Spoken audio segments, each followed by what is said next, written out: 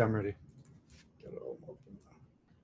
Hello and welcome back to Week in Review with the one and only Doovid. I'm your host, Jen Church Adventure. Be happy to be here on this Sunday, July 31st. Wow, time flies already more than halfway through 2022 and ready to go. It's been a great week, and I'll hand it over to you, Doovid, for the introductions.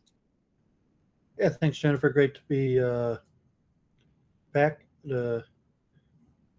Pretty meaningful week this week. I went to Missouri on, God forbid, for my grandparents' funeral. They both passed away, and my granddad almost 10 years ago, and my grandmother a few years ago, a year and a half ago, and we buried them. We have a family graveyard in Missouri. Um, so it's interesting to see a little family history. Drive across America. We made quite a few stops and picked up my sister in Chicago, and actually had military honors. Wasn't many people. Small graveyard.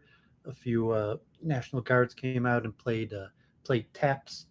The famous. I think I could play this. This just the Wikipedia. If you know this tune, I don't have the volume on it, but taps is the pretty famous military tune at funerals. Probably people are familiar with that. I think this is Wikipedia. It won't be copyrighted.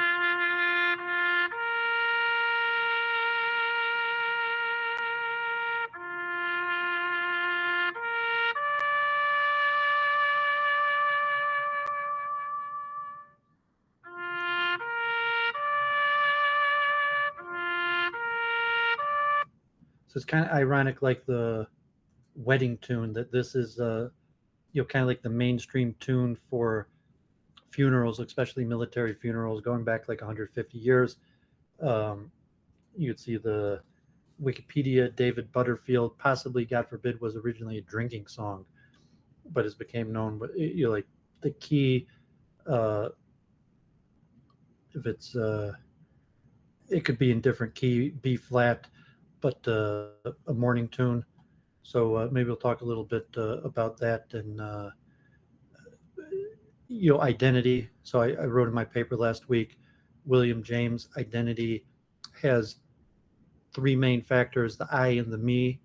According to James, the I is the more real me, and the me is the referential me that has the material me, the social me, and the spiritual me.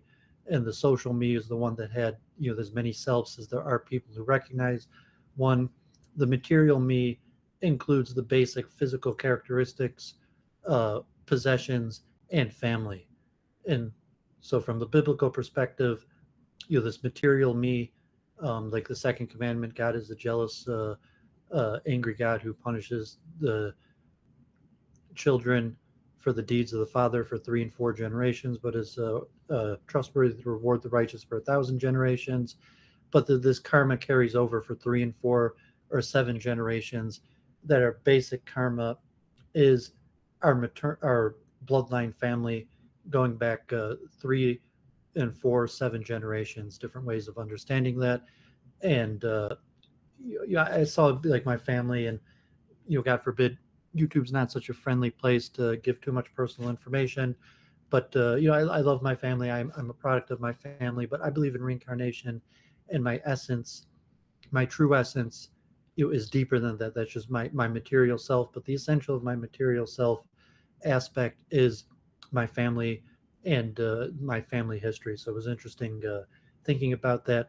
I think I'm actually less Indian than I thought, although I believe my grandfather's grandmother was part Cherokee. It's unclear how much Cherokee, but my grandfather's grandmother uh, was possibly only 1/8, but was Cherokee. And right by our family graveyard is the Trail of Tears marker, where the Trail of Tears had traveled through the area where my ancestors settled, and there was at least some intermarriage. So I confirmed that in the graveyard with the my Cherokee blood. So we could talk about that more. It's interesting.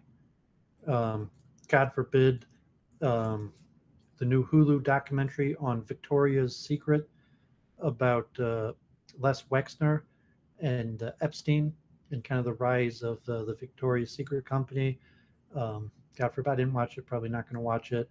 But important the degeneration of American culture, and God forbid, a great businessman who rose to prominence in business, specifically women's lingerie. God forbid. And I guess originally Victoria's Secret was like a character.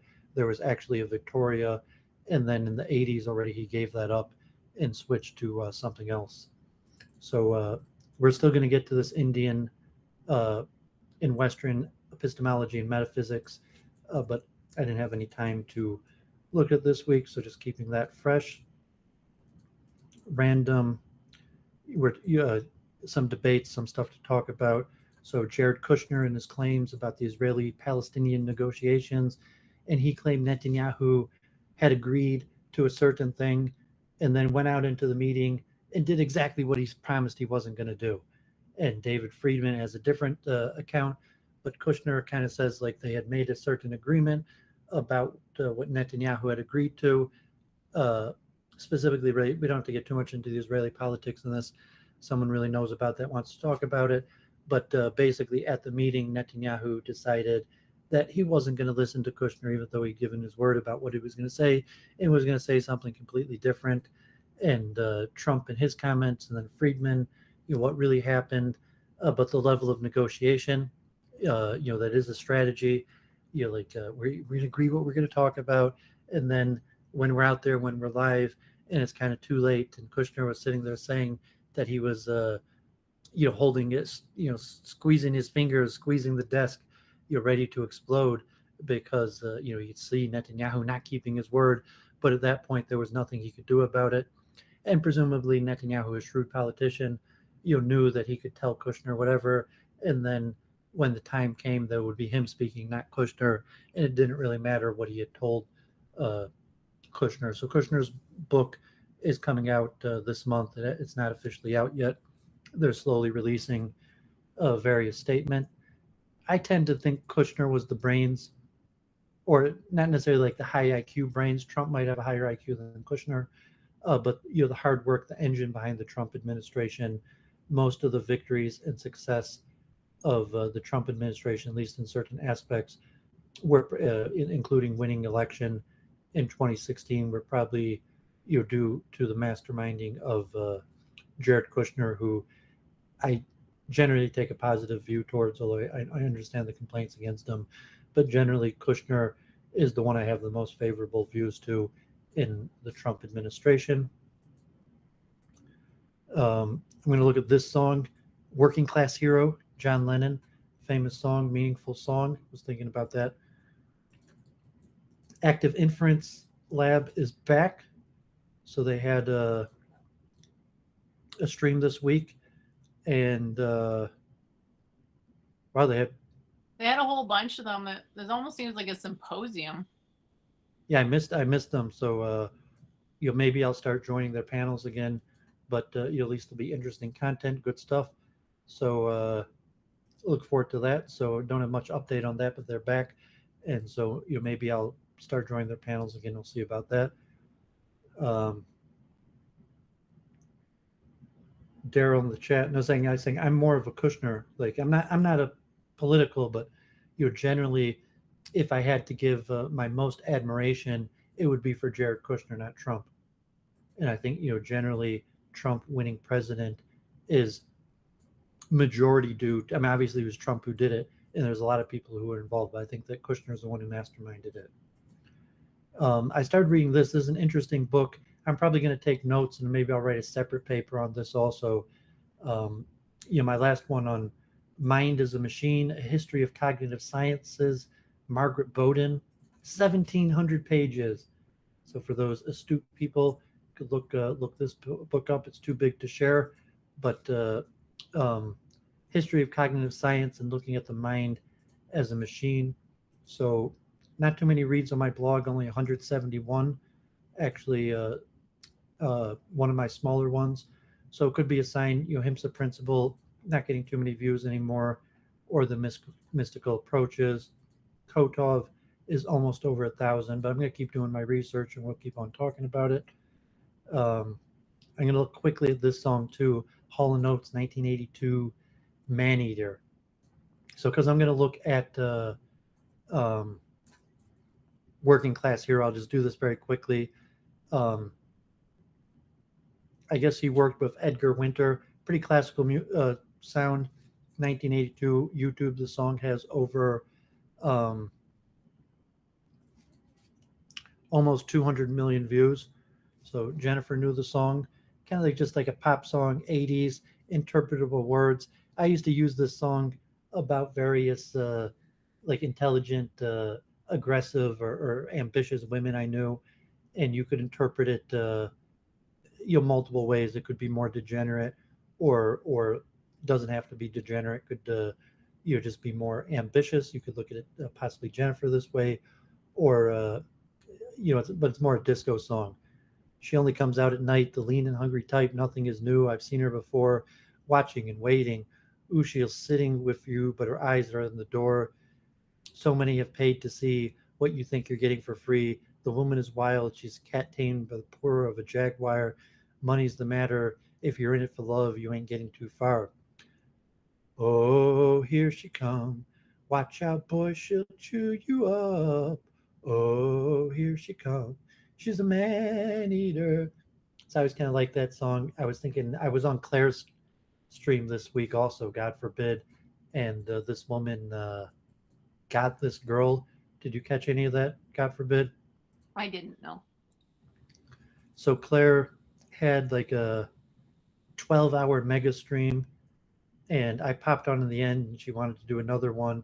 So because she didn't want to go over the 12-hour limit, so I joined. I had an interesting conversation with IC3 about utilitarianism, globalism, and free markets, in the sense of the principle of the most good for the most people. That he was asking what various forms of globalism. So I was talking about the current form of globalism that's most prominently talked about, like Davos, Bilderberg, are economically based. And if you want to give them the benefit of the doubt, the philosophical precursor for them is utilitarianism, and the goal of efficiency is to maximize the most good for the most people. And so, I mean, IC3, we're noticing the goods, that like purely the most goods for the most people, that people having cheap oil or products or standard of living generally, that maximizing the most good for the most people in utilitarian way, in the most common globalist perspective, is understood as um, the quality of life, which is generally economic.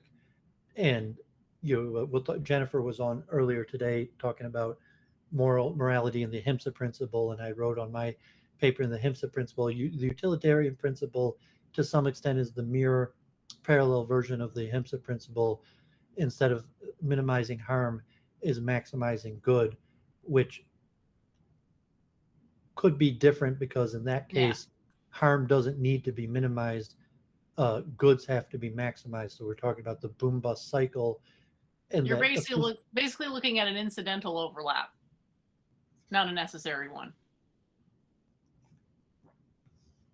No, I think they're algorithmically mirror opposites in the way of the golden no, I rule. think you could argue for at least 50% Let me overlap, finish my point. still.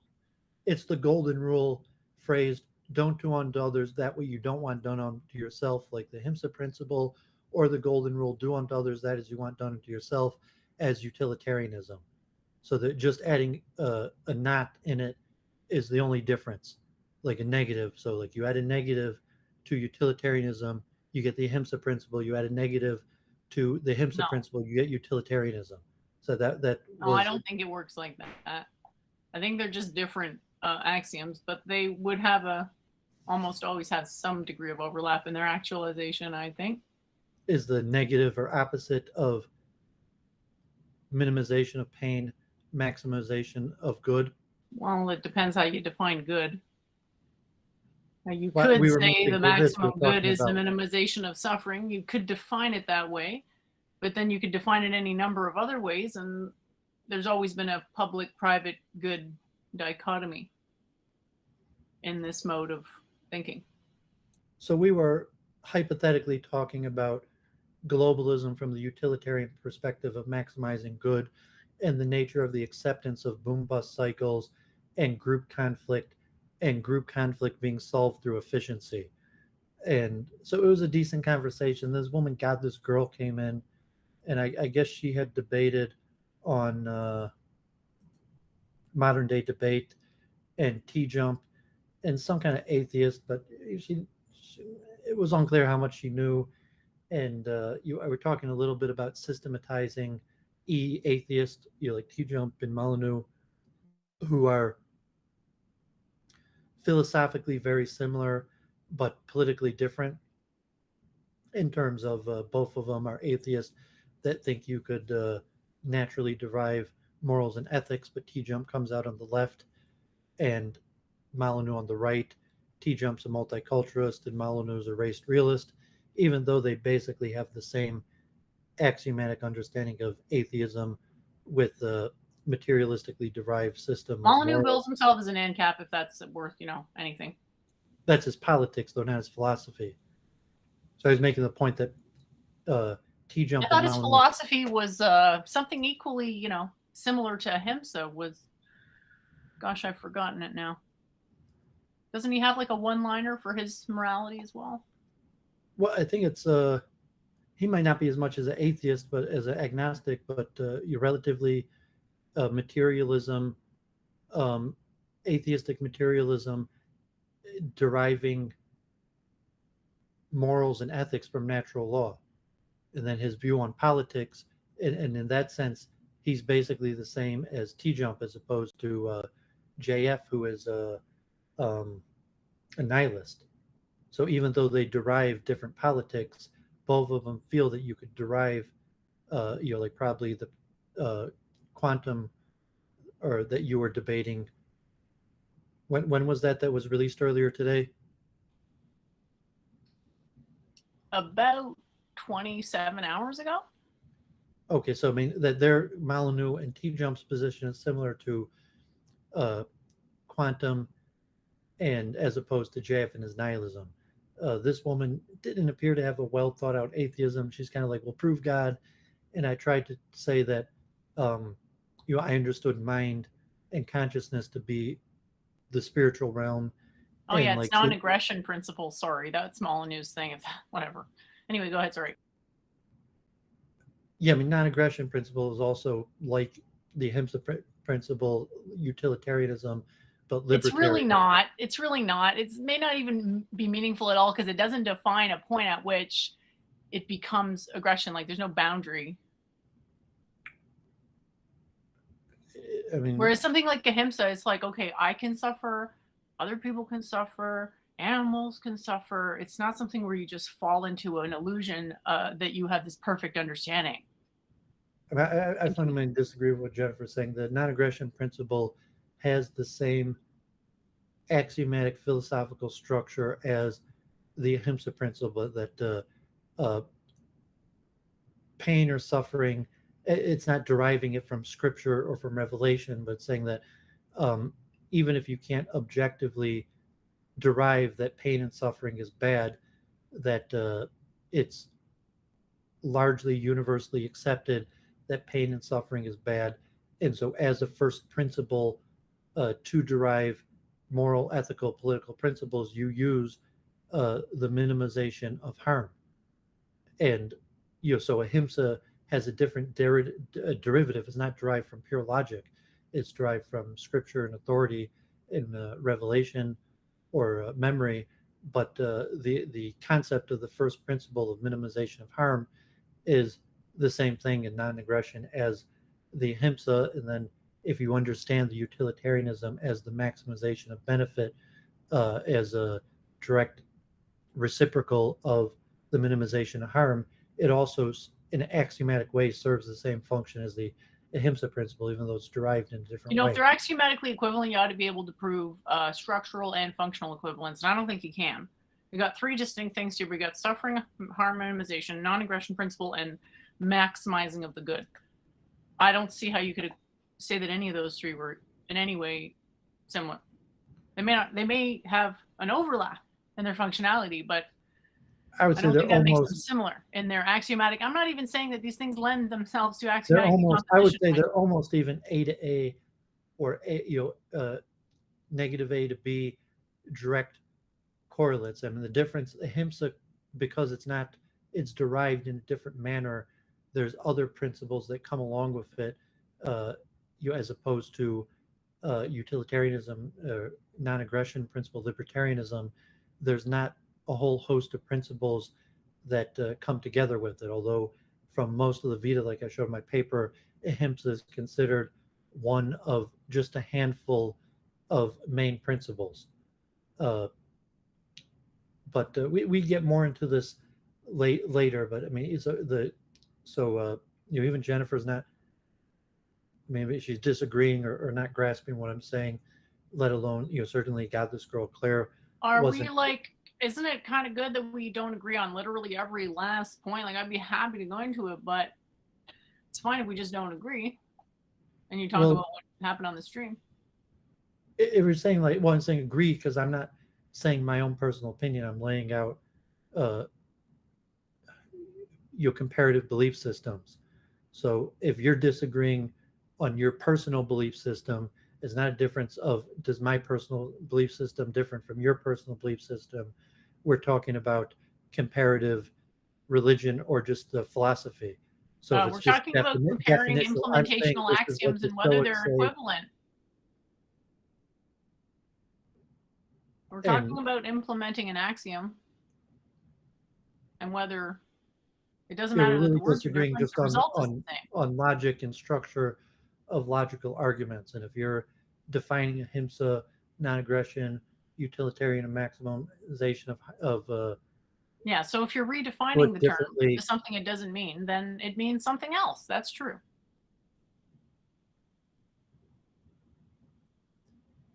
well, I'm separating from because there's systems of philosophies, political systems, and religions.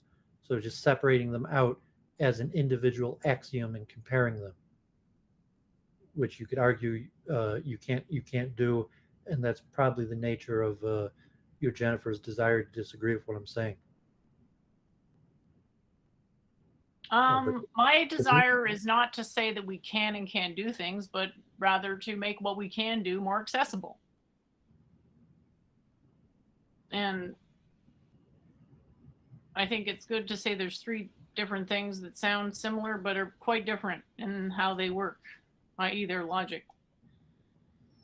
So non-aggression principle could seem a lot like suffering minimization, but how do you actually establish that? you're missing the step that I'm doing because I'm saying that Okay. I'm separating these axioms to say that they are the same. And when you put them back into the various systems, they might be different. But it's not because the axioms themselves are different. It's they're when they go together with the system or how they're derived or what purpose they're used for. But the essential, you're just pure single axiom minimization of harm, or its reciprocal maximization of a benefit. Um, then it'll be confusing because we're using systems that have people and people are imperfect and define words in different ways. That so just looking at the concept of obviously ahimsa could be translated directly into non-aggression. So I mean, you could say that's not what they mean by it, or saying now you have imperfect people, but from some And you're simpler, saying suffering and aggression are the same thing. You're saying suffering and aggression are the same thing. Well, ahimsa doesn't really mean suffering; it means violence. So I mean, aggression. Okay, I it's would say harm that, minimization. It's a distinct. No, it's actually not about violence. It's about suffering. It's about a well, distinction it's more commonly between pain accepted and to mean suffering. violence, not suffering. You can try to make it not about a distinction between pain and suffering, but You're that's what asking it'll about always be. etymology of a Always. word, and it's saying like no, all the translations that I looked at uh, had it translated as violence. As even in Hebrew, the word Hamas, in my paper means violence.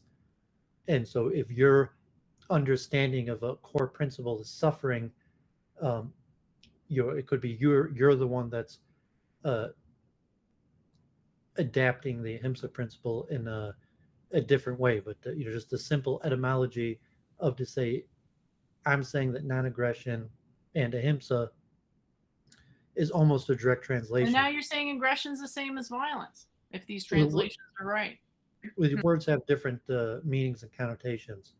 So I mean, you're gonna say, but it has multiple meanings, and some people use the word this way or that way. But for the purpose of what I'm saying that at least in some connotation of ahimsa, in some connotation of aggression, they're the exact same word, no difference.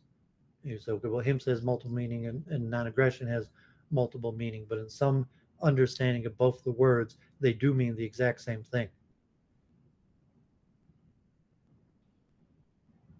And so if you're making like a mountain out of a molehill, or you're not even really disagreeing with me, you're just pointing out something that I myself have pointed out, that the words have multiple meanings or different understandings, or they're part of systems, and for different followers of different systems are going to interpret or understand the word differently, versus saying that there is at least some point a direct overlap in meaning uh, of exact definition, non-aggression to ahimsa, and then from the reciprocal to that of maximization of good. I guess, thanks for the explanation. My concern is that learning can be painful.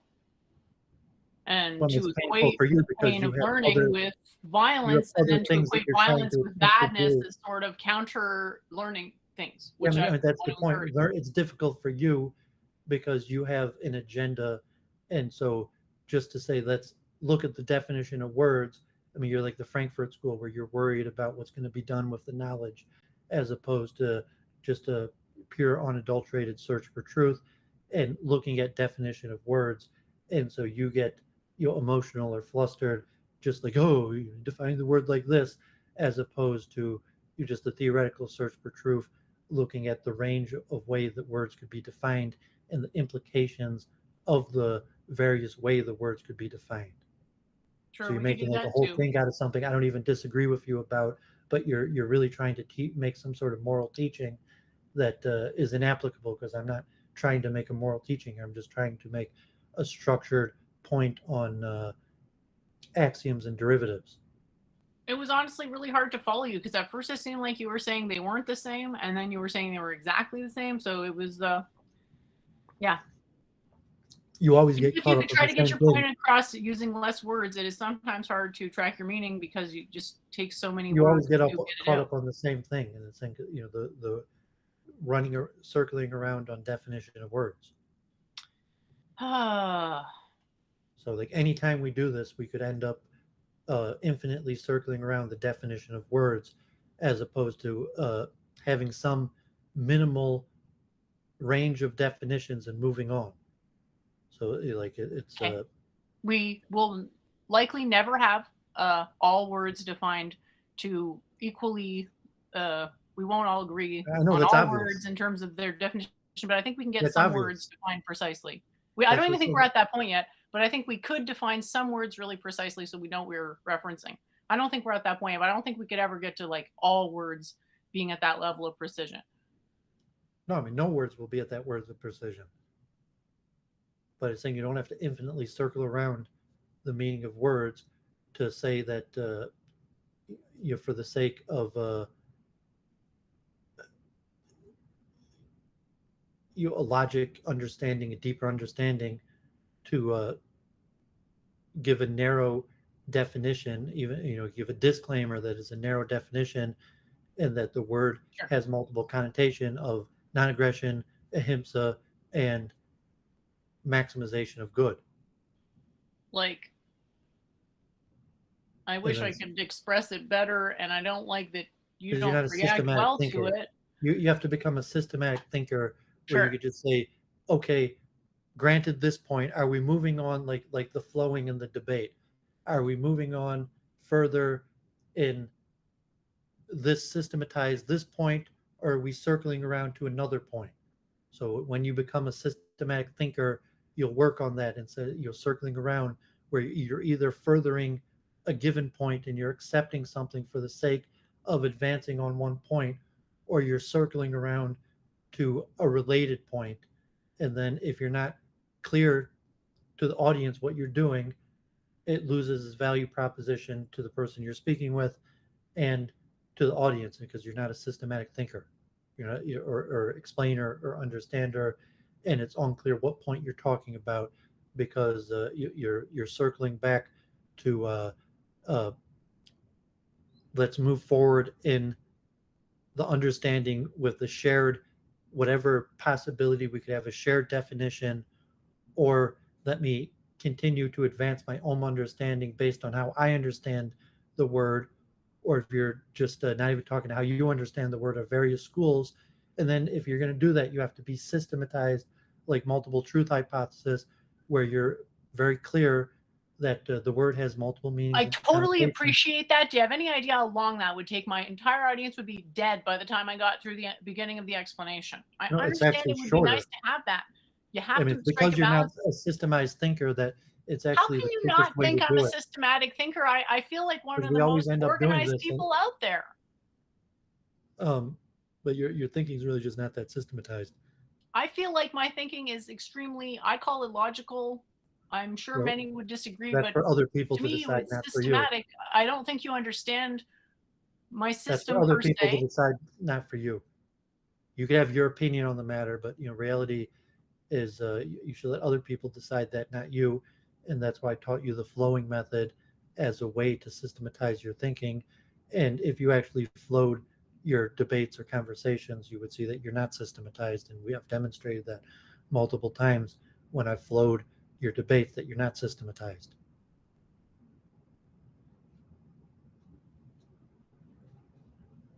So the best I could do with words would be to engineer a phenomenological, a perception of understanding, not an actual understanding, though. And I see So threes in the chat here. Why is saying you avow yourself to the method and flow and recognize the unsystematic nature of your arguments or conversational style and work at it. But I mean, one, you said what, generally it's for other people to decide. You have an opinion on the matter, but your opinion is less valuable than the people who listen to you. Two, consider a more objective method like flowing, and uh, and then three, avow yourself to a process to improve your thinking and become a more systematized thinker. you mean linear. I mean systematized. I am a systematized thinker. You just don't understand my system. Well, that's what it says, not for you to decide, it's for others to decide. No, it's for the system to demonstrate, and my system makes the predictions. I can predict behavior more accurately than a lot of people, so it works Yeah, for but me. that's not for you to, it's saying that you could have your opinion, but the people who listen to you, their observation of you is more valuable than your observation of yourself. Says And who? it says the method that I espouse and that I've studied, and the best practices of people in the field. I mean, we went over this on the stream on flowing. So every field flows their methodology so that they can explain it to other people? No. Yeah, I would say the majority of professionals, of public speakers, of debaters do this. And because you Okay. haven't, That's not you everybody. did it once or twice, but because you haven't really avowed yourself to the process, you're largely not a systematic thinker. And so it actually slows down and makes all your conversations less productive. And it'd be like Kotov and the analysis trees, candidate moves and analysis trees. That essential element for chess for thought, logical arguments in general, where the understanding of how to create candidate moves, which for this point would be like candidate definitions or understanding of meanings of words and analysis trees. So that Jennifer has to work on I mean, she doesn't have to, but if she wanted to improve and become a more systematic thinker, she would have to work on her candidate definition and analysis trees. And, My and proofs that I've been working on lately, to me, that is going in the right direction of it systematizing my probably concept. is. Yeah. It probably is. It's just going to take a while, so please don't think I'm not listening just because I'm progressing slowly. I do appreciate your input. It's just that there's a trade-off between how it seems and how it is. I mean, so if you put it down to a linguistics flow of the conversation we're having, it would be candidate definitions and analysis trees. And then the confusing that we have various candidate definitions and then analysis trees, and saying what candidate definition, what point of the analysis tree is Jennifer talking off of? And saying, because she's not a systematic thinker, where it's like, okay, point A in sub point 1, 2, 3 back to sub point 1, that she jumps around. That's very difficult to know what she's talking about. That's what it means. Not systematized. Her candidate, I'll stick with the candidate moves and analysis trees are not clear. And that's something that could always be improved on, because really it's infinite. And that's why I said it's an infinite circle, because if there's 5 different candidate moves and candidate definitions, and each one of those have 5 and 5, it exponentially grows. And a few steps in, it's already infinite.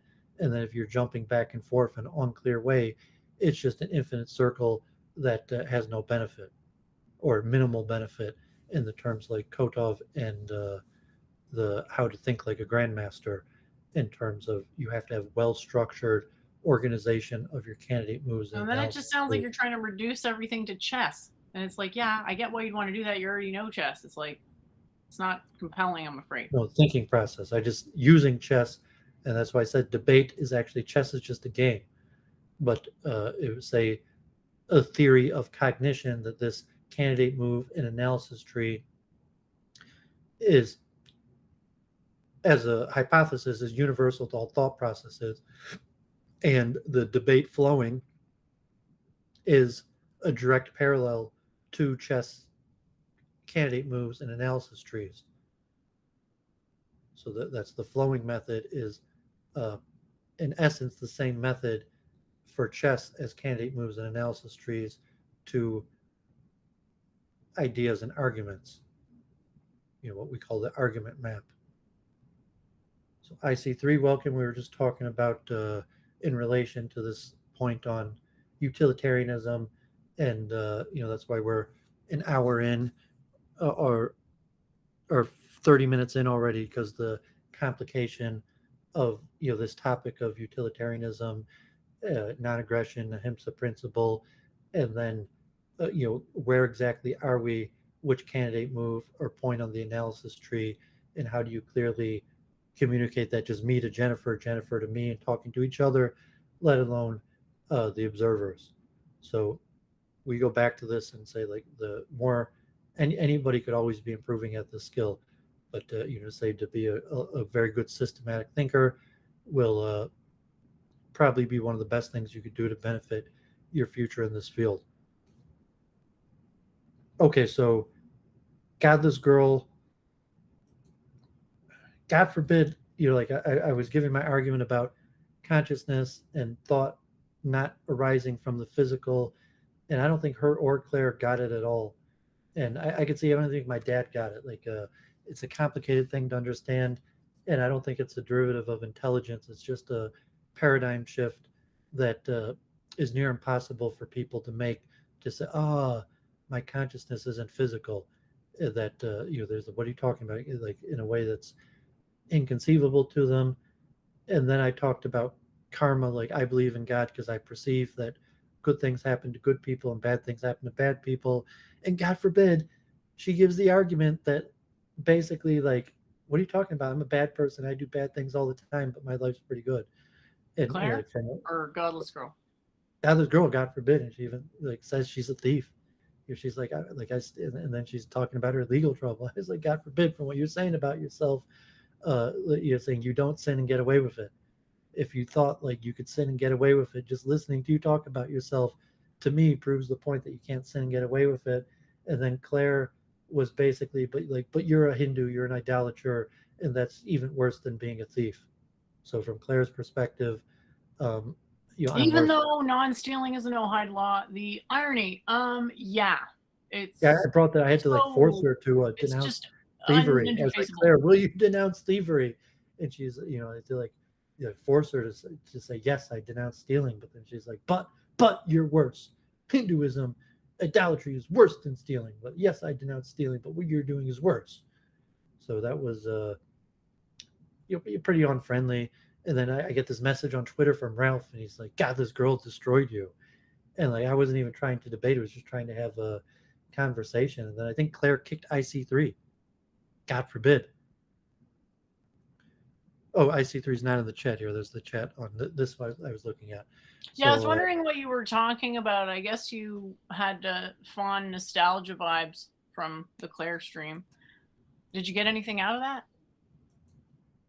no, not really. And kind of like just how unfriendly streaming is. That like makes me not even want to talk about like my family or my personal stuff, because it's just more likely that someone would use the information to hurt me than that I would derive any benefit or like make some friends that would be worthwhile to share the information with. And just like everyone's out there like, you got destroyed. And then like Sam Samuels, I argued with him a little bit on basic Judaism, and God forbid, he just couldn't take, like, he was just like, you're wrong. He has his understanding of Zionism, kind of like Judas Maccabeus, Aaron Amihud, Joseph Cohn, like a lot of voices you heard. And rather than saying like it's a school and that's the school from he's from, and Doovid is talking about a different way of looking at it, he was like, there's something fundamentally wrong with you because this way is the best. They And always seem to react to you like that. Like every single time you send me a stream that you're on, it's somebody telling you what a horrible individual you are. yeah, God forbid we'll talk about the Chomsky thing, and like the guy was like, I left that philosophical plebeians. We'll talk about your thing, and I was, let's put off what I meant. Chomsky said, give me one reason why I should take anything you say seriously. I was like, nice to meet you too, but it was just like unnecessarily unfriendly, and like, okay, we're talking about controversial stuff, and I'm saying what appears to be negative things about Chomsky, so it comes to You called him a conspiracy theorist, an opinion literally no one shares. Well, either way, that you're harping on me for definitional, yeah, that someone could say that this is how we vagaries understand and eccentricities, and you come in there with an extremely unorthodox definition of conspiracy theorists. I don't know if you take my point on that. I was what? Yeah, maybe not the place. That people couldn't just say this is how he defines words, as opposed to, there must be something fundamentally wrong with you. You should be muted. You're a bad person, and just saying, well, no, this is how he understands conspiracy theories. Well, I'll normally just go into ideas and tussle over them for the fun of it, but yeah, I think there was maybe not the time. We should have been more focused on Noam, the individual. Well, that was my point, but I guess just the word, like Jennifer, she gets caught up on this word. Just I use that word, and we couldn't move on. He got caught up on a word that you used, 20 times? You got caught up on the word. They got caught up on the word. I just used the word. They got caught up on it. I use the word because that's how I understand the word. They got caught up on it. All right. That's how I understand it. I use the word. They could have said, I disagree with you. That's not how I understand the word.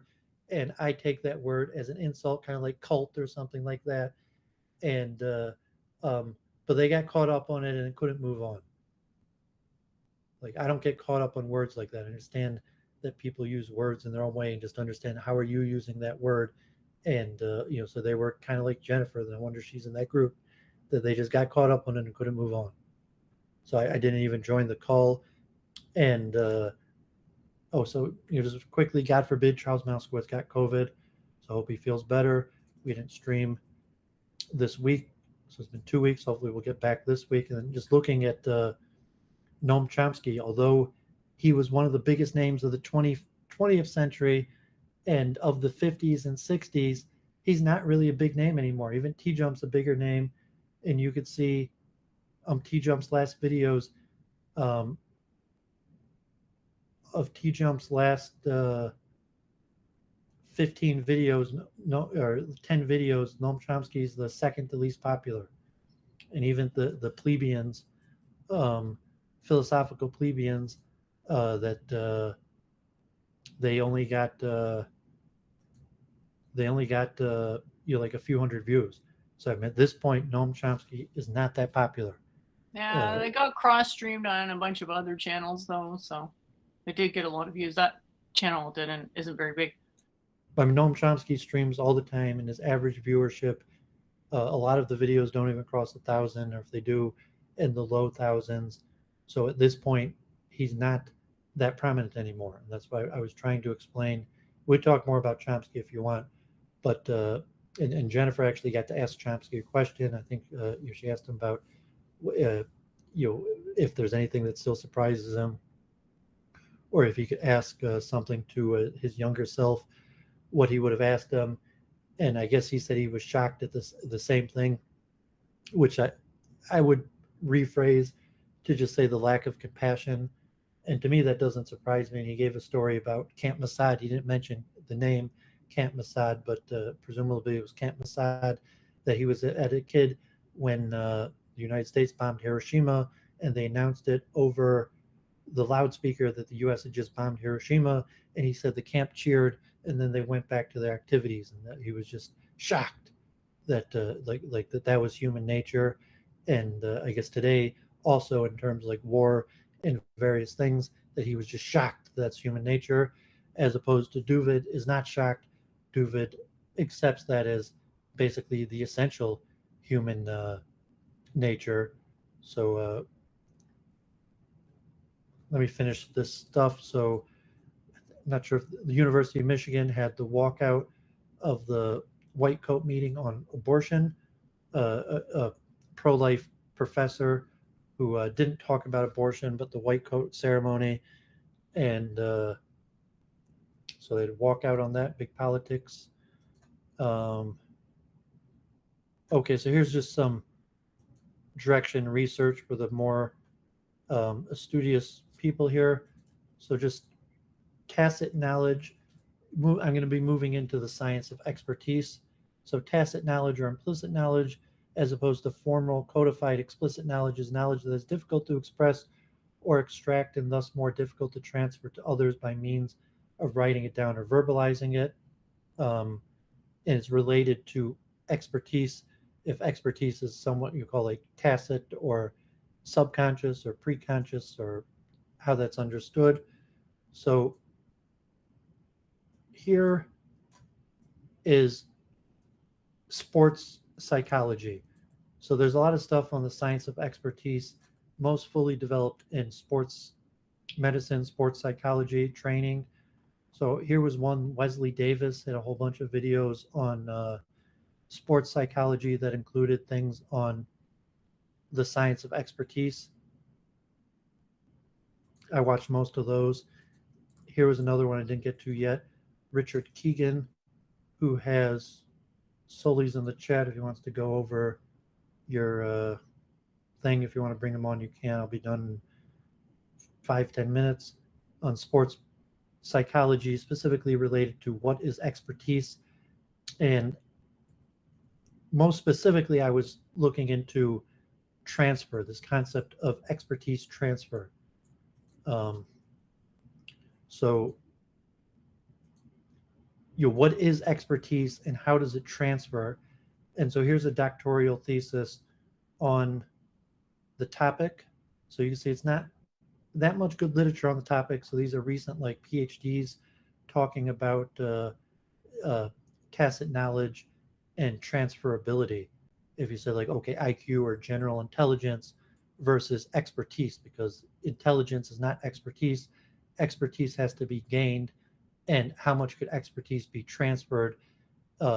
Maybe intelligence would help a person more quickly or allow them to gain expertise, but intelligence cannot directly be turned into expertise. And expertise in one field, the understanding of that. Here's another a meta-analytical integration of what matters in training transfer.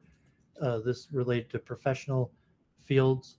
That there's some studies in that. Here's another one: transfer of automatic skills, the role of automaticity in skill acquisition and transfer. Some of these are related to construction or performance tasks, like a mechanic. Um, Here is Wikipedia. The concept of transfer of learning. Transfer of learning occurs when people apply information, strategies, and skills they've learned to a new situation or context. Transfer is not a discrete activity, but is rather an integral part of the learning process. And there's different understandings of transfer, like positive, negative, zero, near, far. Positive transfer occurs when prior learning assists new learning. Negative transfer occurs when prior learning hinders or interferes with new learning. So the science of expertise will mention that occasionally you'll find a positive relationship to transfer, and sometimes you'll find a negative relation to transfer, where being an expert in one field will actually hinder your ability. Then there's zero transfer, where there's no correlation, or near transfer, where there's many elements that overlap between the conditions in which the learner obtained. Far transfer, literal transfer, figurative, low road, high roll, forward, backward, um, hugging, and bridging are techniques for positive transfer. Uh, Here was a nice little thing in psychology, the write up on sports psychology of a few popular theories on transfer. So over the next few weeks, I'm eventually going to get an essay. So you have inter-task transfer, or performing the same skill in a new context, versus intra-task transfer. Inter-task transfer is inter-task transfer uh, is the transfer of a skill or learning to a new skill, as to intra-task transfer is uh, one skill set in a new context. And then there's a few theories, just like mathematical equation for a percentage of transfer. So there's a few theories of transfer over the last 100 years. William James had even talked about it, the theory of formal discipline, which proposed that studying formal disciplines such as Latin, logic, or mathematics caused positive transfer to thinking in general by training the mind's faculty, which could be different than like IQ as being genetic or completely determined. That studying things like logic, Latin, mathematics could improve a person's general processing skills. William James, however, tested the principle himself by memorizing a new poem each day. Each day, his ability to learn new poems was not improved by the self-imposed case study. Uh, Thorndike, a student of James, came up with the theory of identical elements, in which he argued that earlier learning is only advantageous if the second task can be learned has elements that are identical to those of the first task. And so this Thorndike predates chunking theory. So conceptually, Thorndike is on the precipice of chunking theory, although he didn't mention chunking theory, but this concept that you could break uh, expertise or skill into multiple units, and some of those units will be useful to a new skill and will transfer and make the acquiring of a new skill more easy. Um, Specifically tested and most related to motor skills and sports. Most of the theory of expertise is most well developed in sports and some music, There's another theory of generalization, suggesting that transfer occurs when general principles learned in one situation are applied in a new situation. There's transfer appropriate processing theory, suggests that learning is best if practice involves processing activities that are similar to those activities which occur during transfer. To structure an optimal learning environment or encourage positive transfer of learning, a practitioner therefore must match the processing activities in which the learner engages during practice to the cognitive processing activities that are associated with the criterion skill or when performing in a different context. And so that's about it. That so the science of expertise is not a well-developed field, and um, the concept of transfer is also relatively new. So this song this week, I thought I'd mention um, "Working Class Hero" by John Lennon off of his Plastic Ono Band 1970. Not necessarily one of his most popular songs. It's just him on an acoustic guitar. Um, it was actually banned from the radio because it included the F word. But I remember as a young kid, my dad listening. My dad had played the song. I could tell the song moved my father, and so I took the song serious. I listened to it quite a few times. And it's got pretty interesting lyrics.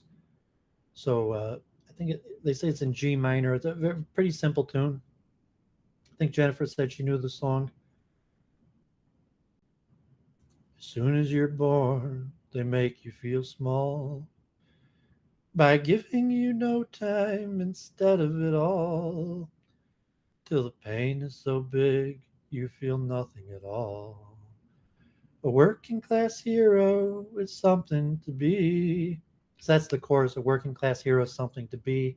And it kind of has these dystopian takes on society, kind of like kind of like a Donald Trumpism, like society is rigged against you, if you want to say like a conspiracy theory.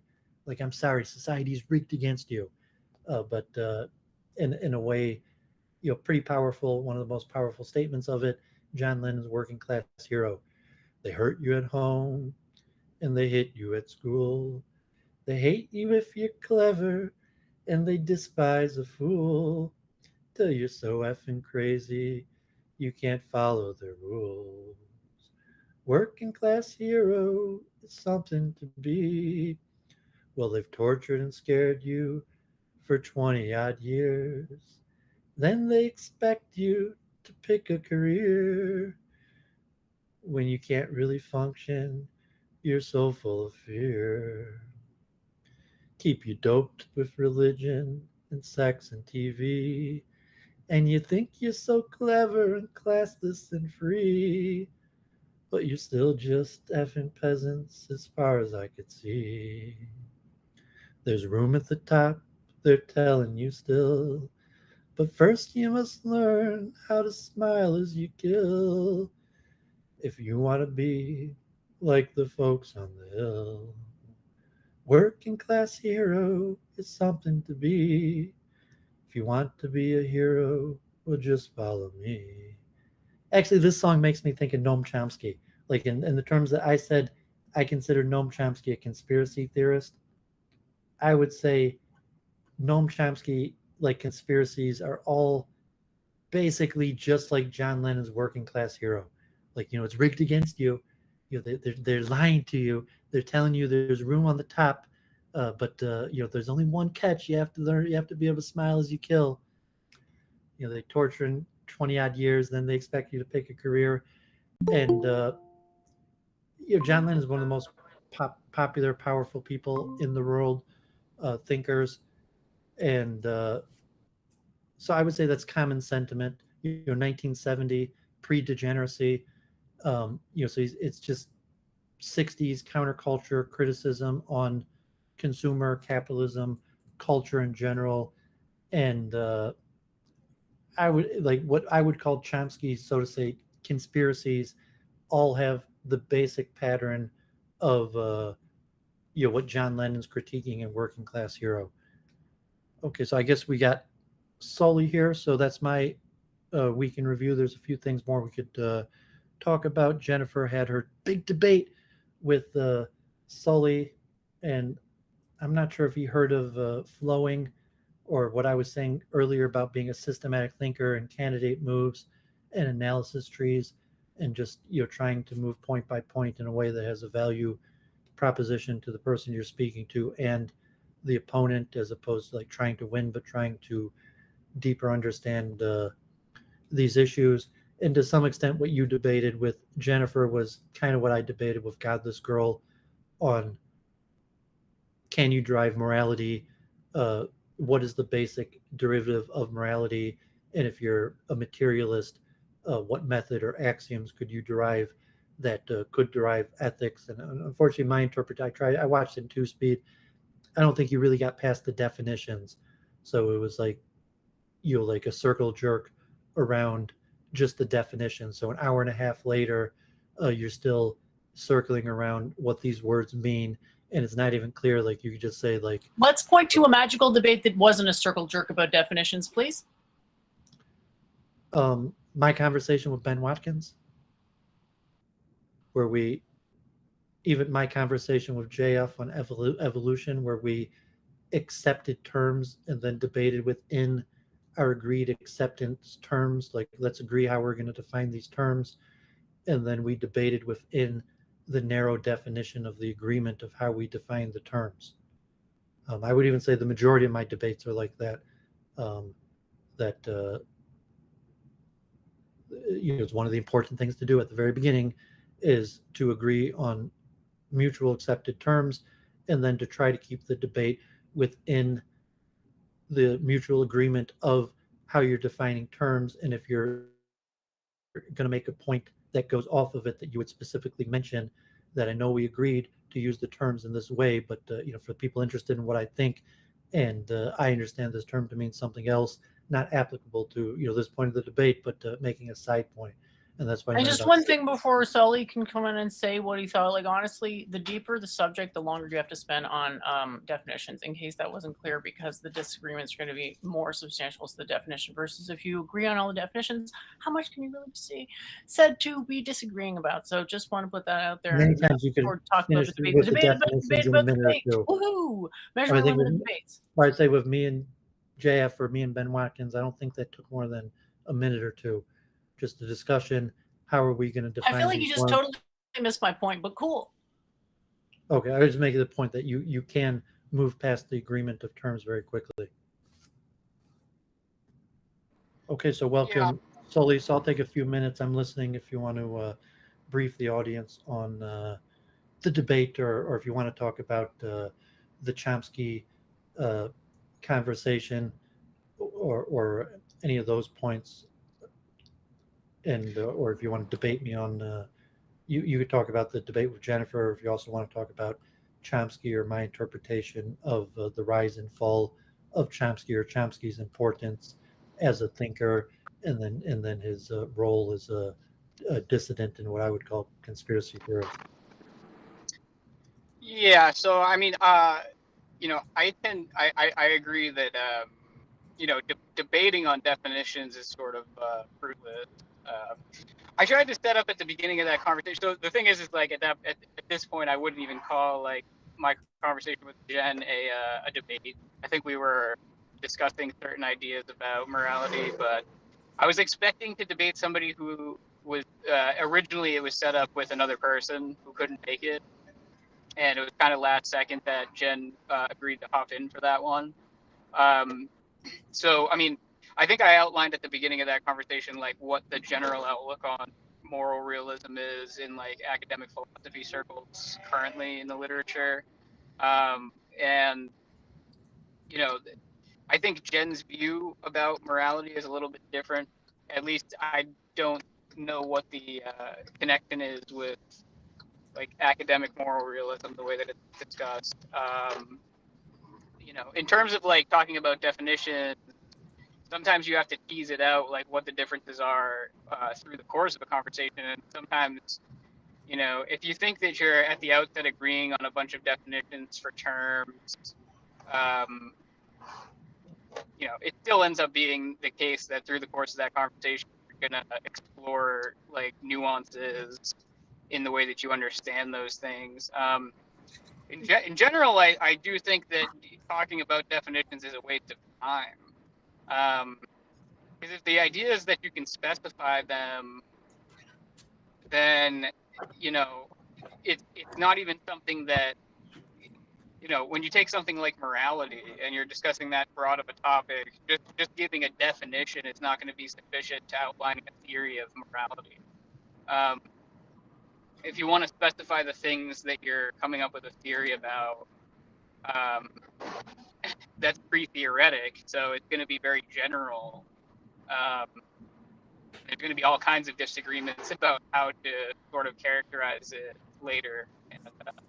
Yeah, and then with the Chomsky, the Chomsky thing was more of an interview. I think it was fine. I mean, as far as his influence as a thinker goes, I mean, obviously, like, he's not as influential as he once was on like academic domains.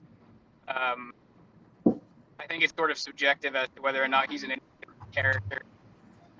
You know, but yeah, I'm willing to talk to you guys about either of those things. So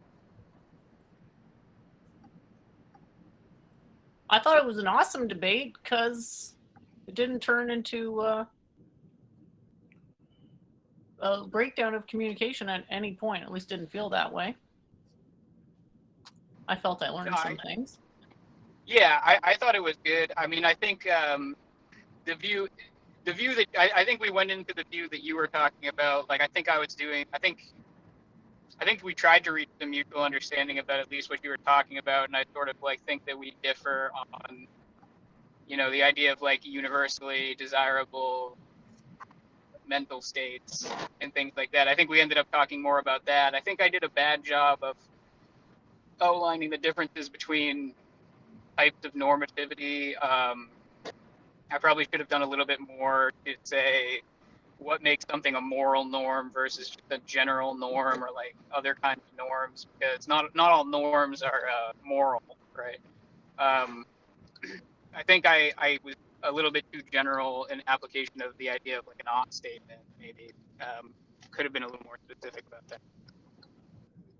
You think of the value proposition, to yourself, to the person you're speaking to in the audience, and then to try to communicate that, like in a public speaking venue, but in terms of giving a roadmap to who you're speaking to and to the audience to clarify these things. And if it was like an academic setting or an employment setting where, maybe like lessons or takeaways, and if it's just like you had a conversation and it was recorded, what value is there to someone else to listen to it versus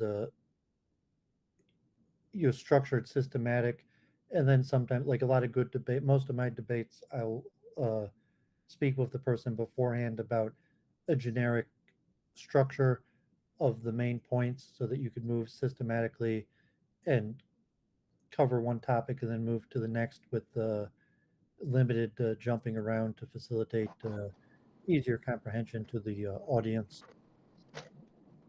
Yeah, I tried to do a little bit of that. I had written up some syllogisms in advance, which I thought would sort of like guide the conversation. But again, like I thought I was going to be speaking to somebody else, so the preliminaries, like, I mean, it was within an hour of when we started that the person that I was originally going to have the conversation with said they couldn't make it. So I didn't really know like what we were going to be getting into.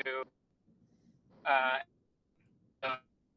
mean, if you're have your ideas well thought out and systematized, and also if you're a regular public speaker, you're okay. Like for the people who are used to listening to me, or for the people who are listening to me for the first time, and understand complex ideas and how they're understood. If I would ask Chomsky something, it probably would have been about chunking theory, but that chunking theory, it wasn't really Chomsky, but it was his colleagues that were of Simon Newell and Miller. But some people even think his linguistics theories are somewhat based on chunking theory. Uh, but from that understanding, how do people chunk together the concepts that you're saying? And so if you're trying to say complicated concepts, you're talking to Jennifer, who may or may not know what you're talking about, versus the audience, and then try to package that in a way that has value to the person you're speaking to and the audience at large that might have a various expertise level. And maybe for like the Chomsky conversation, it had minimal value proposition. It was basically like an AMA. So it was just like Yeah, wait, well, that's what wait, it was. yeah, wait your turn and you get a question. So it was really only valuable if you were one of the people who got to ask a question, like, and did you really have a question for Chomsky, or if it was just general, like, the Uvalde shooting or something, is Chomsky really going to give some sort of unique insight that you got Chomsky's opinion on it, but that makes it minimal value to the viewership, to just like you want to hear Chomsky's opinion on 20 random topics that maybe for yourself in your venue, if you're like, well, there's like a lot of people that wanted to meet him and get a question with him, but if you're, for programming in general, it makes it just kind of haphazard, and then you could see the analytics and the views. Like I said, even T Jump, that his the Chomsky got less views than his other, the nobodies that he talks to, or that T Jump, that program was Chomsky program was less interesting than the regular guest of Well, yeah, nobody. I mean, those things are going to be contingent on the audience. They're going to be, I mean, this just goes to my entire like viewpoint about value, and it's subjective, right? I mean, there's no there's no objective standard for what people are going to find valuable.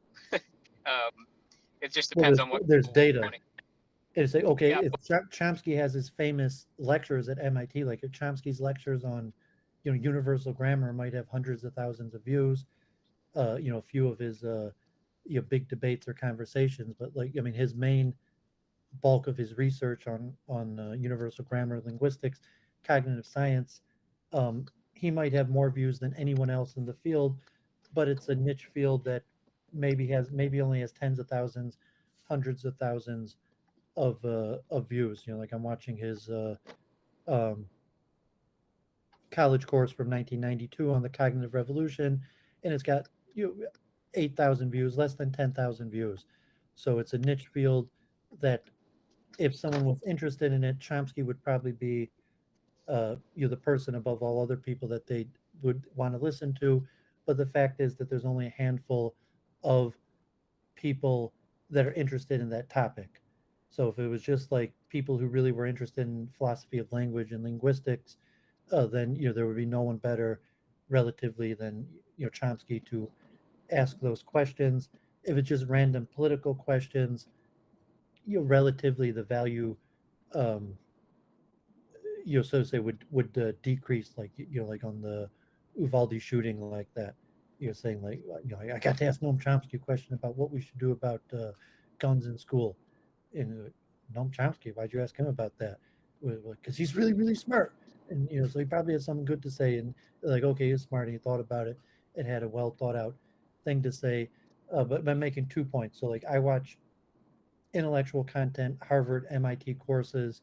They don't get many views. Even the best of courses maybe gets a few 100,000 views, because it's a matter of expertise, and only someone that's trying to acquire expertise in that field would probably even have interest in it, versus more popular topics like politics, where there'd be different reasons. But so you don't have objective data to say like, but you do have analytics and numbers.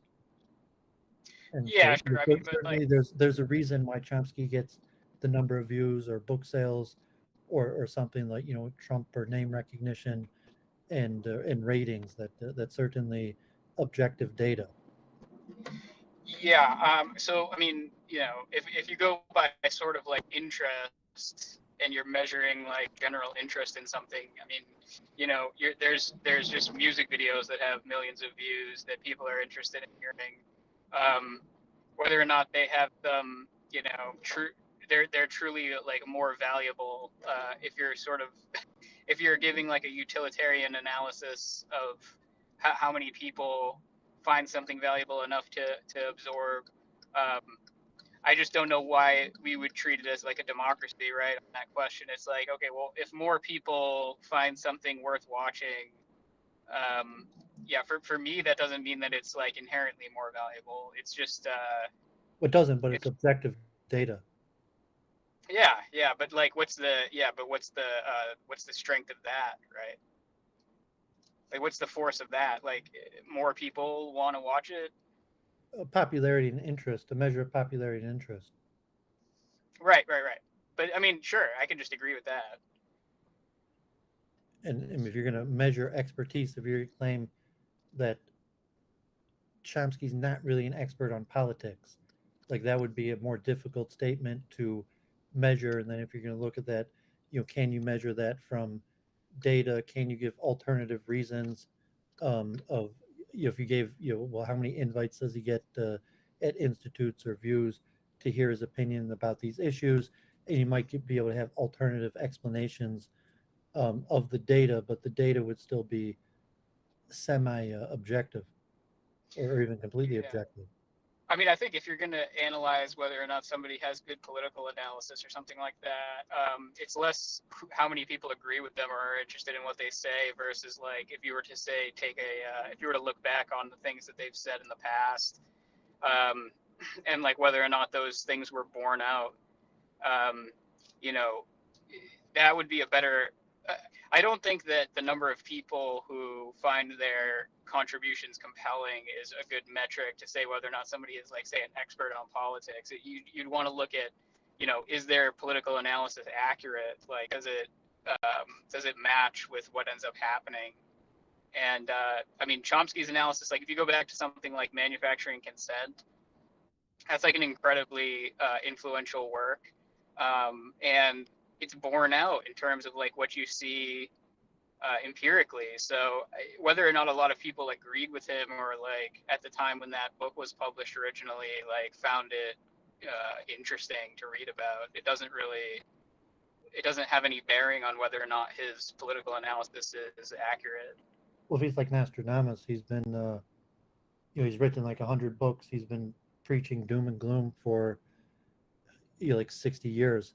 And, so if you look at it, has he said 1,000 times over the last 60 years that, like, if these people are continued, to conspire and do what they're doing, there's going to be catastrophic consequences. And basically he's been saying that for, 50 years now. Sure, but I mean, like there have been catastrophic consequences towards like the things that those people have done. I mean, you could sort of ignore them, right? But I mean, if you look at like, say, if you look at Manufacturing Consent and then like, the push for the war in Iraq or something like that, like his analysis of the ways that these people go about arriving at like popular consent for things, like they were correct. And then if you want to say like, oh wait, well look, like did the war in Iraq like adversely impact people's lives like in America? I mean, in some ways, yeah, you could argue it did, but in terms of like what people are going to notice or be appreciative of, like it's not going to matter as much what how it affected somebody's life living in like middle America versus like the catastrophic toll that took on people's lives in the Middle East, right? Like Well, horrible things in opposition to his successor Steven Pinker in The Better Angels of Our Nature, that Chomsky would appear to be continually saying for the last 50 years, we're at the world's most dangerous point ever, as opposed to Pinker's that we're at the world's safest point ever. Well, I mean, I think Pinker's analysis is flawed. I mean, a lot of people have gone into why. I mean, you agree that they're making the exact opposite conclusions, that Chomsky would appear to be saying that you God forbid to the extreme, like he's a prophet of doom, that the world's about to collapse, but that we have to be extremely worried about the current state of danger, as opposed to Pinker, at least. I mean, maybe environmentally that we're actually at the lowest state of danger, and your direction of human history.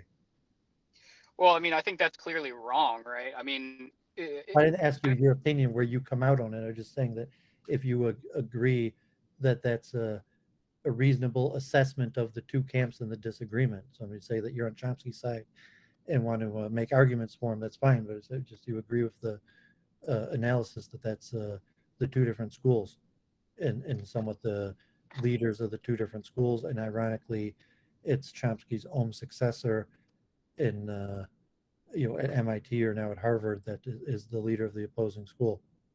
Sure. I mean, yeah, like it's clear that Pinker's argument is basically that if you take like a look at human history, that for a higher percentage of people say like live in safe conditions now,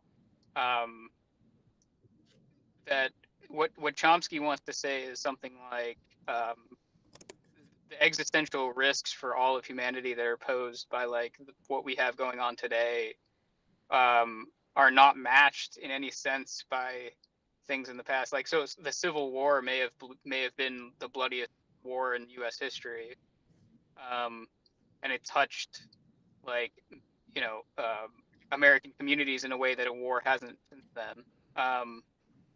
But when you consider like nuclear proliferation, I mean, the Civil War, like compared to what could happen now with respect to nuclear weapons, is not even comparable, right?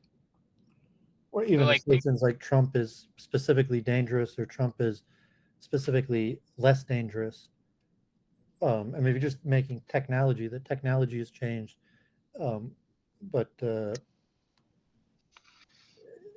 even put like conspiracy theory that Trump is uniquely dangerous or even more nefarious a character than historical characters, and has Chomsky kind of been saying the same thing for a few decades now, where like all of the people he disagrees with are the uniquely more nefarious than historical characters that he's been using that strategy for decades now.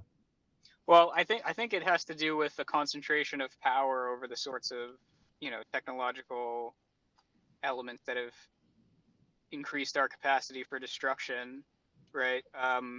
There's also like a concentration of influence over those capacities, right? So yeah, I mean, look, like, I mean, if you wanted to take Pinker's analysis going from something like the Cuban Missile Crisis, right? Like the Cuban Missile Crisis, people will say is one of the sort of like points where we were on like a knife's edge, where we were almost facing nuclear apocalypse, right? And the fact that was averted in one case is like almost a dice roll, right? It's a chance that didn't exist before, right? So if we get lucky on a bunch of dice rolls, then yeah, we have reason to say like, well, it looks like the cooler heads have prevailed and so on. And then you get somebody like Trump in there who's a wild card, and now this could weight your dice roll in the direction you don't want it to be weighted in. I mean, like, I don't think those concerns are um, ill posed. Well, I mean, ill posed. I'm saying it's actually pretty common. If you think like, um, maybe Israel Palestine. What I would say probably his main cultural issue that he's had importance on. Um, well, I mean, he's had people listen to him on a whole bunch of issues, but if he's been saying the same doom and gloom scenario for 50 years now, that like Israel, you can't just continue this occupation. If you do, like it's going to be the brink of disaster. It's like 50 years later, Chomsky's still saying the same thing, and relatively, I mean, God forbid the situation might be bad, but the reality, the death toll is still pretty small, and the conflict hasn't came, and it's 50 years later, and Chomsky's still saying like, you better not do this. Like any minute now, you're gonna get it. And it's like, well, if it's 50 years now, like. I'm not sure that his with respect to Israel Palestine, I think his concerns are more like humanitarian than they are like existential, in the sense that like something's going to happen with regards to Israel Palestine that's going to present some existential threat to like everyone who lives in that area or like around here or anything like that. I mean, he's saying like Israel is committing atrocities, And whether those have been slow and gradual or not doesn't really go against his point, right? Like the Israel has continued to what's the term that they use, settle in Palestinian territory. Slowly they take more and more Palestinian territory as agreed in, what was it, 1967, right? Like if you go back to the agreements like that were made, they've encroached on those agreements as best of their ability. And the thing is that Israel has a lot more military and political strength than Palestine has.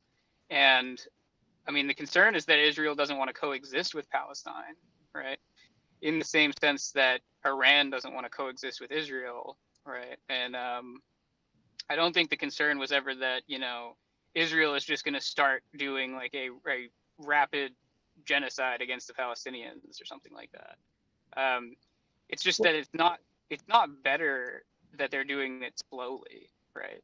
Well, I mean, it is one of the concerns, but I mean, we could pivot from this into the morality discussion, but just say that if you're well, who cares? Okay, well, Chomsky cares because his father was a leading Zionist and he was a Zionist Jew as a kid, or whatever. But if he's saying, well, it's a moral judgment, and he's just making moral judgments about the world, but who cares what Chomsky's opinion of the morality of other people, especially if he's agnostic or an evolutionist and hasn't even established that there's an objective morality. And I thought that was Jennifer's question that I mentioned when he asked, is there anything that surprises him?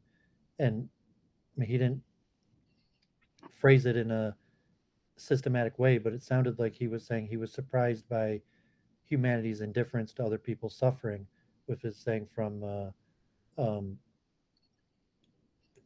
bombing of Hiroshima when he was at Camp Masad as a kid, as a Zionist, and when all his other fellow Zionist kids were cheering on the bombing of Hiroshima, to today, if it's voting rights or indifference to suffering of other. And from my perspective, that doesn't surprise me at all. And maybe I had a tougher background, or I saw a lot of fights as a kid, and it's like no, like it's not. I mean, God forbid. I believe in the ahimsa principle, but people being indifferent to suffering, or even enjoying the suffering of others, to me seems pretty normative. It doesn't surprise me that if someone saw another person suffering, that people would take enjoyment in it just as much as taking horror in it. To me, is not surprising at all. So I was kind of surprised that Chomsky was surprised at that, or if he was. Well, it would appear to be a contradiction that people can be manipulated by their emotions, yet they're indifferent to suffering, perhaps from a certain angle. And then, like, kind of the logical inconsistency is, well, has he established some sort of objective field of morality? If it's like, T-Jump or something, where he might want to believe in morality, but like if you're looking at Israel, and okay, God forbid, the lesson to learn from the Holocaust is to kill or kill be world, and you better kill first.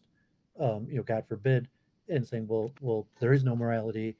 Don't you know that you could kill people and get away with? Like when I argue with T-Jump, and I argue about morality, and T-Jump was like, "What are you talking about? Bad guys always win," or like Godless Girl, where I was like, "Well, why do you believe in God?" Because like, I believe in karma, and for all I see, good people usually have better lives, and bad people, the righteous are rewarded and the wicked are punished.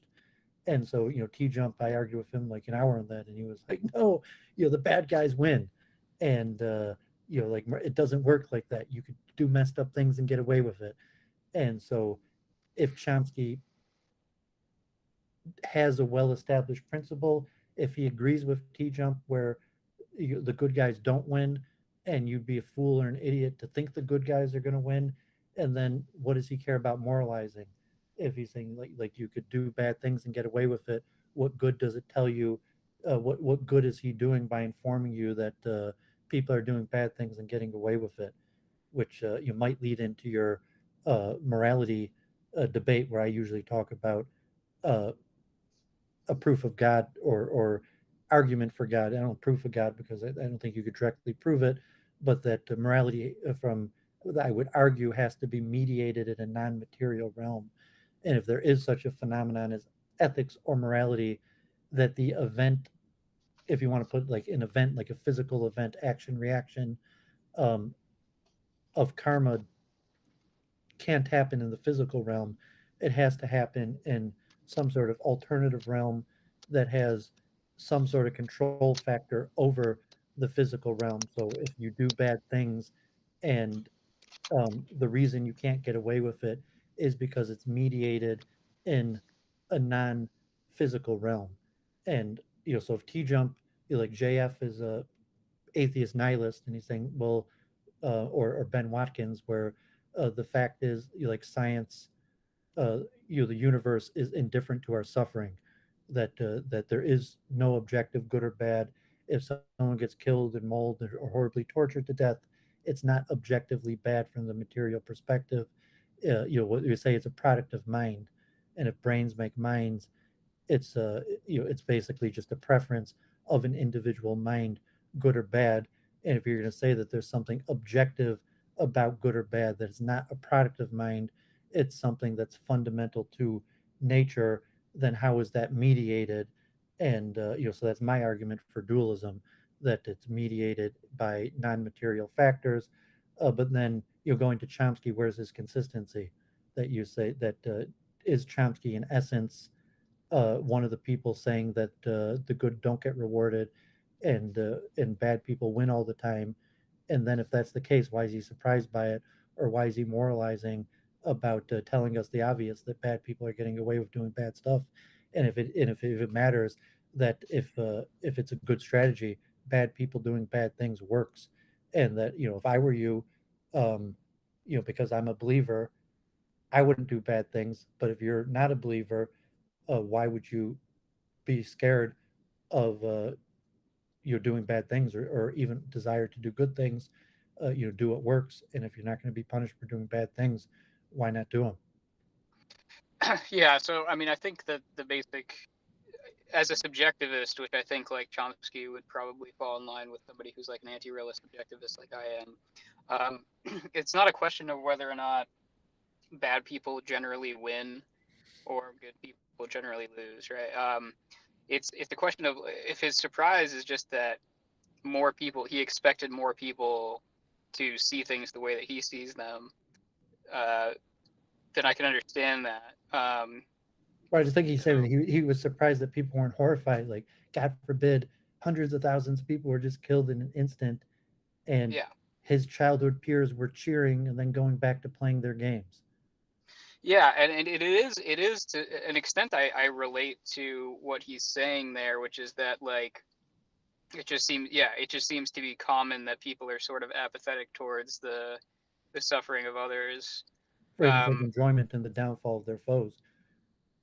right, and that could be common, right? And we can still be sort of shocked by that, and our shock is still sort of just an emotional reaction, right?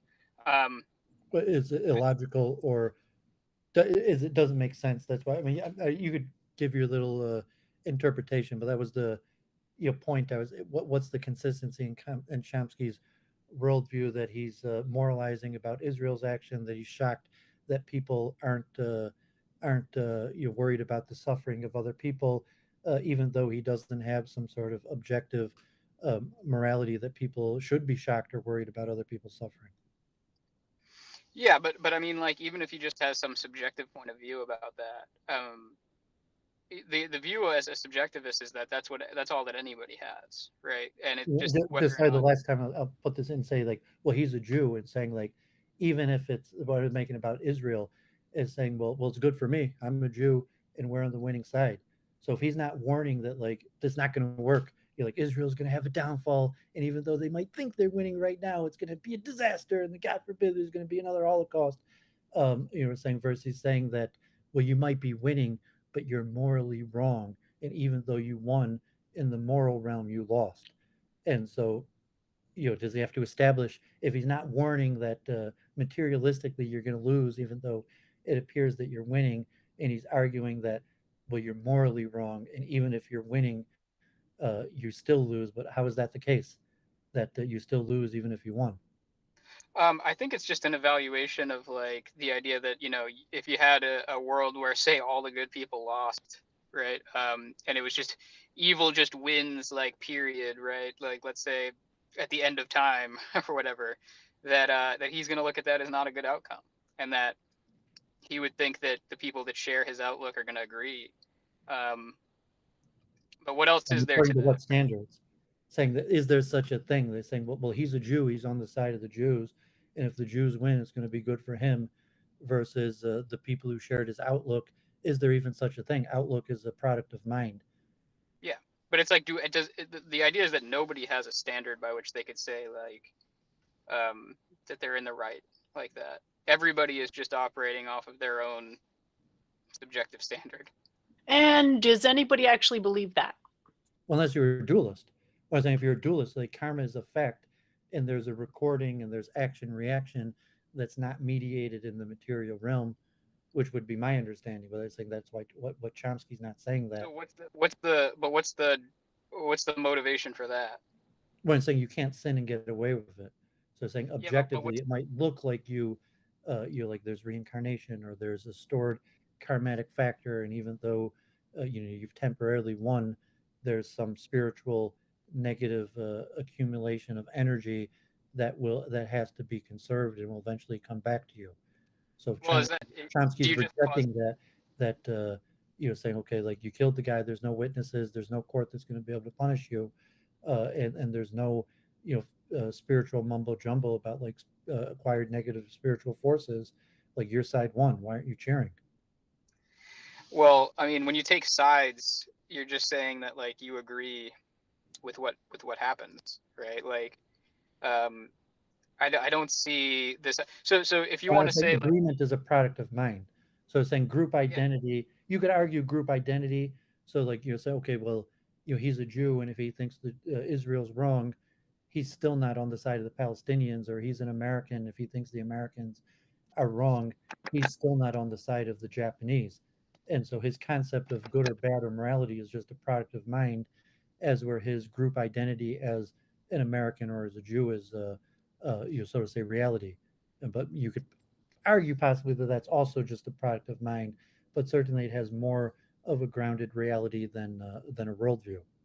but it to me it strikes me that you're sort of reasoning in like a consequentialist way that like it doesn't matter whether or not what you're doing is being evaluated as wrong unless there's some consequence I'm to it. going through the arguments.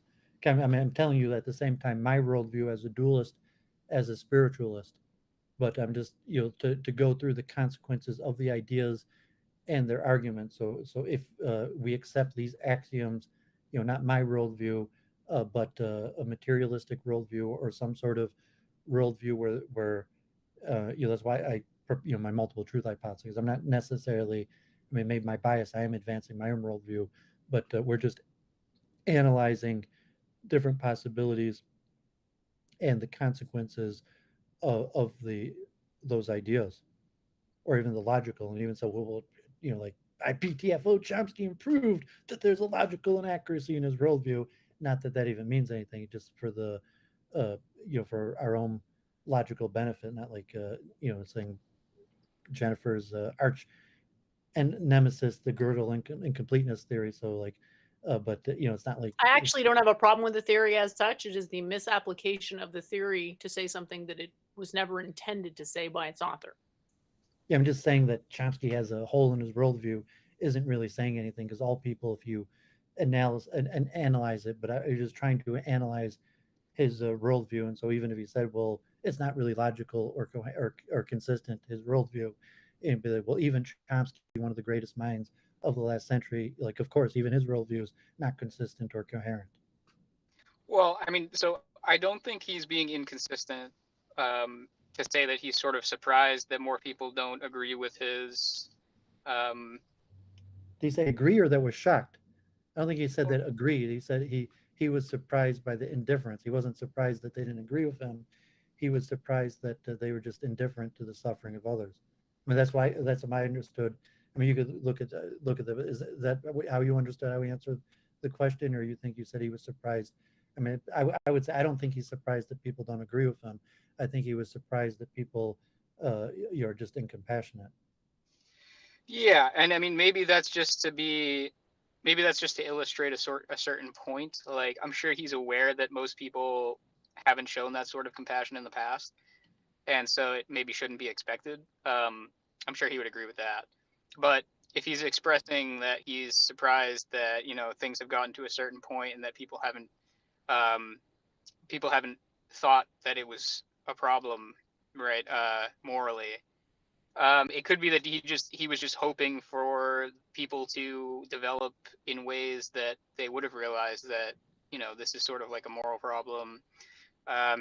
But I mean, I don't think I don't think by saying something like Like that he's a he's romantic or an idealist, that even though he's been wrong and consistently shown to be wrong his whole life, he's still romantic about the notion that one day people will be more compassionate towards the suffering of others.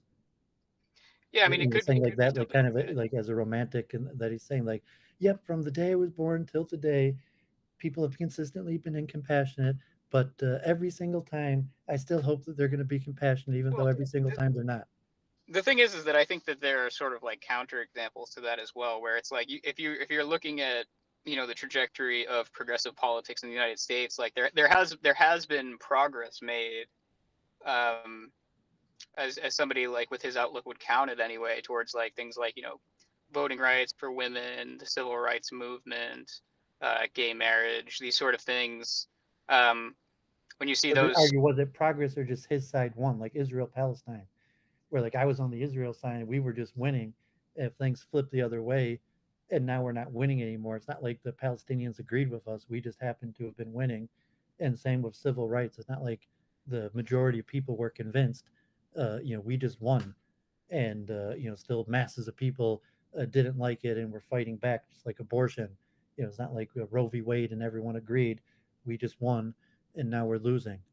And so if it's like January 6th, where like he was shocked that they lost, he thought that they had won and it would be permanent, and so because he was out of touch and he didn't know that those people didn't like the civil rights movement or this, and had been rallying and fighting for decades and planning on coming back and beating them.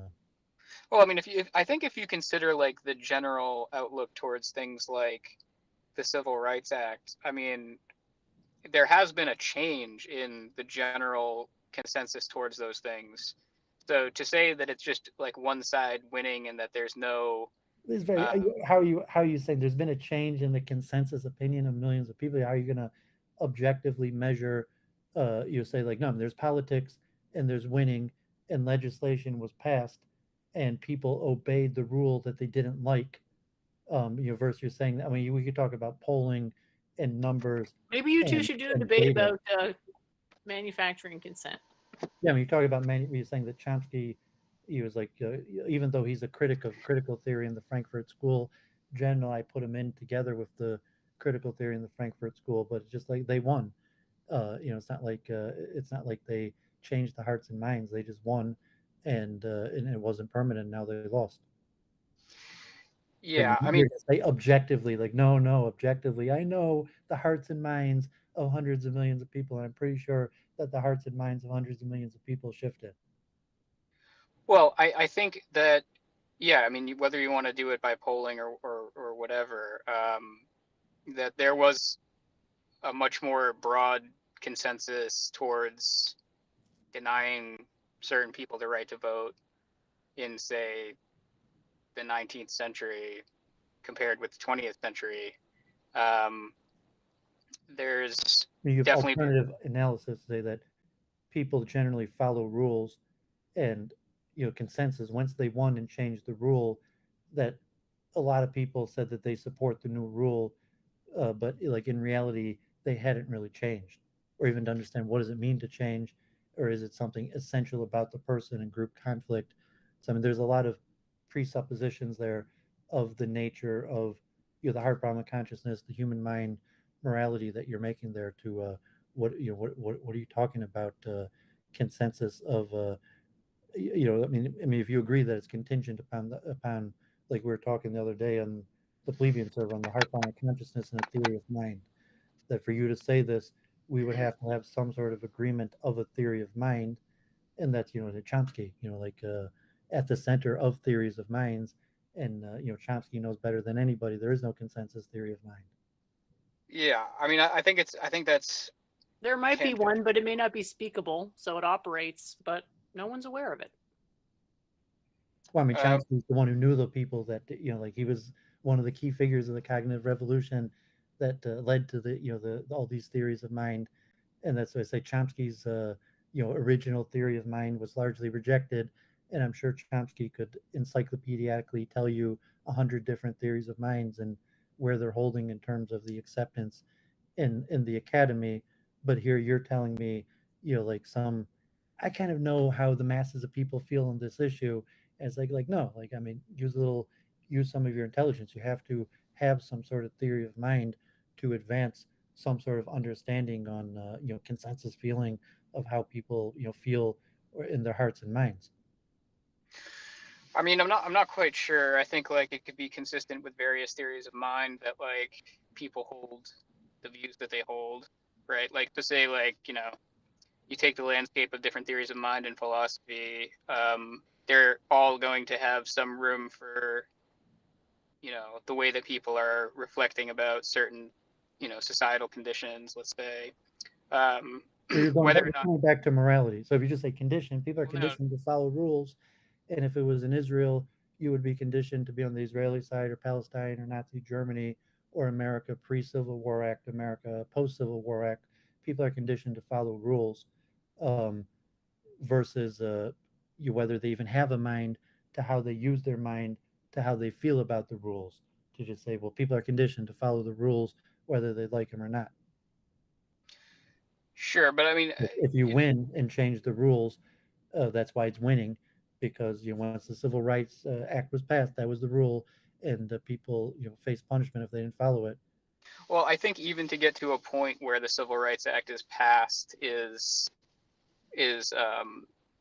when you look at like the massive political movements that led to that, right? It's those were not political movements that existed in the 19th century, right? You could argue Now, they were, obviously. I mean, they're continuations of movements that have always been around. yeah, but to say that they were as powerful in the 19th century I mean, you can as say they that were in the 1950s. in terms of technocracy and power, that it was 435 people and 100 people, that it was the decision of a few hundred people of like there were acts and there was elections, but at the end of the day the rule was changed because of a majority vote in a body of 435 people and 100 people in a signature of a president, so that the actual Yeah, changing of the rule, the elections put those people in power, involved less than 600 people. sure, but I mean, they're not doing that in a vacuum, right?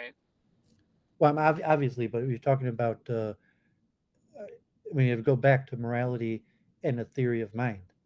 That if you're just looking that, I mean, because you could posit that there is no mind and people are automatons, and the however the one action leads to the next, it was deterministic, and the determinative factor was that there was an authority structure and these 600 people uh, rose to power and made these Yeah, rules, but that versus analysis you're wouldn't talking work. about collective collective consciousness, consensus meeting of mind, and then you need to posit the theory of mind to do that, and Well, or I don't think you need to posit a specific theory of mind here, because I think like, yeah, you could isolate it and say that, spontaneously these 400 people decided to act in a certain way, but they were stimulated towards their action by like mass movements of millions of people. So it's not, you can't just say in a vacuum that, suddenly Congress decided to implement some law and everybody just sort of abided by it. They were pressured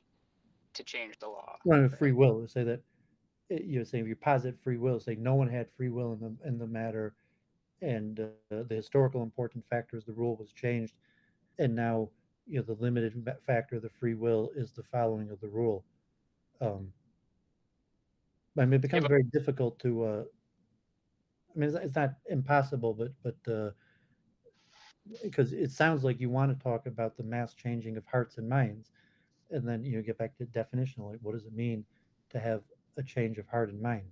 That you're saying people thought it used to be immoral and then they changed their mind, or is it possible that it used to be immoral, or if it was objective, is the law the basis of morality, that what used to be immoral is now no longer moral? no, I think it's just sort of evidence of in a democratic society, the ways that the laws change as a result of pressure that's applied from uh, political organization and activism um, is indicative of broad changes in the way that the populations look at things, because they have to sort of organize at a grassroots level. And it's really like activists and people who are presenters of information that are the ones doing the work of changing hearts and minds and getting support. So look, like, the politicians who change the laws, like, they're only doing that when they think that they won't be able to get reelected unless they do, right? So that's going to be a reflection of the You're value positing a of. theory of mind now. I mean, you're mind reading No, I, into. no, because this is consistent with different theories of mind. Well, I mean, this theory of mind that mind doesn't exist. A limit of its Right, theory, it would be consistent with that. determinism. Right, but what did I just say that's inconsistent with, say, that versus like identity theory or dualism, or like it's consistent with all of You those. just posited that politicians have free will, No, I or no, I didn't. or if you're Whoa, whoa, whoa, positing that, whoa! We're off in the I weeds did. here. I, What I, are we even I talking about? didn't. I didn't. I didn't say that this is all. I didn't say anything about free will. Right. well, I'm saying that politicians, I'm not sure if you use the word change their mind or change their position, even that there's such a phenomenon that a person could have a position. Because saying that you'd have to, you can't measure the mind, and to know that a person internally has a position is already a theory of mind. Well, I mean, what I was saying was just Like, that I'm a behaviorist politicians. and say people are conditioned that the mind is largely irrelevant. I was just commenting on the idea that politicians in the United States, or like in a democratic society, are concerned with reelection, and that if they change their stance about what the law should be, that it's going to be a result of pressure from their constituency, and that, like, they don't think that they're going to get reelected unless they change their position. Now, I mean, I because mean, you're positing there's some objective force of like a seeking of power that because there's a universal nature to strive towards power, that politicians will do things to maintain power. well, if you're a politician who doesn't care about getting reelected, then you'll be replaced. It's not so much even a theory of the way that they're thinking about it. It's just that you're The not. theory of motivation. It's just self-preservation, though. I mean, it's like, if you're a politician, you probably want to retain your status. It's a theory of motivation. Sure. Yeah. And if you go back like that, like I was talking for the dualist perspective, that there's an incident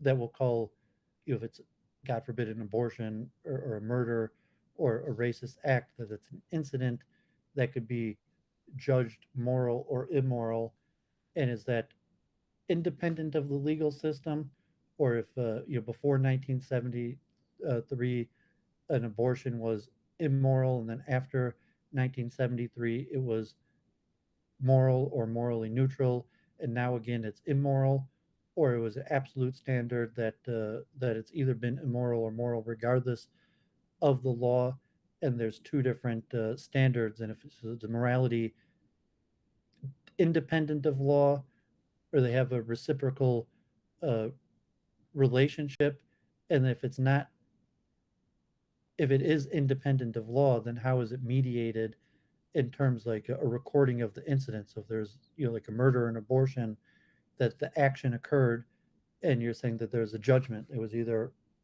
immoral, morally neutral, or moral, or a murder, but how is that action recorded, and then how is the determination of its morality, especially in relation to changing laws? Yeah. Well, I mean, I think me and Chomsky would both agree that the law is not what dictates whether or not something is immoral, because there can be immoral laws, right? There could be laws that you view as having immoral consequences. Um, Well, yeah. you have to I mean, define the word. So it's like there's an action, and you're saying that the action has implications to morality, and you're saying that the law is independent of the implication to morality. or you could argue that Yeah. that law should be contingent upon morality, but morality is uh, relative, or morality is, that society gets it wrong, and like humans are fallible and make law even though the law doesn't correspond to morality. Then how does it happen that society even makes something just like, oh, because politicians desire power, and the desire for power somehow allowed through free will the creation of immoral laws, and then a recording of the action. What's the difference between the recording of a moral action when it's done in accordance with the law, or whether it's done um, against the law? Yeah. So, I think Chomsky's actually talking about this a little bit in his debate with Michel Foucault. He's talking about how if you were trying to prevent some murder from happening, then you would run a red light. And running the red light in that sense is illegal, but it's not immoral. It's like it's not something you shouldn't do, right? Um, Well, that's and not how I record. It's like it's immoral, and I mean you either have double ledger accounting or canceling out. So you say there's collateral damage, and you have to suffer the consequences of. So it was immoral to run the red light, if you want, like from the Himsa principle, that you're preventing a murder, so it's a big minimization of harm to prevent the murder, but running that red light caused harm to other people in terms of putting them at physical risk, or at least taking their time, and that harm can't be retrieved, like wasting a person's time, taking time away from a person, or causing fear in them, that by running the red light, that was a permanent action, that harm that you cause those people by the collateral damage is in fact permanent. So it's not like it was moral in running the red light. It's just saying that you accumulated, you could say the net, like double ledger accounting, where you minimized 1,000 units of harm, but in order to minimize 1,000 units of harm, you caused 35 units of harm, and that doesn't mean that yeah, you have a net gain of 965 units of harm minimized. It means that you minimized 1,000 units of harm, and you gained and you caused 35 units, or whatever the calculation, but they don't cancel each other out. yeah. So I will say, like, for me, a lot of this stuff is a little bit obscure because I'm not a realist. But I would say that for me, what it comes down to with the normative question is just if you're presented with some decision, like should you run the red light or not in that situation, the question of whether or not some action is moral is just whether or not it's the action you should do. And so, um, all of these utilitarian calculations for me are irrelevant because the point is that if you're in the situation where you have the option of either running the red light and preventing the murder, or you do nothing and the murder takes place, the question is just, do you think you should do that or not? And if you think you should, then it's the moral thing to do, assuming this situation has moral valence to it. So you're And saying your mind is the determination of morality? well, I'm a subjectivist, so I don't think that there is like any objective determination, right?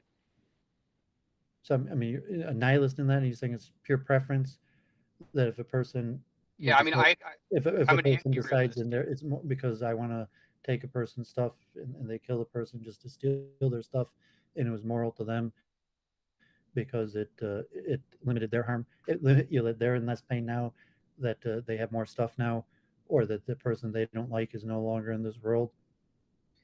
So, I mean, the idea would be that every single I mean, it may moral not be better evaluation, for them, but it was better for me.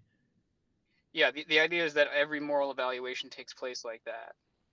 Um, and that to that person, if that's the thing that they morally felt they should be doing, that they view it as moral.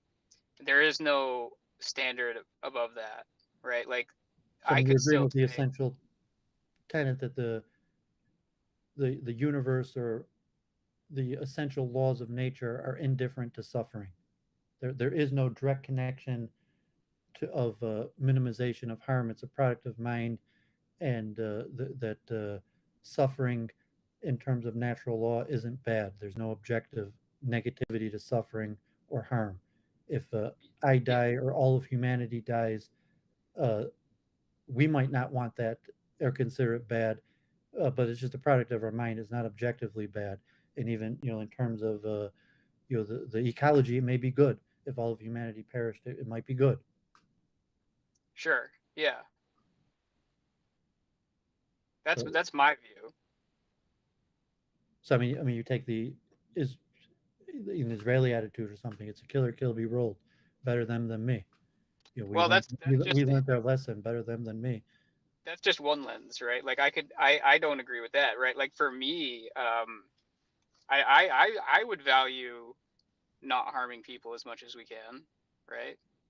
Because that's your personal preference, or if you say because you're weak, Well, it doesn't or make that's one person's interpretation. But if you say whatever reason, and I don't have to psychoanalyze it, that's a product of your mind, but that's your product of your mind, and someone else could make their own determination, including that the reason you think like that is because you're weak. As they yeah, say, pacifism is another word for yellow. yeah. Well, I mean, plenty of people have their views, right? And so when we, I think going into these sort Like of Gandhi, you said, negotiations, pacifist out of strength. yeah, yeah. You might There is disagree. no, Like someone could say you're a pacifist out of yellow, but or you're not even a pacifist. But if you're saying that you accept the non-harm principle in your own life, that you attempt to live by it, even though you don't think it could be objectively demonstrated, and you realize that the majority of humanity may or may not agree with you or posit that, and in your own mind you judge yourself favorably and think it's a principle of strength, not weakness, but you could see how other people could interpret it as a principle of weakness, not strength. yeah, yeah. I would agree with that. I mean, so you would disagree with the fundamental religious tenet, Maimonides' 13 principles, that you can't sin and get away with it. So you think, in essence, you can sin and get away with it. That if the tree falls in the forest and no one hears it, that God forbid, if the person commits the crime and there's no witnesses and the person doesn't feel bad about it and there's no evidence, they got away with it. Nothing's ever going to come back to them. Yeah, I don't think that risk and reward evaluations are what should really inform your moral decision making. Also, I think that, from my view, if the only reason that you're not doing some bad thing is because you think that you're going to suffer some consequence that is also something, again, that's subjectively motivated, where you're like, I don't want that to happen to me, so I'm not going to do this thing, right? Well, I didn't put Um, the I just said objectively. Not to no, no, say no. I don't sin because I know I can't get away with it. I'm saying as a law of nature that you can't, whether you want to or not, it's just a fact that you can't sin and get away with it. That karma is factual versus a given person that may desire to do bad but doesn't because they're scared of punishment. So I'm talking about the theoretical system. Is there such a factual, like me and Jennifer would both agree that there's a factual element of karma, that you can't sin and get away with it because it's a fact of natural law, and then it's a separate question, the person's intention of whether they personally behave in a way because they're scared of punishment. So in the sense that, like, that I would say is, like, can somebody do something that they consider wrong and get away with it, or could they do something that I would consider wrong and get away with it? Yes. I'm saying there's an objective, like physical laws, that there's a Isn't mind it just like, do a mind actions have independent natural consequences law. that are meaningful to us? Isn't that the No, I mean, you're question saying basically? quantum saying that the main school uh, materialist models that it's a product of mind. So Jennifer's a panpsychist in that way. She would also say it's a product of mind, but her would be it's a product of natural law. That it's objective, it's independent from my mind. That there's her system's more complicated because she puts mind It's at the extremely center. simple. There's just a steep learning curve. And the mind, if you want to know how I think of it, is like the monistic universe. But Cosmos you has do one think that thing. karma is natural law. No, I think karma means cause and effect or causality. That's natural law. No. Natural law is more like Varnashrama and Dharma. But moralistic action reaction, you don't consider natural law? good I things, just don't good, want people to doing get the good and wrong having. idea about where the theories sort of touch each other. Yeah, I mean, most like a lot of moral realist philosophers who are like even atheists will consider like normative moral properties in the world to be non-natural. So Yeah, I mean, you really have to be a dualist. I mean, you could yeah, argue yeah. T jump, but it's way like no. I mean, the event has to occur in a non-material realm for Well, most moral the systems. thing But is there's a material event, and then there's at least a non-material imprint of the event that has, you know, like an accounting or recording that has to be balanced, and T that balance jumps. will happen from another material event.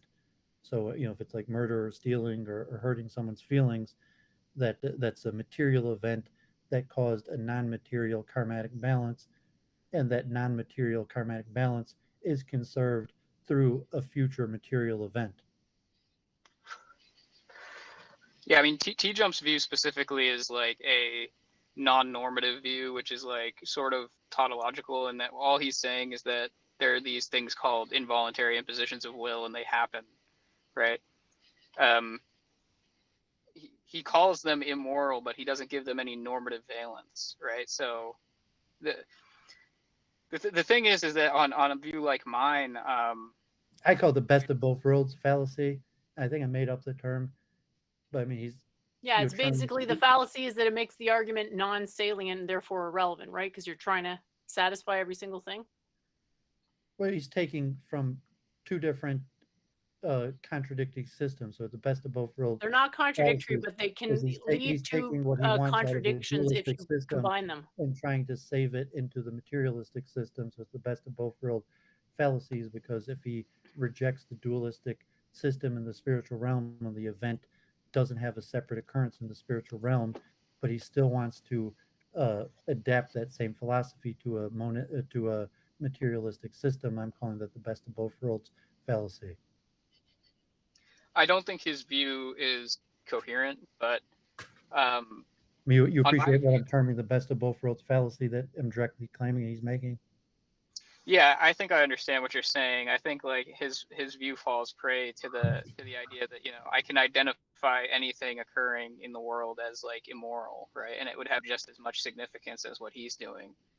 I mean, I could say I'm trees sorry, but he growing didn't in. even understand that the bottom line was a metaphor. Yeah, I'm not sure. So I mean, like in my view, yeah, I mean, people can get away with doing bad things in the sense that like I deem them bad, or other people deem them bad, or society deems them bad.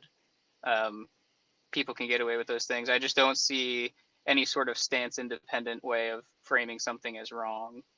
Um, there's always going to be a stance with respect to which it's considered wrong, right? But but yeah, it's been a good little sidebar discussion about morality. I actually have to hop off though, Jen. So Great talk. Yeah, just yeah, about our debate. I thought it was good. Hopefully, there could be more like it in the future. And I thought maybe it reduced to whether subjectivity conferred a stance. So maybe something to think about for next time. And yeah, hope you had fun chatting with Doovid. Thanks for definitely popping. did. Thank you guys. Thank you, Doovid. Peace out. Bye for now. Okay, you take. I was going to take a break. If you wanted to chat a little bit, or if you're out of here, I'll come back. Yeah, I gotta hop off. I apologize, but it was good talking to you. Okay, yeah, sure, no problem. Thanks for talking, and keep up the discussions.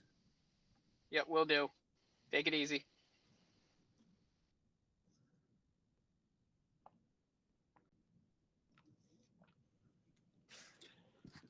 So we didn't really get into the debate, but that's fine. Just to mention, I was talking with him on their Discord about IQ and intelligence, and how I measure intelligence, which is not necessarily how IQ tests measure, although they try in some ways, is the ability to understand complex ideas in that sense. Like, not even a question, well, what do I think? What do I agree with? But can I understand a complex idea? And then even can you understand, how quickly can you understand a complex idea or a new idea? How quickly could you be trained in a new technique that's complex? What's the limit of your mental ability for understanding complexity? And then maybe a time frame for the learning curve to understand those type things, and that's pretty hard to test. I mean, usually IQ tests just have singular questions. Maybe like SAT tests have like reading comprehension and statements. But my best understanding of intelligence, even like Newton, the ability said intelligence, the ability to hold multiple conflicting ideas in your head, and extreme intelligence would be the ability to hold multiple conflicting difficult ideas in your head.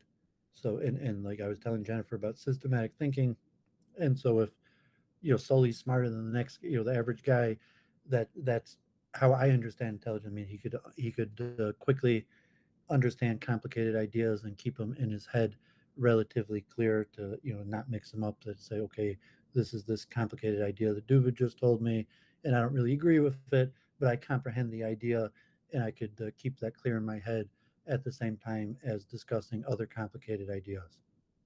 And that's for debate. You could be highly intelligent, meaning that you might be quicker at it, but there's the expertise factor and intelligence versus effort and hard work. So that just like chess or something like that, you could be the smartest guy in the world, but you're not going to be able to figure something out over the board if someone's worked at it for a long time. Also, debate, you could be the smartest guy in the world, but if someone's been working to systematically understand complex ideas and how they differ from each other, uh, you're not going to be able to instantaneously, even if you could comprehend it quicker than the next person. There would be a chunking factor, learning curve that could be thousands of hours, hundreds of hours. And so maybe if you're more intelligent than the next guy, it would be hundreds of hours as opposed to thousands of hours, but it would still be hundreds of hours. So that's it's also hard to measure in terms of psychometrics. That it's difficult to measure. The understanding of complex ideas is much easier to measure the understanding of simple ideas. But heuristically, because this guy's a smart guy because I explained something to him very complicated, and they appear to understand it right away. And you could tell they're really smart because they understand multiple complex, conflicting ideas, and could talk about them without getting them mixed up in their own head.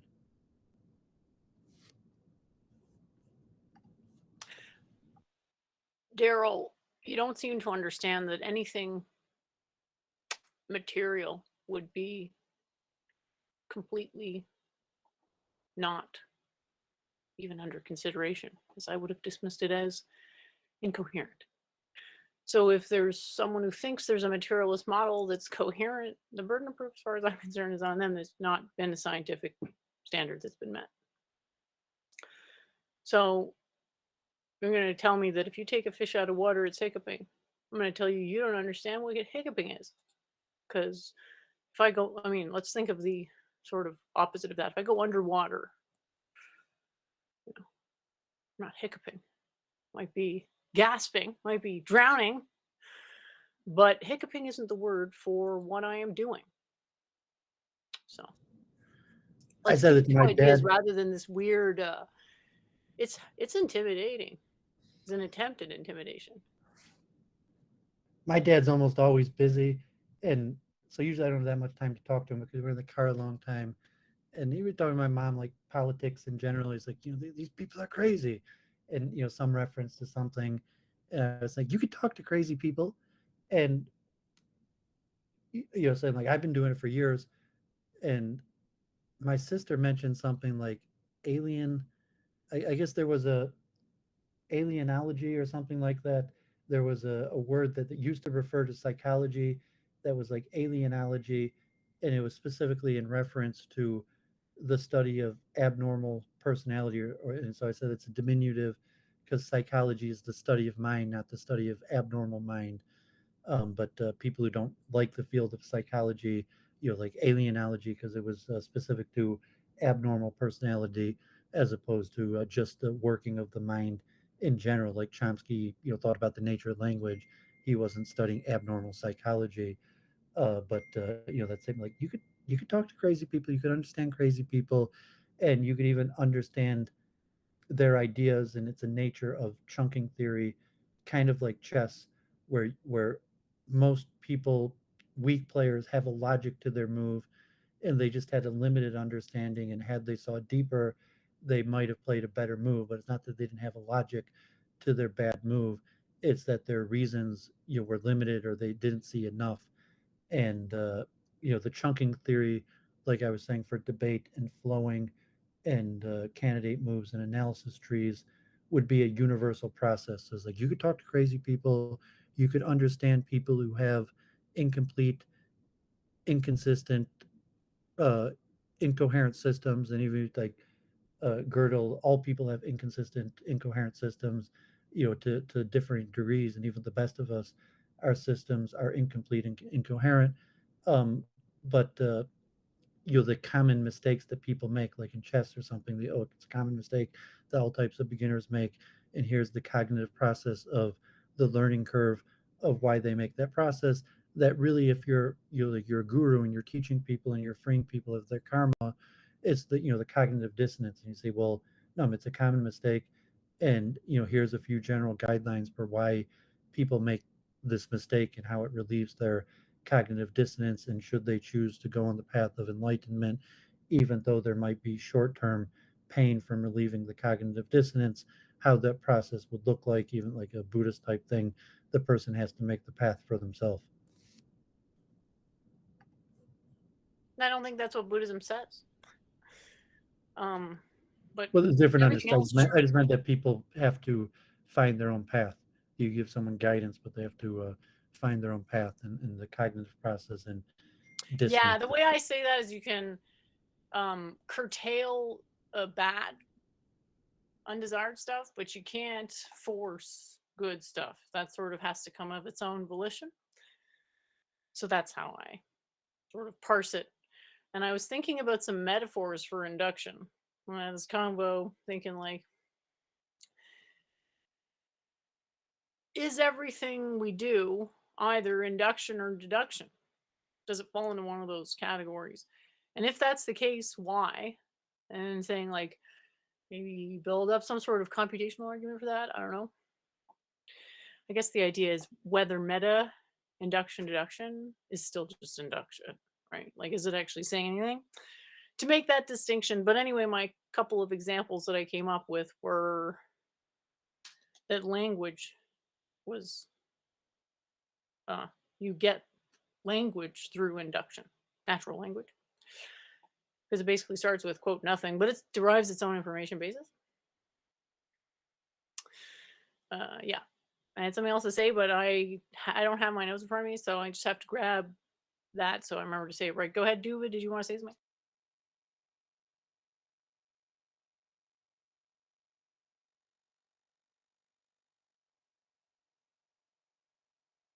Anyway, sorry, you're not talking. It's just a lot of different. I would myself muted. Okay. I basically covered everything I had this week. I had some, a few more notes and stuff I made about expertise and personality.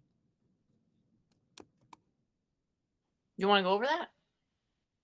If you have stuff, you could do it. Well, I'm helping on the QRI server, and I gave a description of some food that might be useful for like informational translation and so forth. I just remembered, and I wanted to close the topic of induction and deduction before I forgot what I was going to say, is that deduction is the reason why, induction is the reason why it's easier to answer some questions than others. The more deductive a question is, the easier it is to answer, and the more inductive, the harder it is. So the point at which it switches, when you'd rather be asking the question than answering it, that's like, I don't know what to call that, but I think that is it's relatable, because there's some questions we'd be happy to answer, and some like, oh my gosh, no, but we'd kind of probably be curious to know that kind of thing about other people. Okay, so apparently what matters right now is Dalmatians. Where do you think that combo ends up anyway? So my plan with this was to have it be rich. So I basically unified the nose and mouth into one sense, plus added some like quasi other emotions things, so that it's easier to like tie in flavors with feelings, even though they're not exactly the same pathways. They're sort of like ends of those spectra that can be more or less touching on the edge, and then you can sort of engineer the synthetic overlap, like what QR might be up for doing at some stage. Anyway, that's what I've been working on mostly. And I got into a thing with someone who was like, I'm enlightened, bro, like an enlightenment bro, like a final boss of one of the horns of the internet. I don't know what to call him, but that's the first thing. Anyway, uh, let's see if I've actually. Oh, here he comes. There we go. He's an enlightenment bro. Oh yeah, we've already actually been over this. This is Mayavadi. Actually, I don't even think he was at that point. He was like saying, "Oh well, I have 5 years as a software engineer, and I've done a lot of LSD, and I meditated a lot, and therefore I'm enlightened.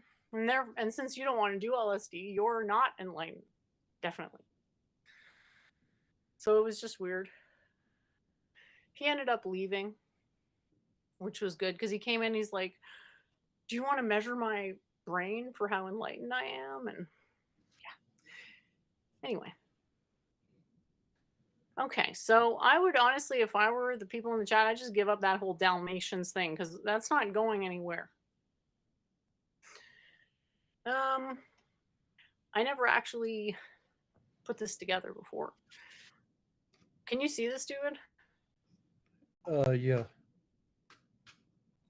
Sorry I didn't send this to you. I was really behind this weekend. So yeah, I've been meaning to put this diagram together for a while. It's the difference between absolute and relative concepts. And so it's like, what does that mean? And like understanding that there's a degree of absolution and relativity to things, even in secular concepts, that we can tap into. But we need that, when I say non-secular understanding, we just need an understanding that's not purely arising from natural language. Because a process relational approach necessitates cross-correlational data, not just cross-correlational data, but validated, verified, double, triple, whatever, checked sources of data, not,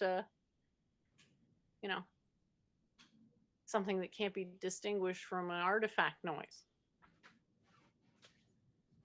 So it's basically a difference. I use thermometer. So the question is, let's see, I put temperature determines what sorts of thermometers can be built, and thermometers are contingent upon temperature. There exist no thermometers without temperature, but temperature can exist without thermometers. So that probably sounds really boring and technical, but when you get into other things that are, it's way less self-evident how where the absolute relative dichotomy occurs in that concept, like consciousness, blah blah. Some stuff doesn't really lend itself to this type of decomposition, like these transcendentals, like consciousness, infinity, blah blah. So anyway, this is just a very, I hope this is easy to understand, honestly. Like what I put out is as easy as it can be. And so if this is easy seeming, then I'm happy on that, because it's actually very rare that something that is effective and good information seems easy to learn. There's sort of a difference between how simple a process is, and when a process is simple, you can layer over more and more and more processes that may or may not actually be dependent on the initial one and still get, it's just basically more information from the same signal. So my challenge question from this diagram was from a formal equivalence to try to turn around and say, even though it's possible to decompose these, syntactically and argue an equivalence between them, we ought not argue for 100% equivalence because of these reasons. And so here's another similar diagram to that, which is attempting to show the limit of what language can convey, and sort of showing that between 1 and 2, if I say the existence is combo of reality and non-reality, or if I say reality is a combo of existence and non-existence, there's no real difference, essential difference, or it's kind of a game of find the essential difference between those things. And the answer is, well, the words are different, but the ideas behind it, it was really hard to know where those are different. So that's that. It's been a pretty productive week for diagrams. So thanks for listening in. And let's see here. Yeah, there was the debate, which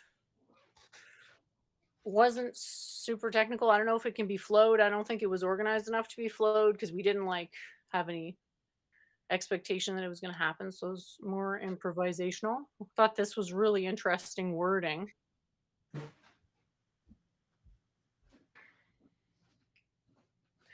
Anti-butterfly effect enables new benchmarking of quantum computer performance. So I guess it's sort of saying that what happens at the beginning of a system doesn't actually affect its overall development that much, but that it's maybe somehow determinative. Maybe the beginning is like some sort of a boundary that's minimally determinative over the end. Just a thought. And these links to these are in the chat. I'm gonna. Oh, here she comes. She's a quantum computer. Mind reader. Mind reader, man eater. Psilocybin reduces low frequency oscillatory power and neuronal phase locking in the anterior cingulate cortex of awake rodents. So I keep saying, no, the model that the mind produces consciousness isn't viable because that the brain produces consciousness isn't viable because what the brain does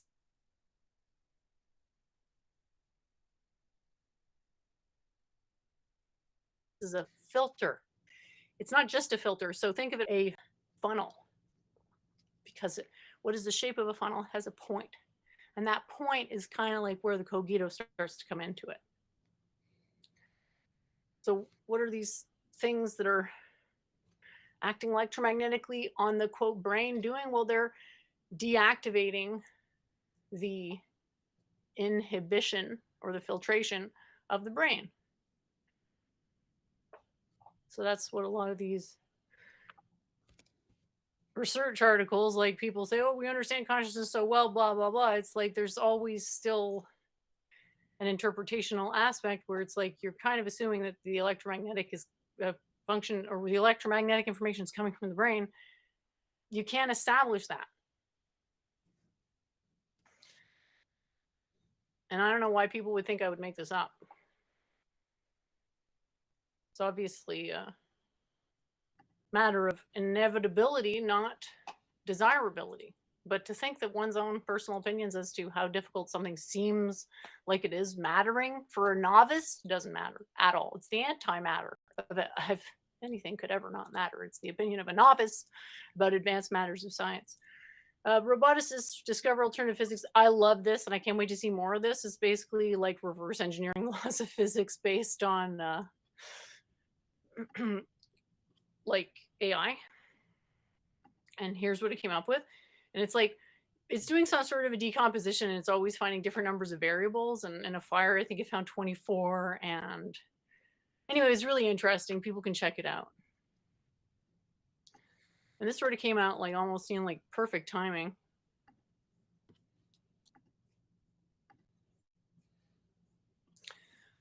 There's really not a lot out there about enlightenment that's actually easy to verify and really reliable and effective and so on. So I enjoyed these Psychology Today articles. This was linked from the article that I actually read, which was Enlightenment is Everything, Everywhere, All at Once. And I thought this was interesting because it's talking a lot about atemporality and the construction. So it's very hard to sort of make the difference that the mind is the origin of the thoughts, but the brain is what's folding the thoughts into what we're now recognizing as thoughts. But the thoughts themselves originated outside of the brain. The brain just folded them up to the point where they were specific enough to be intelligible. Hey, Skyworks, nice to see you. Thanks for joining. There was a debate about moral facts existing with Godless Girl and Snake was Right, which I liked.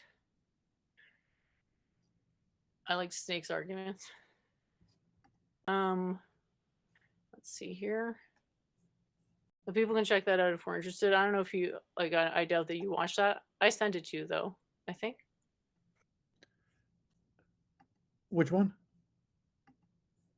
it was "Do Moral Facts Exist?" Was Snake was right. Oh, yeah, I don't think I had time. It was pretty busy this week.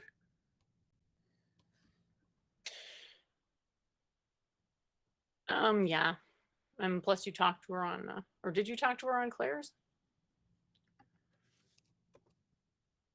Yeah, and I don't know if I regretted that, but it was almost like why even bother? And the feedback was pretty negative. Oh, okay.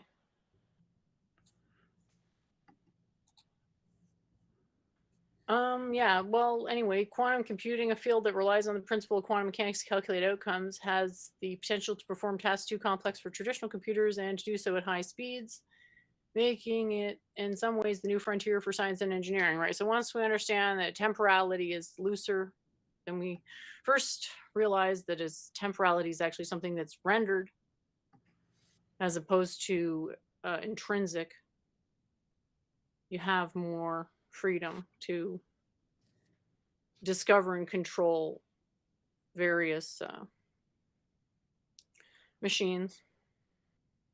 Obviously, my concern isn't building the machine so much as doing it safely.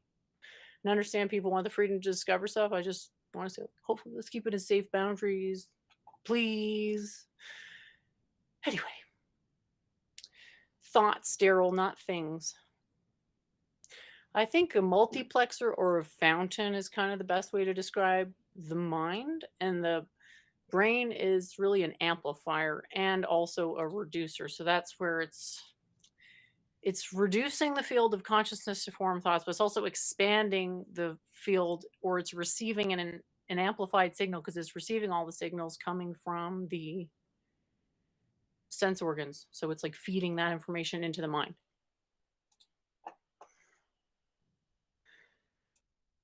Okay, so go back to the other. This stuff's all just sort of getting started, so it'll be interesting to see when there's actually some results, i.e., some computations that couldn't be done otherwise. Did you have anything to say about the Russell Copleston debate? Did you check that out? I watched it. I didn't have enough really to put thought into it. I mean, see, it's from it's similar stuff that we talk about from a previous era. I just watched that in 2-speed earlier today, right before the show. Are you saying it's like losing understandability because it's old? No, I didn't say that. I said still almost very similar to stuff we talk about. Oh, okay. I was backwards there. Okay. Yeah, I thought it was interesting to hear the same exact arguments. And they sort of concluded in under 20 minutes that they had a fundamental, irreconcilable difference of belief. But did you see that quote I sent you from George Miller about Herbert Simon? Can you refresh my memory? Sorry. Yeah, so they're co-founders of so-called the cognitive revolution. George Miller is the 7 of the short-term memory, 7 plus or minus 2, who went on to found the Harvard Department of Cognitive Science. And Herbert Simon was I think he actually got the Nobel Prize in economics, but he was mostly computer science, and he came up with chunking theory, further chunking theory in the chess studies. And they were both at the 1956 meeting at MIT on information theory that they say kicked off the cognitive revolution. So this, I read in a paper, George Miller was bitterly accused by Newell and Simon of not giving them proper recognition as the originators of many ideas in plans and structures of behavior. And I shared that book. That was one of the early textbooks of reverse anthropomology of the new Harvard Center. However, as Miller later said, they were old familiar ideas. The fact that they had thought of it for themselves didn't mean that nobody ever thought of it before. In the event, he redrafted the text and added zillions of footnotes so that they would no longer claim that those were their ideas. So I thought that was humorous on the origins of ideas.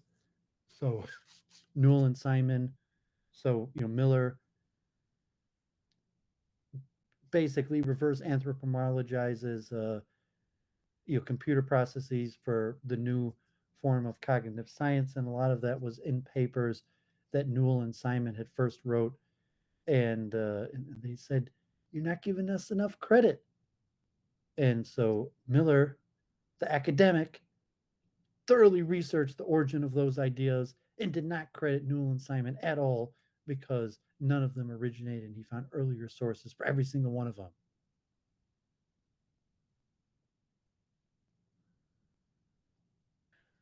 Kind of like that with Jennifer.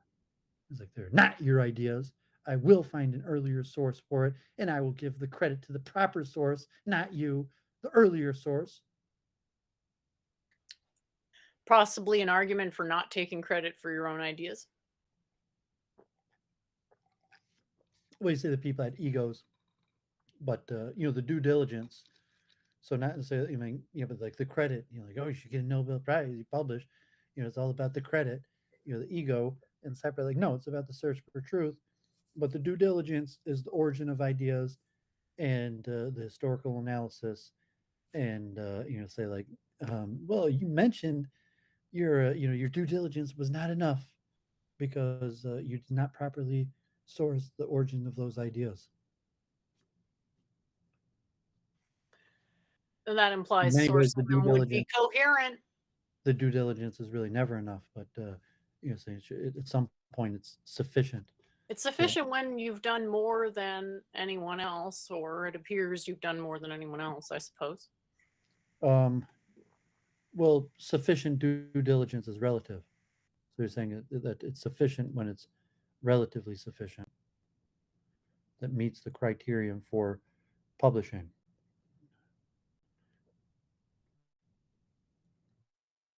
Okay. There's also the question of like just usability. If it passes peer review, sufficient to pass peer review. Okay. Right, but there may be more conditions that make something actually usable by large amounts of people. Daryl indirectly brings up something important here, that uncertainty is the reason he doesn't, or part of the reason he doesn't believe in quantum computers. Aversion to uncertainty, I can understand that. Because who doesn't want certainty? Hence why I made this wonderful diagram here where you kind of have to choose between the perception of uncertainty and precision of your own assertions. So your assertions can be, they can feel really certain, but they may be incidentally certain sometimes, but no, they're not actually going to be subject to any kind of verification. So. Okay, so you're ready for when you have fundamental reasons for disagreeing with someone, you are not rational anymore. You are emotional. Go ahead. Is that all your stuff? Well, I wanted to know, like, for the debate on morality, kind of more what you thought about the actual content of it. We finished going through. I think so. What debate? The one with quantum foam? Well, I say it wasn't flowable, so it wasn't really good content. He said that's why I probably won't get that many views because it didn't follow in like try making timestamps to it. It wasn't well structured. So it was a decent conversation, but it wasn't well structured to really be good content like that. So if you want to keep on doing it, you should work on that, and then give give the audience, like in music, transitions, should flow easily from one part to the next, and give guideposts to the audience of smooth transitions, or otherwise it's In a case like that, I just don't even know how that would be possible because the disagreements are so fundamental. I've explained it to you. I mean, it's been a while since we did Thursday night debate prep, but I'm saying no. By repeating and review at points before you move on to the next point, by summarizing the last part of the conversation, and then pivoting to a new point. So just say like, okay, so we just talked about this, and here was my main position and his main position, and now we're going to move on to this next topic. So it doesn't even have to be um, that time consuming. It could be 10 15 seconds, it could be a few minutes, and then if you made um, a table of contents time stamped, you would have smooth flowing transitions, and then for the audience it has that repetitive nature that that where you stop and tell them what's going on, where you were and where you're going. So like it's just the roadmap. You got to like um, in case you were curious, this is what we just did, and this is what we're going to try to do next. So just like turn every 5, 10, 20 minutes, um, you know 30 minutes at some point, and talk directly to the audience, and review and give a roadmap. Otherwise, it's poor content.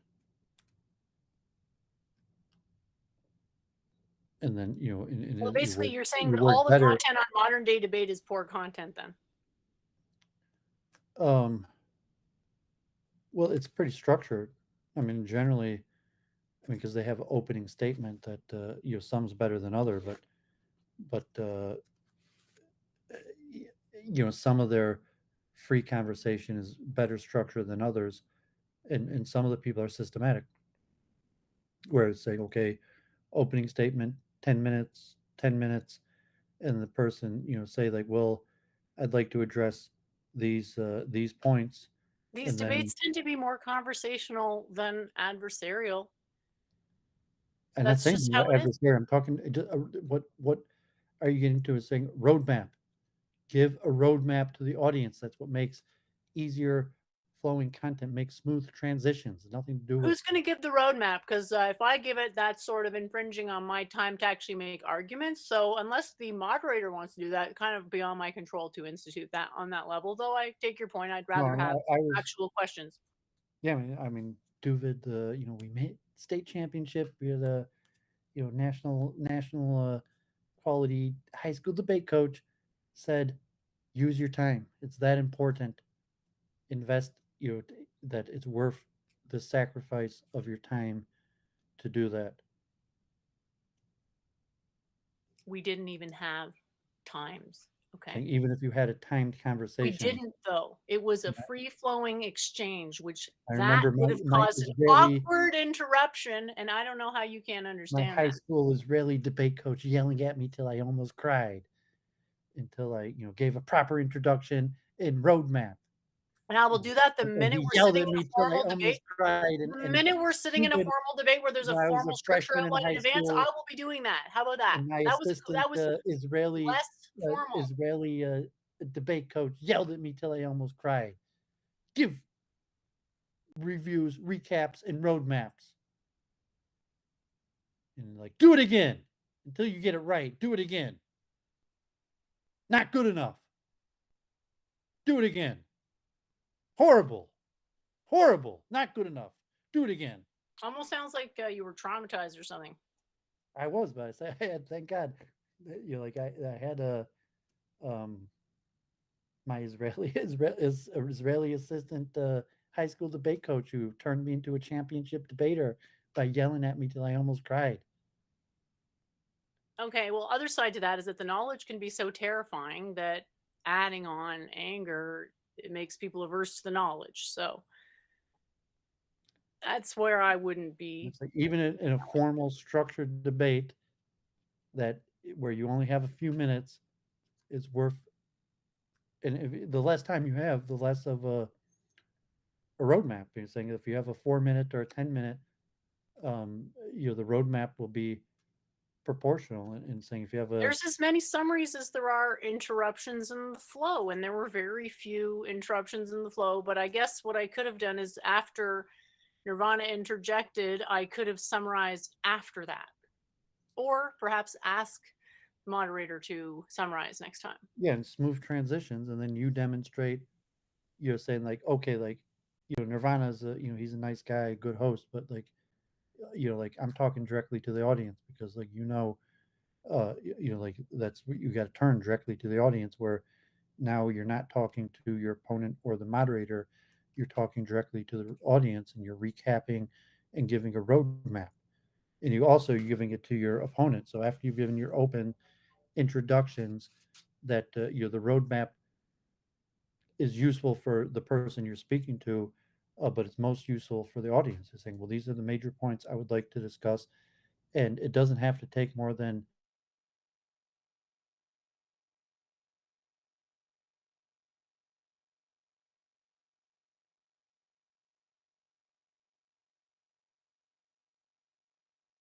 10, 30 seconds. Like, so if you're the very first like to cover. Okay. I had about an hour to prepare. It's not an excuse. I'm just saying it's a very good point. You're not going It's to a be very good. good point. I'm just not be a going good to be debater till systematic you're. and organized for an You're not going to be a unsystematic, good debater unorganized till debate. you consistently give these recaps and roadmaps, and it's natural to you. It's not So in the worth it to beginning, me to you go might in have there to and be awkward. What you're force describing is going yourself to to be do it and awkward. be I'm not going to do awkward. that. But I'm not at a going to be certain awkward. point, it'll be I'm not going to do natural. that. Where Can you you even hear me naturally right get. now? I'm not Yeah, going to do that just because they're bitching going and to be giving like, poor Jen's excuses being for why awkward. you're a bad debater. Oh, God. Debating, if people think I'm a bad debater and they learn a bunch of stuff, they think I'm a good debater and they learn nothing. And say, ask moderator to I'll summarize. go with the first one first. You summarize. Ask the moderator. Me summarizing makes me look like a bitch in the debate. Okay, I'm sorry to say it so bluntly, but that's a fact. And I'm already at a disadvantage being a female. No, it's not. It's saying it's professional. It's good etiquette. It's good public speaking to recap and give roadmaps. You're assuming that they're concerned with that kind of thing. They're more Basically, concerned with all public social speakers mores do it. than professionalism. I mean, if you'd be like Trump, even Trump does it. Like, you don't just ramble. You're going to speak for especially a few hours. You give recaps and roadmaps, and like you're gonna continue sucking until you learn how to do that.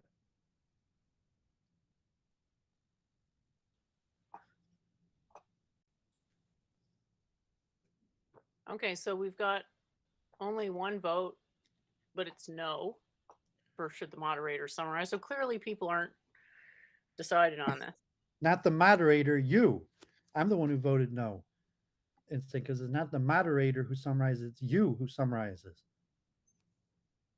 I already told you that is unfair. And I will not be doing things that look unfair. So I might unfair for you to, but almost nothing. And you're just giving excuses for why you suck. And then you're bragging about the fact that you're going to continue to suck and saying like, no, you're not going to be intelligible until you get used to regular recaps and roadmaps. You can't speak for an hour without giving recaps and roadmaps. Like, there's no such phenomenon as someone who rambles and talks for long periods of time without regular roadmaps and recaps. And if it's a percent, if it's 2% of your talking, it doesn't have to be 10. I mean, say my Israeli debate coach was like I said, maybe 10%, but even if it's only 2%, so if you're talking an hour, should be at least 2 to 5 minutes recap and roadmap, and the roadmap is less. Like the recap takes longer than the roadmap. The roadmap probably 1%. For like 10 minutes, it only takes 10, 30 seconds to give a roadmap.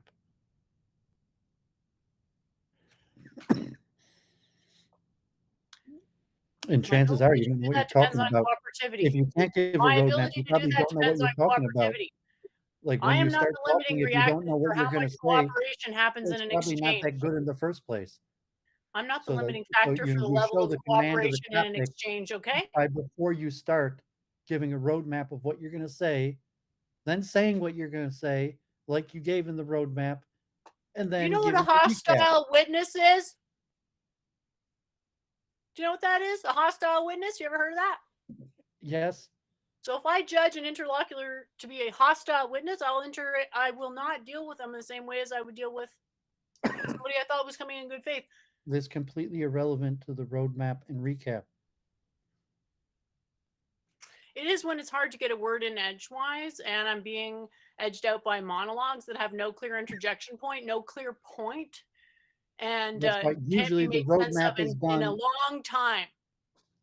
Okay, so if you're saying that really like they never hand you the mic and you always have to interrupt to get the mic, and I'm the not best quite saying that. I'm saying that I agree with you if it's a the best formal time to debate. give the roadmap It's is at not the a very formal debate. beginning. I don't understand why you Stop don't arguing. There's not a nothing to formal argue. debate.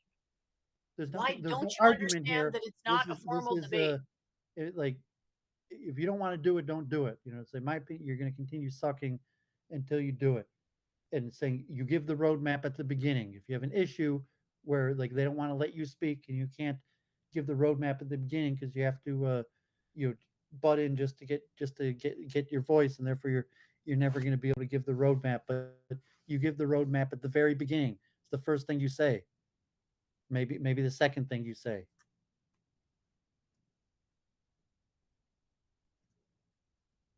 There's nothing to argue on this.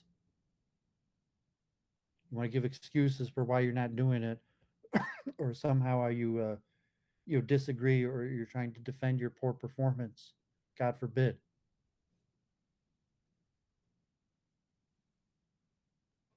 It's an explanation to manage your incorrectly apprised presumptions.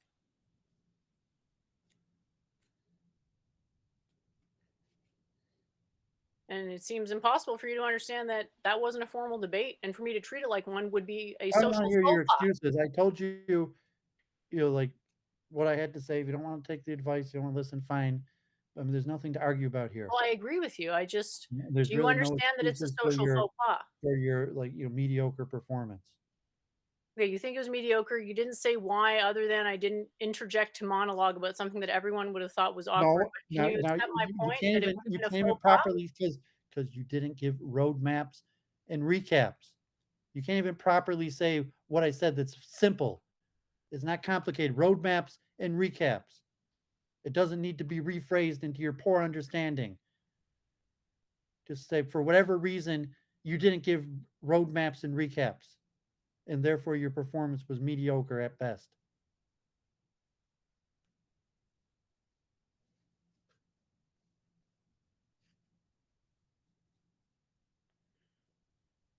And you want to say, like, I'm sorry, I'll do better next time. Even That's though, the I thing. mean, I you're doing it for don't plan yourself, to not for change it. me. And your And inability, your unwillingness to hear me out here, that this is a social convention, not a technical one. it's I a find it technical borderline convention, disrespectful. not I'm a social explaining to you it's not convention. an excuse. It's a mere explanation that It's my not a priority in that social debate convention. It's a wasn't a technical technical convention. victory. So if all you can comment on is the technical aspects of it, it was untechnical. Fine. If the fact that it wasn't technical enough precludes it from judgment, then I guess there's nothing to say about it. It had no content worth mentioning. Fine. I thought some Yeah. good arguments were made, but okay, agree to disagree. Yeah, because like you probably didn't even say anything worthwhile. So if you said something worthwhile, it would have been really easy to give a roadmap and a recap. This is what I'm going to say. Then you would have said it, and then you would have recapped, and everybody listening would have known that's what you said. But instead, you spent 30 minutes jabbering, and you didn't really say anything. And that's why you had such a hard time giving a roadmap and a recap, because you didn't say anything worthwhile to give a roadmap to a recap. And if you had, everybody listening would have been like, yeah, listen to Jen, and she's made these points.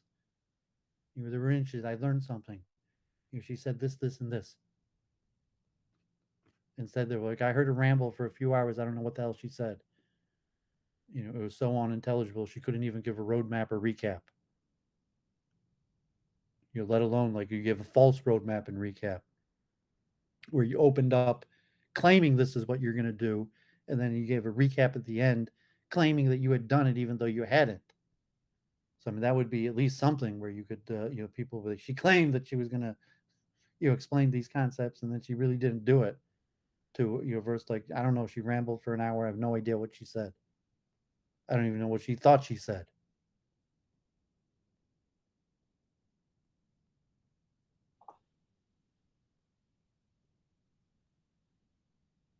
It's like basic. I mean, it's even like writing an essay, structure. So you're not structured, you're not systematic, and that's why your performances are mediocre at best. And maybe you have something smart to say, and until you learn to structure it and systematize it, no one is going to gain the benefit from whatever you have to say. Some people might. Doubt it. If they don't need to feel that they perfectly understand something before they apply it, they may just apply it anyway. So you can really only speak for yourself there. The analytics, all like like 3 people that watched you.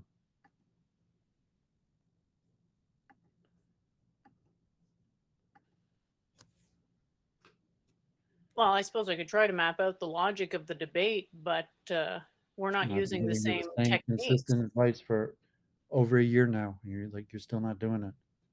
Roadmap and recap. I would only think that was worthwhile if it was a structured debate.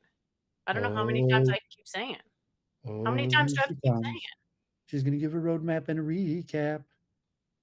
That's all there's to it. Like, oh, here she comes. She's going to give a roadmap. Or, someone else could do that.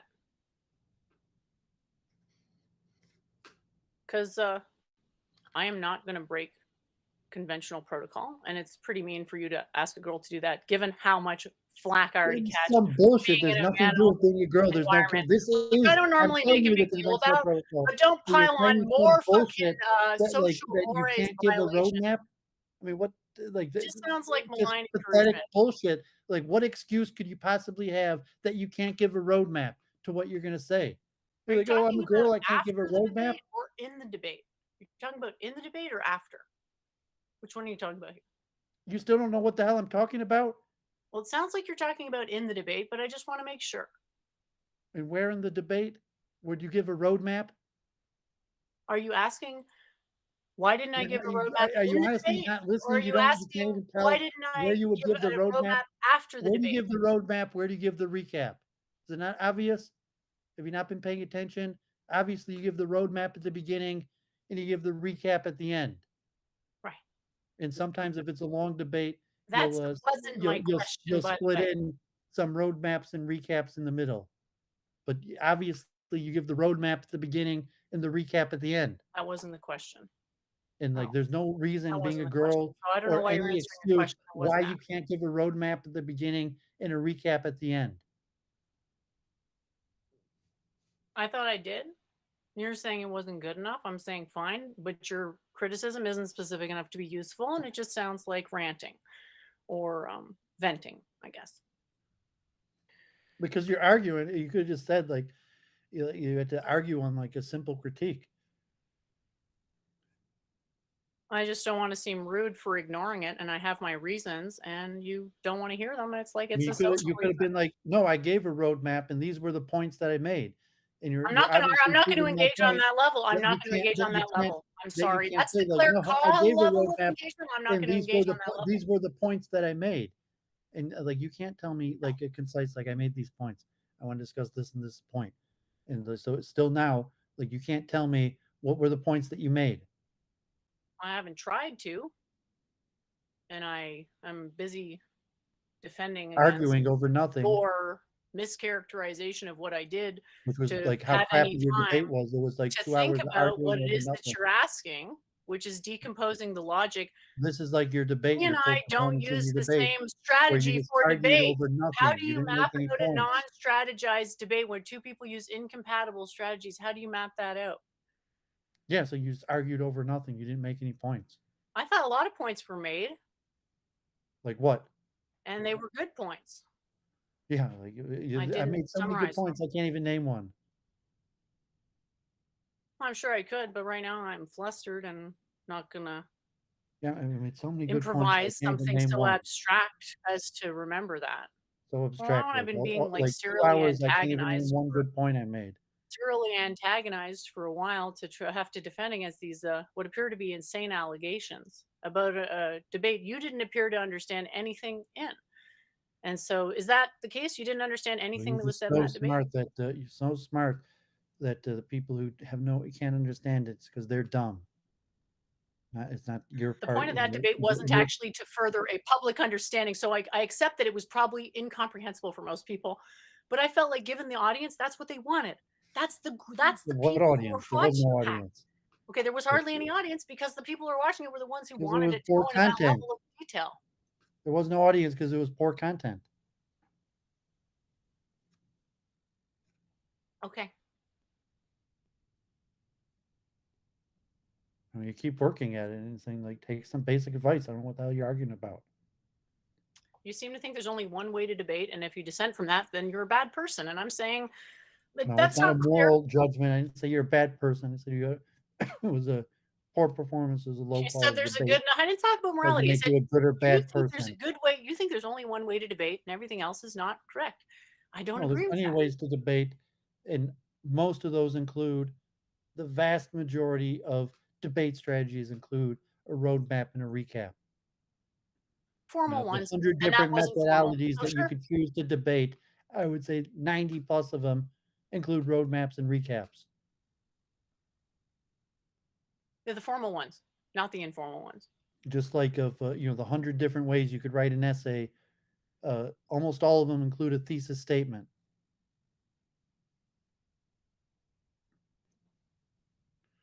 Like, I mean, generally, you open up a paragraph explaining what the paragraph is going to be about, and you end a paragraph of a recap what the paragraph was going to be about. In the hundreds of different styles you could write an essay, most of them include that basic structure. Well, what proves that objective morality exists sometimes is just being nice to someone. Not saying that that's what I was doing, but one cannot appear as an asshole in a morality debate without undermining their own position. If they're taking the positive, would you agree? You don't have to be an asshole to give a recap and a roadmap and a recap. It's got nothing to do. Oh, it was so nice that I didn't give a roadmap. In reality, is it's being nice to your person you're talking to in the audience to give a roadmap and recap. It's flooding the convention of the exchange. No one else was giving a roadmap and a recap, so that's why, sort of. Yeah, because they all suck at debate too. So if that's the, I'm not saying I agree with that, but if all I'm saying is it's a convention, to break convention is gauche. That's Vama Marga. I don't indulge in Vama Marga arguing. unnecessarily. It was just pointless bickering, just like this. I wish you'd understand my point, and then we could just stop having There's no that. point. That's the point. You're not making a point. Just pointless bickering. So you still feel that your argument against what I said stands, and that I need to change everything to. You don't think that you have any error of perception in this? No, and in terms of giving a roadmap and a recap, You already have a perfect understanding of how to debate.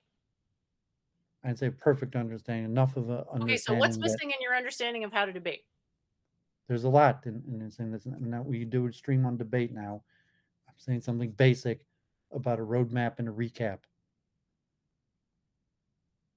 Can we move on from that, please? We obviously, I don't want to understand that you don't understand that we don't agree and it's irreconcilable. Irreconcilable. You just think there's no value to a roadmap and recap. I think there's a huge somehow, value. Somehow it's negative. There's it's a huge negative. value. Oh my God, You're not such a poor listening. debater. He You're gave a roadmap and a recap. There's a huge value in a formal debate. It's conditional on it being formal. That wasn't a formal debate. Therefore, it would have been out of order to do that. Even misunderstand social conventions conversation. in a debate about social conventions is generally considered self-undermining. I don't understand how you don't understand that. There's generally a huge value to a roadmap and recap in all conversation, even casual. So every conversation you have with people, you're like, hey, first we started talking about the weather. Then we talked about your new shoes. Nobody does that. Literally nobody does that in a normal conversation. I agree. It is helpful in incredibly complicated technical conversations to have recaps, but like that almost never happens. Even casual, like if I called a friend, a family member that's like, hey, how's it going? I wanted to speak to you about a few things, like so and so on. Like, no, I mean, that's generally how I um, proceed with the majority of my conversation. Just straightforward, upfront. Here's why I contacted you. I wanted to talk to you about these things. Then do you summarize it at the end? You say we started talking about this thing, and then we talked about that thing and that thing. Do you do that too? Yeah, generally. Okay. And that's people don't think that's odd. Well, I mean, you try to make the summary meaningful. It wouldn't be odd. Saying review Well, like. have you ever seen anyone else that ever did a roadmap and a recap to normal conversations? Ever? Yeah, I think the majority of people. Really?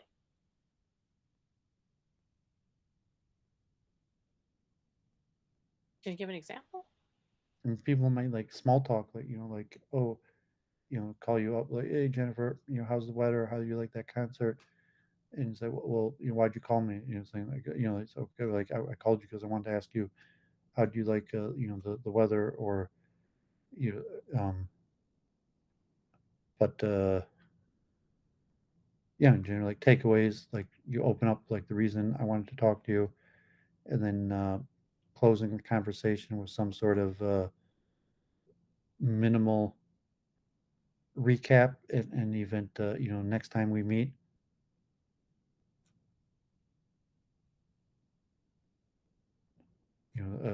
Conclusion, finality to the episode. Like, this is what we accomplished. This is where we're leaving it. These are the things we didn't get to. I can tell you I don't know that I've really, I mean, I've had conversations where there was something I needed to talk to the person about, but it was never just the sole thing was something I needed to talk to someone about. Was a reason for calling them. So no, I can't. God forbid. God forbid. Like, I God can't forbid. really say. Like, most of the conversations I had like didn't have any purpose. Like, that I couldn't even just tell like the reason I wanted to talk to you, because like there was no reason I wanted to talk to you. Like, I was just talking for Well, the you sake. act like you can't just like hanging around with someone for them to be fun to hang around. Okay, I don't feel that way. I find some people fun to just talk to as an end in themselves. I mean, you're like a hedonist. You're not a goal-directed person. I'm extremely goal directed. I just have different goals, and I go about those goals and probably ways that most people wouldn't relate to. Hey, what's up, memes? I don't know if you want to come on and say hi.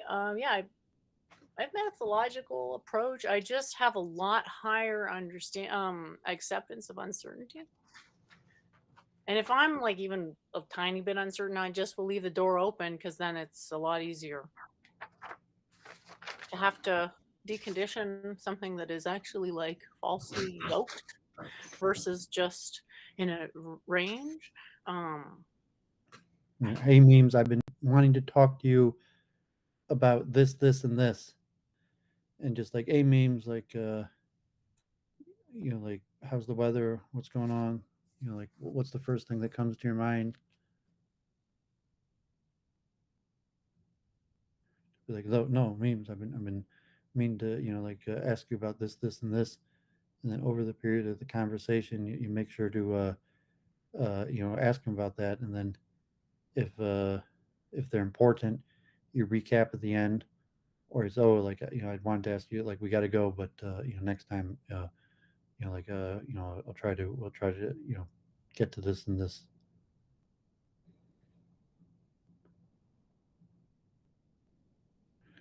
Okay.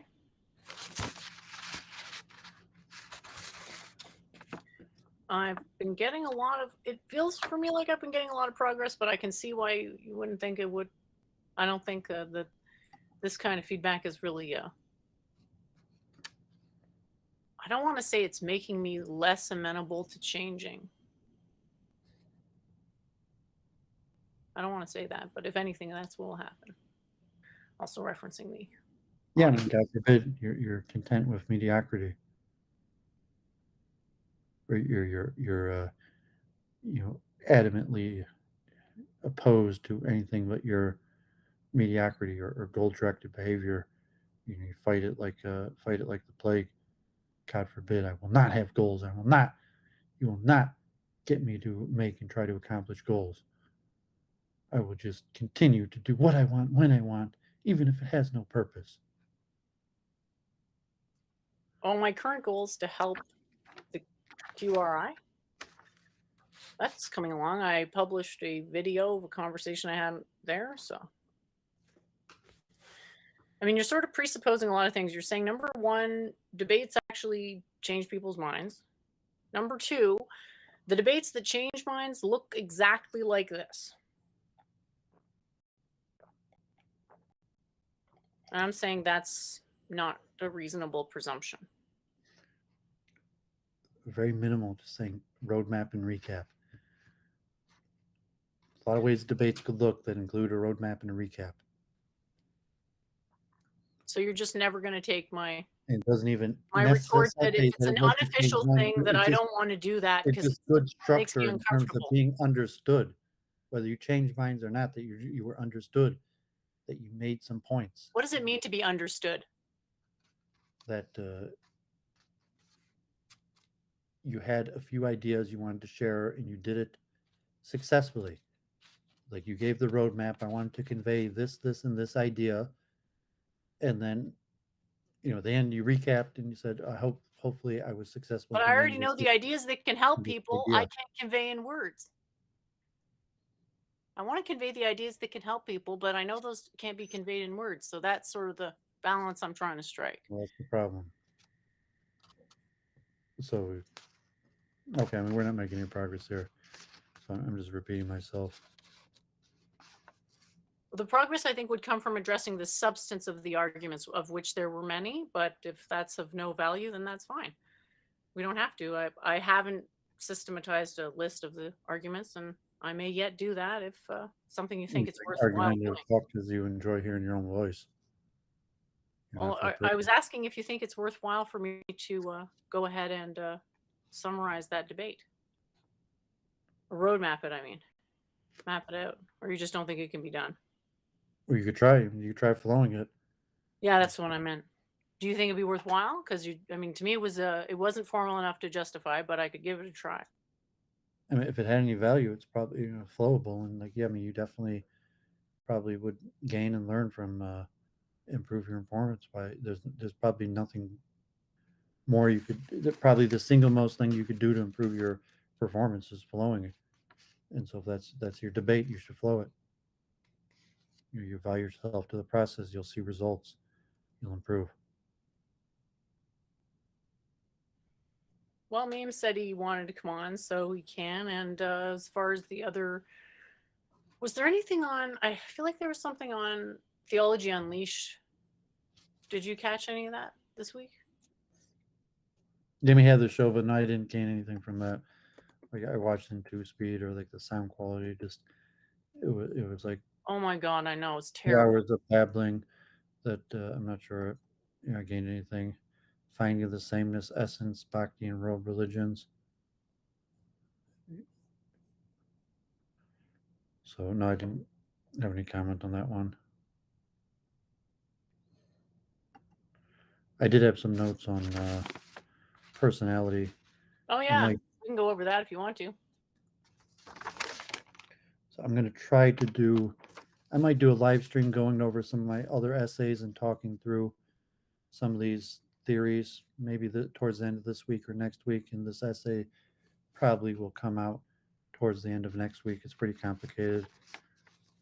So self-construal is enduring characteristics categorize a stand-alone individual and partners in relationship to collective traits and habits. Central, impartial, and essential. So just kinds of self-construal, self-evaluative motives like accuracy, valence, consistency, self-enhanced normative self-aggrandizement. Triad of positive illusions, which own merits, levels of personal control, future prospects. So this is a theory of the triad of positive illusions of one's concept of their own merits, levels of personal control, and future prospects. And people use techniques like memory selectivity, partisan reasoning. There's also self handicapping, discounting, self evaluating, maintenance model. So, just things I'm going to be looking at that relate to cognitive dissonance. Um, the Visnoli's 2006 has a theory of six self motives, including self esteem, distinctiveness, continuity, belongingness, efficiency, and meaning. So, self esteem is the big one. So, self esteem, Is there some connection made between self-esteem and cognitive dissonance, or it's just sort of vague? I mean, the main cognitive dissonance is in relation to the self cognitive dissonance applies in all of them. Although a lot of times there's models of its cognitive dissonance in relationship to self-esteem, although some models don't have self-esteem. I'm going to get into autobiographical reasoning and narrative biography that has big relation to cognitive dissonance in terms of narrative, and then the relation of cognitive dissonance to our narrative.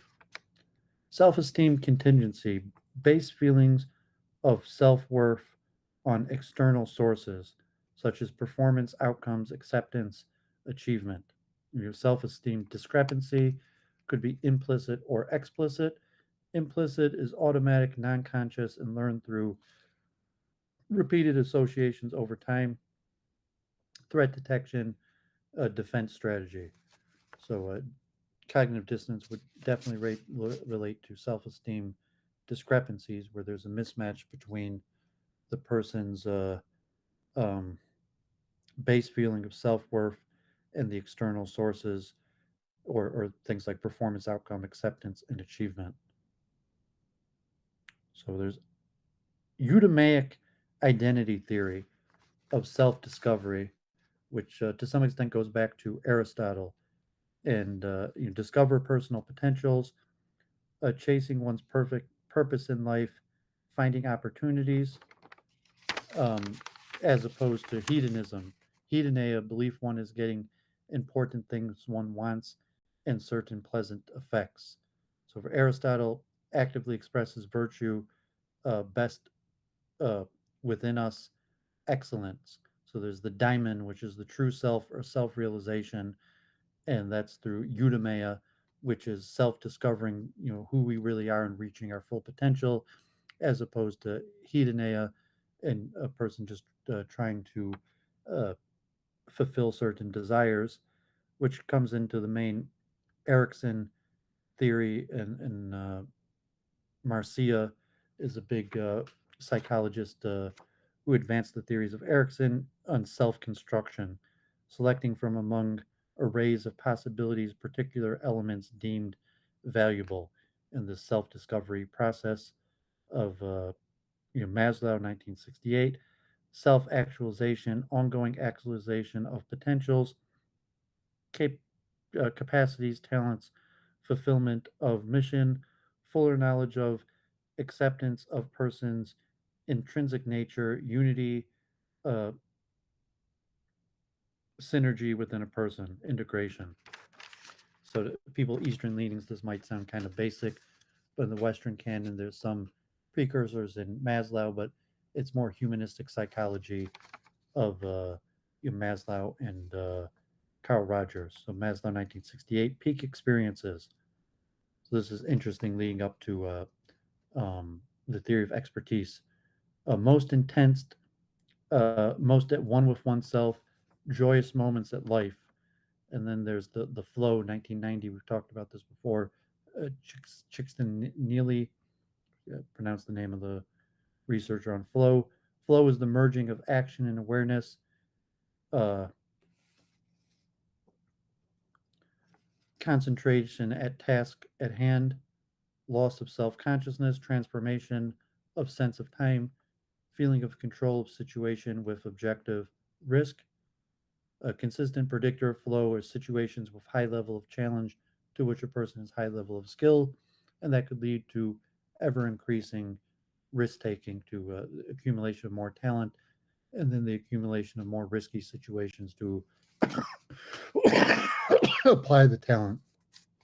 But this would be part of self esteem and fulfillment of fulfilling one's capability, which could also mean like risk taking or developing expertise and then needing to be in situations where that expertise is required. So there's also self determination theory, growth oriented tendency, alignment with self innate natural process guides one towards more integrated and optimal function.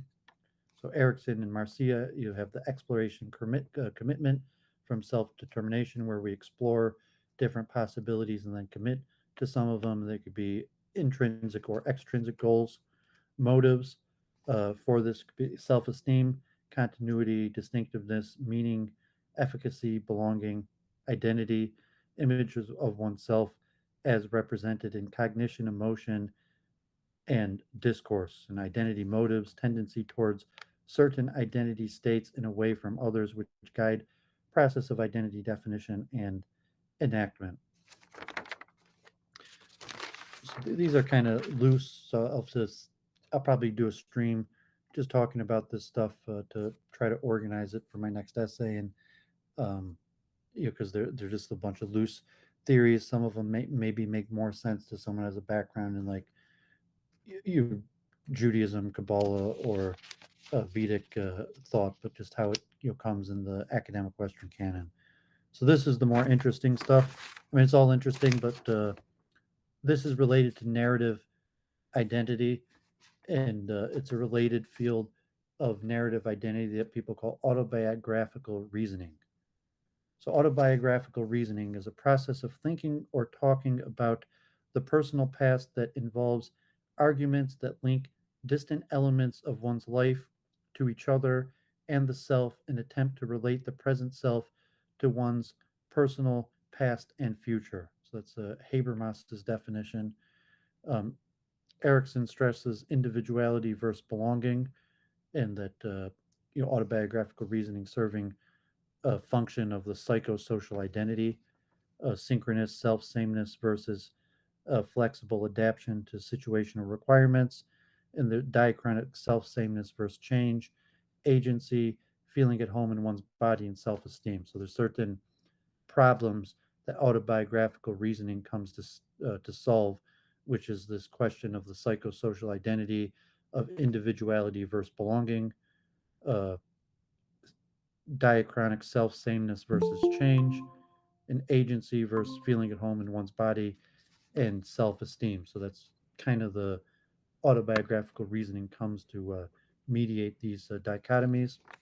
Identity diffusion, not belonging or being no one special, um, clumsily not adapting to situational demands or changing from situation to situation, being frozen in time like depression or feeling disconnected from one's past, feeling helpless and controlled, living in a strange body, being worthless. So this is why people use autobiographical reasoning, like what I said was the process of thinking or talking about the personal past that involves arguments that link distant elements of one's life to each other and the self in attempt to relate the present self to one's personal and past. McIntyre memes is here. I'll try to finish this in a few minutes. Explicit link unity of life to a narrative quality, quest for a good life, prototypical narrative plot. That so the narrative, autobiographical reasoning serves a plot.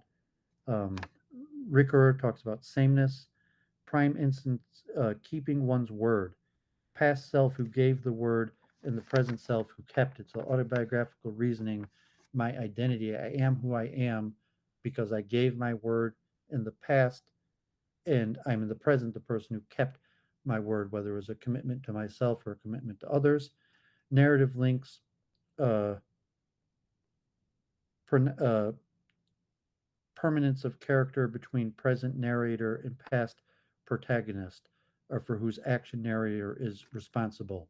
And there's the gap between the actor and responsible narrator that creates self sameness, self continuity, in the role of memory in doing that, to the sameness in the me, not the I, that all of these are the function of autobiographical reasoning in providing continuity of identity.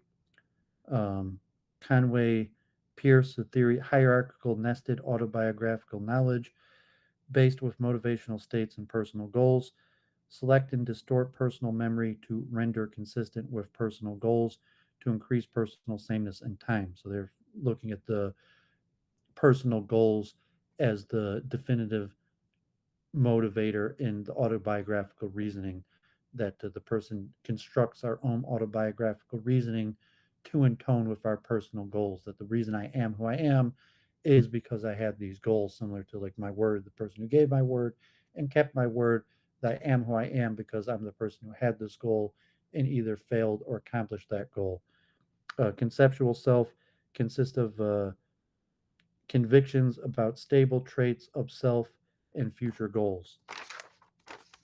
And conceptual self linked to self defining memories, typical of central concerns and conflicts of individual, highly stable care, emotional, and relational patterns of an individual, the stability of the material self, role transition and role loss, and stability of social relatedness and environment. That there's social factors that have role transition or role loss. Like God forbid, yes, my buried my grandfather. Okay, my grandfather's not alive anymore. I was a grandson. I'm still a grandson, even though my grandfather's not alive anymore. Or like a job, moving, societal. That my autobiographical reasoning comes to explain why my role transition or lost or gained. Concept of exemplification, persuade listeners of general claims by providing specific instances, personality substantiated evaluations of people, extended time periods. So my autobiographical reasoning and the role of convincing others, that there's my own internal introspection about who I am, how I became who I am, what goals I had, what goals I failed and kept. And then there's the other people who I've tried to convince, and then the reasoning that is given. They say I am this kind of person, and then we narrate stories, the stories we often tell to other people that are kind of a point, like this is who I am, and here's a bunch of stories that exemplify how I am who I am because I acted in this consistent manner over diverse situations. Simulate specific episodes into lasting personality traits, called the not me event link, also past present comparison. So through telling stories to other uh, certain episodes, that at least whether there's such a thing as a lasting personality trait, but the narrative reasoning and giving narrative to other people, they have morals to the stories, usually to say I have this long lasting personality trait, and so I'll tell stories about myself that demonstrate it. And then there's also the not me event link, where it's say, well, this thing happened, but it wasn't really me, or there's a reason why I acted out of character. I have this enduring character trait, and this time where I acted that way was out of character. And so you have this story, and then there are reasons, there are extenuating circumstances, the parallel between specific episodes and other episodes, of formative influences that link specific episodes to lasting aspects of personality. Like I met an influential person, a guru or a friend, and that became formative. That I was didn't know about these things, or that these traits were important. I met this person or had this opportunity, and it was a formative experience, and that's where I developed this personality trait that I've kept the majority of my life for this goal. Events causing personality change, biographical background, consequences, event reevaluation, life circumstances. So, like, oh, you might have seen me acting that way, but let me give you some background information, what I was going through at the time, the type people I was hanging out with, the type extenuating circumstances, like maybe I was sick, or, the people I was dealing with, or problems that would put in perspective that, from my narrative reasoning, this is who I am, and these are my lasting character traits. And when you look at this episode, it's important for me to tell you this background information, or even the reasoning in my own head, in the role of storytelling to other people, in our identity formation, and tacit themes, embodied narration, and relational positioning. So to say that some people think it's more social and it's the stories we tell to others. Some people claim that it's uh, important, like a person's spouse or their parents or children are the most formative. So, you sit around the dinner table and tell your kids stories, or, you want to tell your mom something, or your loved one, your girlfriend, your best friend, that has much more influence than other things.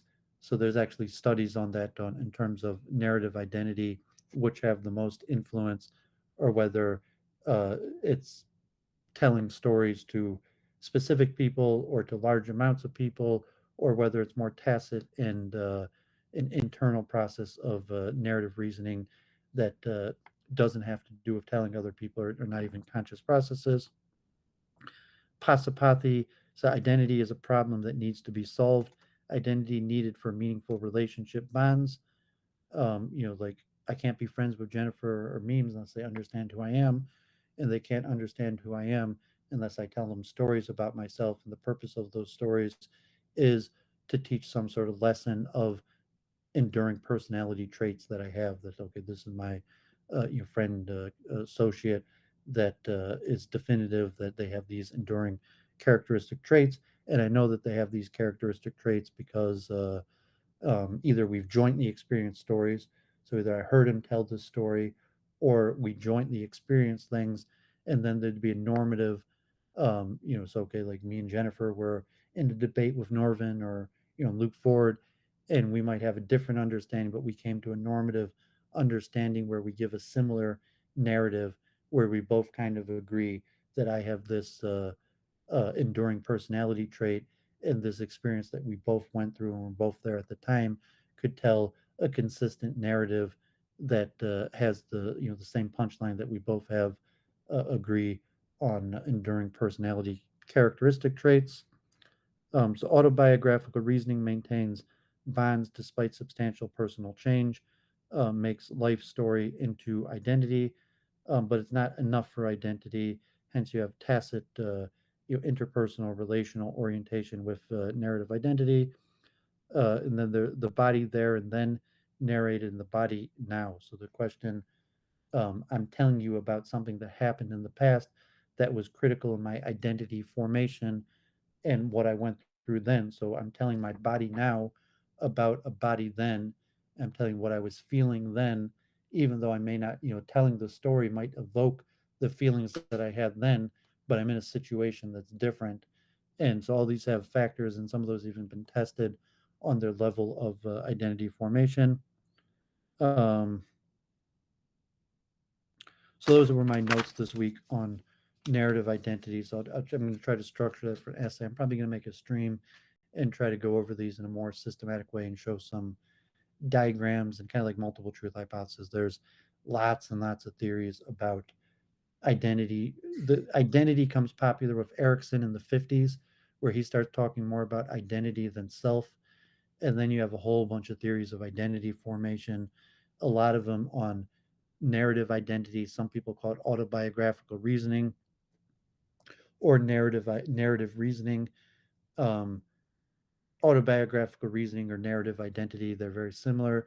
And then there's multiple theories about how it works, how these past episodes, how telling stories or conveying these past episodes make a difference, and then external factors like an influence. So there could be, like I said, formative experience. Like I want to get in good with this person, but he understands this in a different way than my previous friends. Like I thought I had this enduring trait, and I always told these stories, and my friends understood these common occurrences that exemplified me having an enduring trait. But then I got in with a new crowd, and they either we had new events or they interpreted the event differently. That meant I had a different enduring trait, and then maybe I changed. But a person needs self continuity. So if I felt I used to have a personality change, a personality trait that was enduring, and now I say like, no, that's not my personality trait, then I would have to have a narrative to explain that how I used to be like this, and now I'm like this, and they said that requires background information and there's cognitive dissonance, and it's selective. So if I'm trying to explain why I think I used to be like this and now I'm like that, I would have to give a whole bunch of background information and extenuating circumstances to help me understand my own autobiographical reasoning. And the cognitive dissonance process would be a main mediating factor of what's so the objective truth of my identity, that maybe there's an objective truth that this is what happened to me, these were the decisions that I made that made me who I am. There's a narrative that I have, my own autobiographical reasoning, that I want to see myself in a good light, and the truth hurts. So I take a biased narrative towards myself to limit my own cognitive dissonance. And the cognitive dissonance is mediated, by the truth, but also my social reactions, like memes and Jennifer, my friend, like my Israeli debate coach who yelled at me till I cried, because he wanted me to be a good debater, but it was formative. Thank God I had this Israeli debate coach who yelled at me till I cried. Otherwise, I'd be a crap debater. So versus my friends that, maybe. So it's interesting, and so I have more research to do. So I think I'll probably be able to get out part two of my essay next week, and it's pretty complicated. So I think I'm actually going to do a stream and try to talk through it, just for my own reasoning process, or anyone who's interested in joining the conversation. Sorry, memes that took so long, but a lot of research. I'm not sure if you had thoughts or thought much on um, identity formation, and then the role of narrative. I know you're a storyteller and like streaming, and if you think of that, the role of telling stories, or who listens to the stories, and your identity formation, or what we call narrative reasoning, and then how cognitive dissonance would play a role in that. And you tell narratives that limit the dissonance, or if there's an objective truth about identity in a way that objectively, who are we versus the narratives that we reason ourselves to, that we could handle the maximum amount of dissonance. Welcome to Show Memes.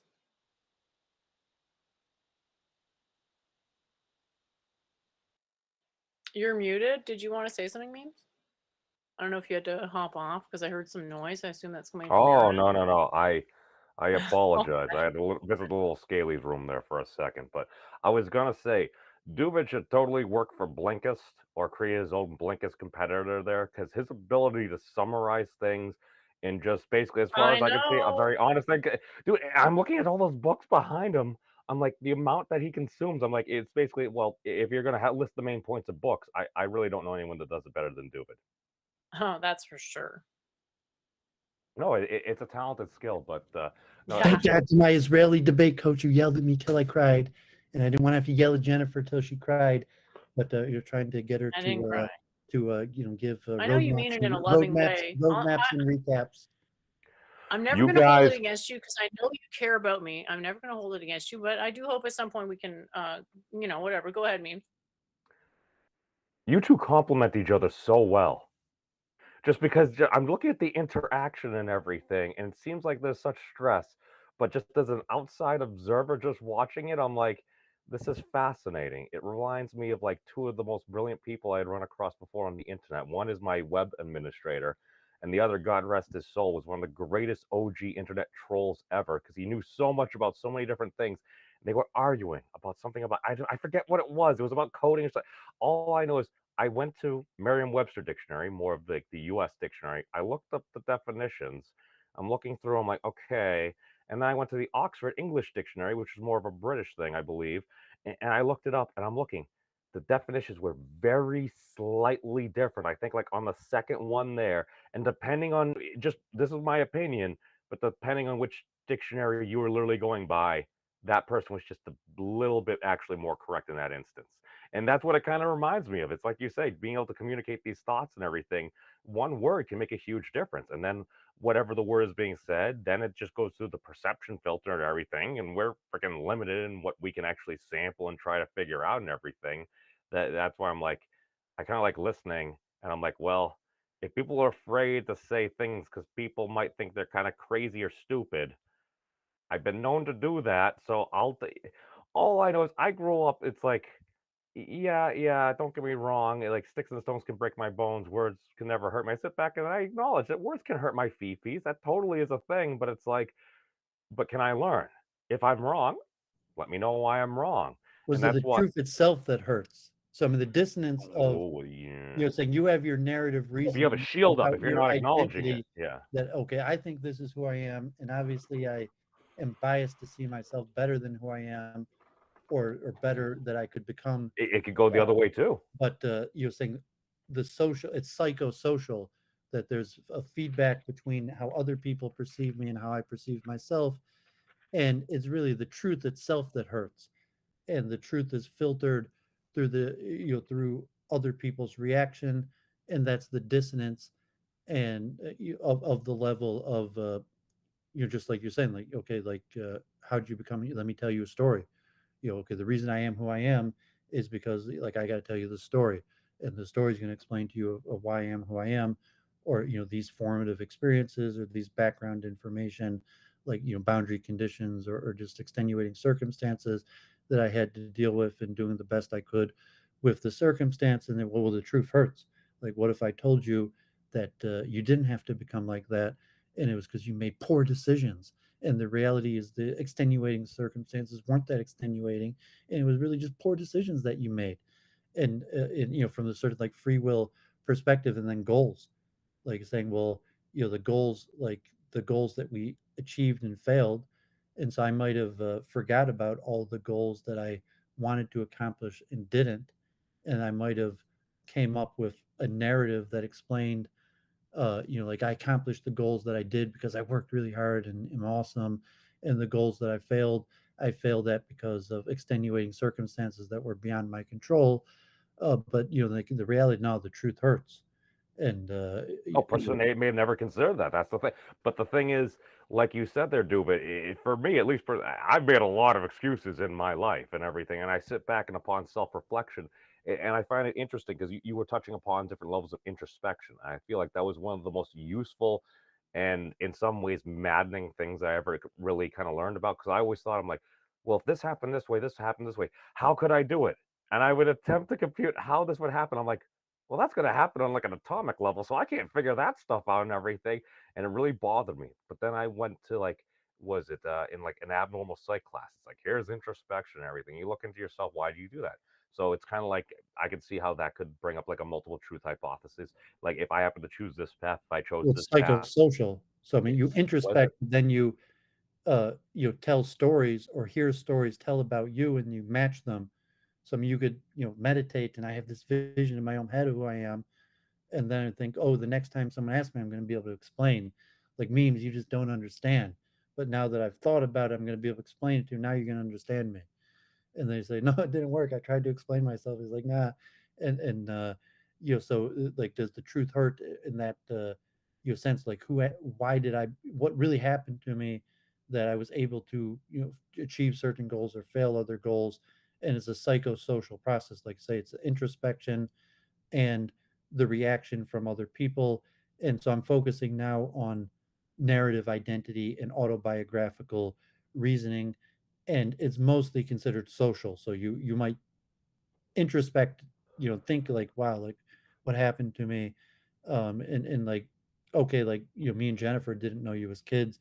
How much time do you want to tell us all this background information about when you were young, and your distant family members and your grandparents and the schools you went to, and like who was your bully in third grade, or various things that might have affected uh, your identity.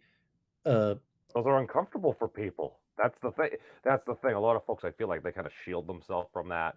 But with So your if wife or your very close identity, you might tell them that information because it's important. I want you to understand who I am, and for you to understand who I am, I have to tell you these stories. Or you just say, well, the moral of the story is that I developed this enduring personality trait, and the reason we're friends is because you like me, and you like me because you like my personality traits. So it's not necessarily important that you understand the narrative of um, what happened to me, that I developed these personality traits that became Well, it's enduring. only important if you think it's important for the friendship. What you're saying, it's a psychosocial relationship where there's a dissonance between my own narrative and then the narrative that makes sense to other people. So like, who is this Doovid guy or Church of Entropy guy? Like, how did Church of Entropy become Church of Entropy? And so there has to be enough of a narrative to have a social relationship, because like there's the I and the me. The me is the self that's presented, and so if the self that's presented doesn't match the self that you think you are, you're going to have cognitive dissonance. And then you're saying, well, how do you know that the I that you think you are, if the I that you think you are isn't how other people perceive you? That's cognitive dissonance. Well, maybe I'm not really who I think I am, because if I was who I was thinking I am, why would I have such a hard time presenting that self to other people in the method that is done through narrative? Right, right. Well, I mean, that's basically the kind of main gist that I got from Professor Peterson's first book, Maps of Meaning. That's actually probably a pretty good thing, because like There's a when book on he Jung. I downloaded that. I haven't read it yet. I noticed that he wrote a I book on that. I download the audio. I happen to prefer it in his voice and stuff like that, because I'd listened to like the first He's couple of not a chapters. theorist, so I was telling you like the Oh, the research actual that came up with developmental their own science and theory. stuff. Okay. Peterson has kind of like a popular book like I was doing, where he's explaining all these Maps of Meaning theories. is a bit more technical. Like he has kind of like the self-help books, the more recent ones and everything. But that one, it's dense. He said it, and that was kind of one of the things, because he would occasionally refer back to it, and then like, but he wouldn't go into specifics, and I was wondering why. And I went back, and at one point I found a quote which I'm not going to say is kind of problematic for the professor, but just with some of the, actually, you know what? Let's play that, because we can play, because this is the internet and we can. But hold on. Basically, he's kind of been, well, I've learned to monetize social justice, and he's been going on about this and that. So, uh, Peterson, boom. All right, here we go. Share the little thingy there, tab. Ba, ba, ba. Here we go, because we can. All right, and boom. Stated abstractly, the prophetic principle can be put as follows. The prerequisite of political stability is social justice, for it is in the nature of things that injustice will not endure. Yeah. I just find it interesting that was something he wrote in like 2001, 2003, and he never really went into many. Not say, but basically the whole book is about like uh, personal, just how you would get things, just kind of based on some historical things. It's like, all right, you had these rituals, you'd have apprenticeship and everything, you develop who you are, and then it would be how you interact throughout society. And he just keeps on saying a lot of the same things over and over again to grind into your. I mean, I found it extremely useful. It's one of the most useful books I've listened to the first half of. A lot of we were talking about morality in Jennifer's debate earlier, Hmm. and you could interpret morality or karma as narrative reasoning. In some extent, like so there's personality, enduring personality traits. Like, I'm going to tell you a story in extenuating circumstances and the purposes, so you understand me and how I develop these personality traits. But there's also morality and karma. To say I used to act in a certain way that was bad, and therefore I accumulated bad karma and wasn't able to accomplish certain goals, or had these bad things happen to me, or I did things right and I accumulated good karma, and that's why I had certain amount of successes. But I don't know if I mean, what Jennifer was, the debate she had, at least in, we're talking, is morality a product of mind? And you say morality or karma even is like, even in the Vedic scripture, it's usually taught through stories, because it's narrative reasoning. That the Well, reason it's because it's objective that we can write stories about it. That's the way I would put it. So the question was whether morality was objective. But I mean, it's narrative reasoning in that sense, that if karma, you're saying, okay, I did something and I accumulated bad karma, and then it had consequences over the rest of my life, and that you would be expressed in a narrative that would make sense to the other person. Oh, I get it, like, because karma is somewhat objective, and that makes sense that if you did these things when you're younger, that it had this impact on your life, throughout your life in good and bad ways. That's like a social court case. Or even Peterson, like, saying social justice in that sense, like, it's a narrative that, okay, like, I was young and I recognized that there's a lot of problems in the world, and it part of my Well, identity. I want to be fair, he was actually taking a quote from like someone else's book that he was quoting from there. And I just tried because I think I actually linked to his audiobook or something. But the whole thing is just the whole meme. It's like, well, injustice shall not endure. Yeah, it really shouldn't matter where that injustice comes from and everything. That's why I think it was a very powerful quote there. But on completely different things, um, I was listening to a video earlier in the week because I was attempting to propose a conjecture about how the Unruh effect may lead to free will, just because if effectively, as long as if you're accelerating, you're kind of like, in theory, kind of outrunning photons to accept, but you need to be constantly accelerating. But even for short bursts, I'm like, wait, can does that mean you could technically outrun some of the wave function? I'm like, doesn't that add like another component or something in? And then I realized when I was looking it up, what I was finding really necessarily wasn't supporting what I was saying, and I realized I need to spend more time thinking about it. And then I came across a video about him doing some words about GR, and I just found it absolutely fascinating, just because of what comes up, and that he may or may not have broken unitarity. And Professor Susskind's quick few. I just want to play a quick couple of clips from this. This is fascinating. This was how he starts the lecture. First one I want to say is that black holes form.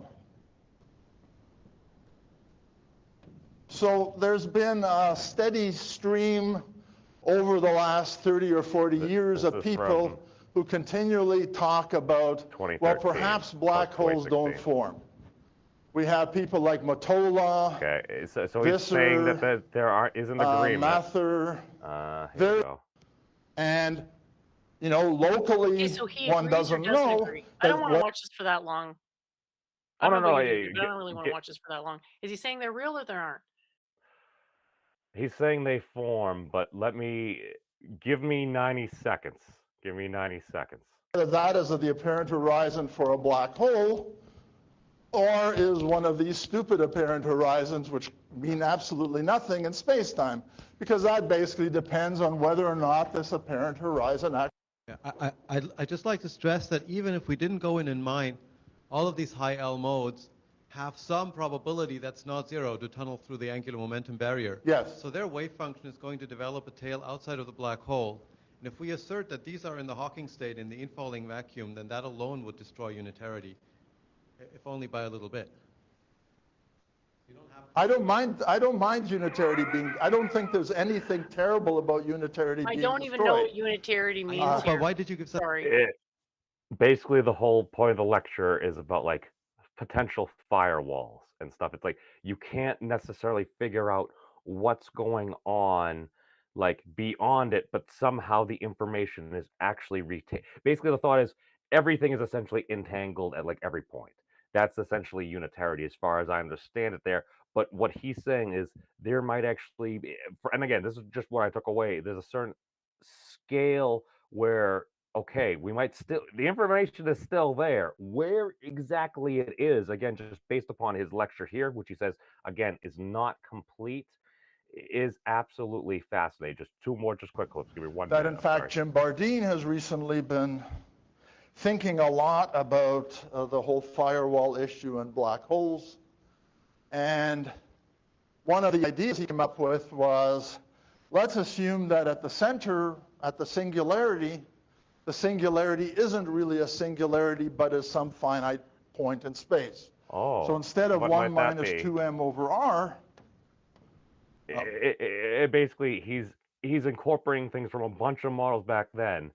And again, he's actually a Canadian physicist, I believe. I think I need to reach out to him just because the final thing here is just to conclude with Professor Leonard Susskind. Yes. First of all, thank you for some extraordinarily interesting examples of very interesting things.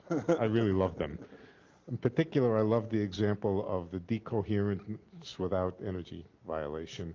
But I think if I had seen these particles come and collide and do that and conserve energy and decohere in this way, my guess would be there's a spin somewheres, and that spin somewheres is containing the information about I would guess that Sure. somehow, and I would be right in your case. Of course.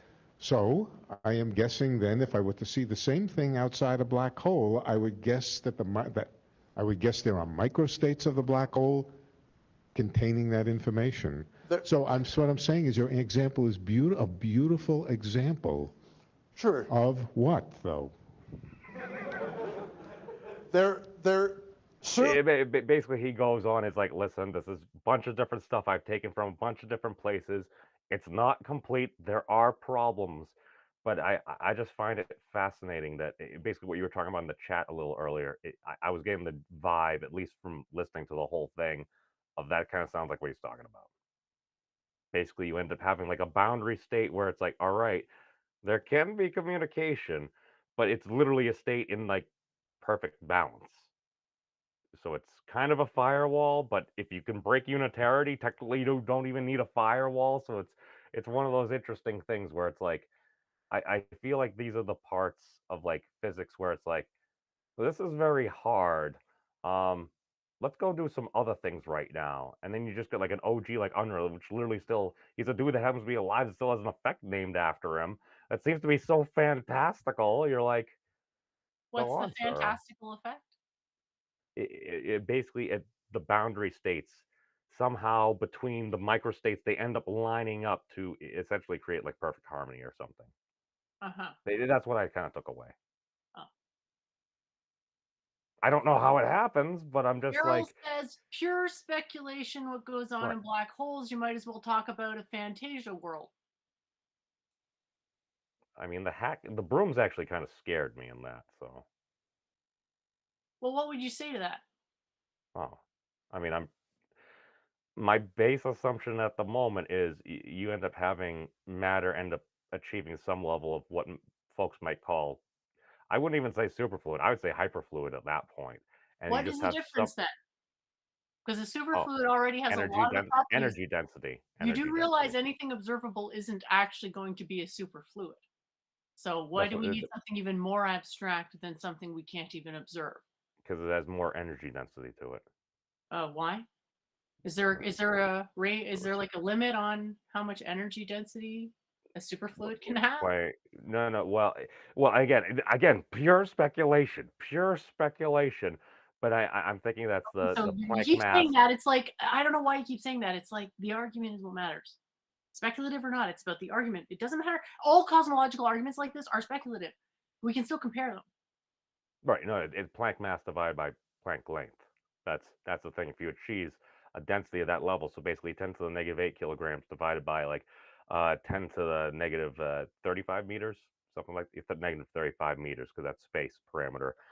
You end up with like basically that's how you end up deriving the Schwarzschild radius there. So you take like half of that. Once you hit that density, you technically have a black hole at that point. So I'm thinking if you have basically Some the people say figure black eight knot holes don't exist. articulation gives rise to How do you boundary. establish that a black hole exists? That's a good question. The Einstein equations, isn't that? Or at least That's a math. Math doesn't establish physics. Physics establishes math. So I don't know how many times I have to keep repeating this, and not to mention that anything with intrinsic time can't work due to entropy. Is that where the boundary comes in? Boundary, if you want to do it from a signal processing, because there's different ways you can approach the teachings. If you do it from a signal processing vantage, the boundary is sort of the first concept that you encounter. Oh, I never studied that, so that's why I'm listening. Well, this stuff could be explained that way too, but you'd have to justify every single boundary. Because the logic is least action principle. Boundary takes energy. Least boundary principle. Right. So something that is a singularity, in my understanding, is a self-contradiction. So you have to argue why I ought to accept a self-contradiction. I'm not against self-contradictions in theory. If I can be presented with something, oh, it looks like it's self-contradictory, but actually it's not. It's just happens to be layered meaning that a lot of times is misinterpreted that way. Fine. Right. Right. But No, that that's has to why be I'm That in established. fact Jim Bardeen has reached you in black holes.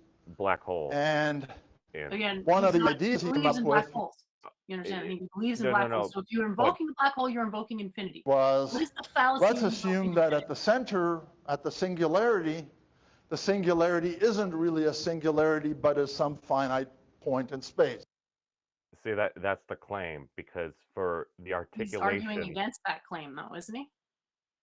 he says a lot of things in this lecture. That's why a lot of people were kind of confused. Essentially, that's why the first gentleman was like, "You broke unitarity," and then he actually follows up with, "Why did you give such a long talk instead if you were breaking unitarity?" It basically, he went into a number of different things and was sure that's the thing, because he was kind of arguing back and forth, being like, "Well, what if this case?" He's like, "I'm basically agnostic, but I just find this fascinating, like what was going on there."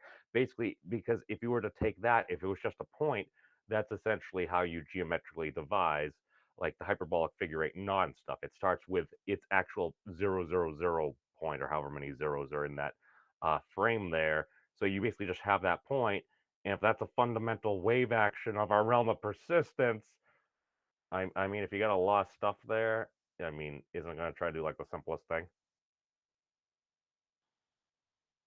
You lost me.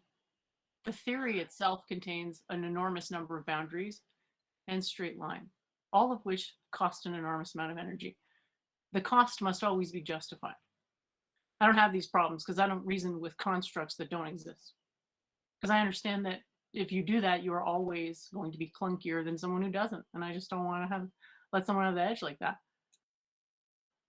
So from where I'm sitting, it's like you want to justify this framework, start with the presupposition, start with explaining why I need a singularity. No, but the whole point is there's not a singularity. And if at any point it's asserted that there's a singularity, there's a singularity. Well, he was saying that there might or might not be. That, see, I can see why that's confusing and stuff, because he confused pretty much everybody at the lecture too. So I happen to listen to this like probably like 1.5 times now. So like again, I can understand. I jumped around an hour and 17-minute lecture for like 2 minutes. I was trying to be expeditious. So my whole thing with that is just, I find it interesting that somebody like him, that happens to be known and happens to be have done this stuff, and that was actually gave a pretty entertaining lecture in my opinion, was thinking about these things, and now if we actually like have greater knowledge about what actually might be going on, maybe some of this might be relevant or useful. That's where I was coming from there. But essentially, he uses the word singularity, but that's kind of the troll thing. That's why I did the whole first thing, black holes form. He says black holes specifically there, and then he'll entertain some ideas about potential singularities and stuff. Okay, And then yeah, at the exactly. end, So anything talking about a singularity, I would dismiss it on that basis, unless it could justify it extremely well. If it's just slipping it in as a mathematical necessity, I dismiss it, I'm afraid. right. Why would I Well, accept something I know is structurally unsound? I mean, you could correct them. What am I going to do? Say that using infinity inside a system is tantamount to a truth explosion? I mean, you just put it in some bounded state. Did you understand what I just said at all? Oh yeah, no, you're gonna have like infinite stuff arise eventually. So how do I tell if a theory is true, if anything can be true in the theory? It would need to be bound. My big thing is like the figure eight knot complement. It's made up of a double cover of like Geeksking manifold, which first homology group I believe is like all the integers. So I'm like, okay, you get your infinity right there. It's just not going this way forever. It's going. It What's your has an point here? Are action. you saying that using the HF8 is using infinity? Because that's a bounded infinity. That's not the kind of infinity I'm talking about here. Bounded infinities are right. all right. The boundary, as long as there's a boundary around your entity, it's okay for you to assume you have like hypothetical infinite resolution of measurement. It's not practical because of the uncertainty principle, but that's not what I meant there. Is that because of the boundaries?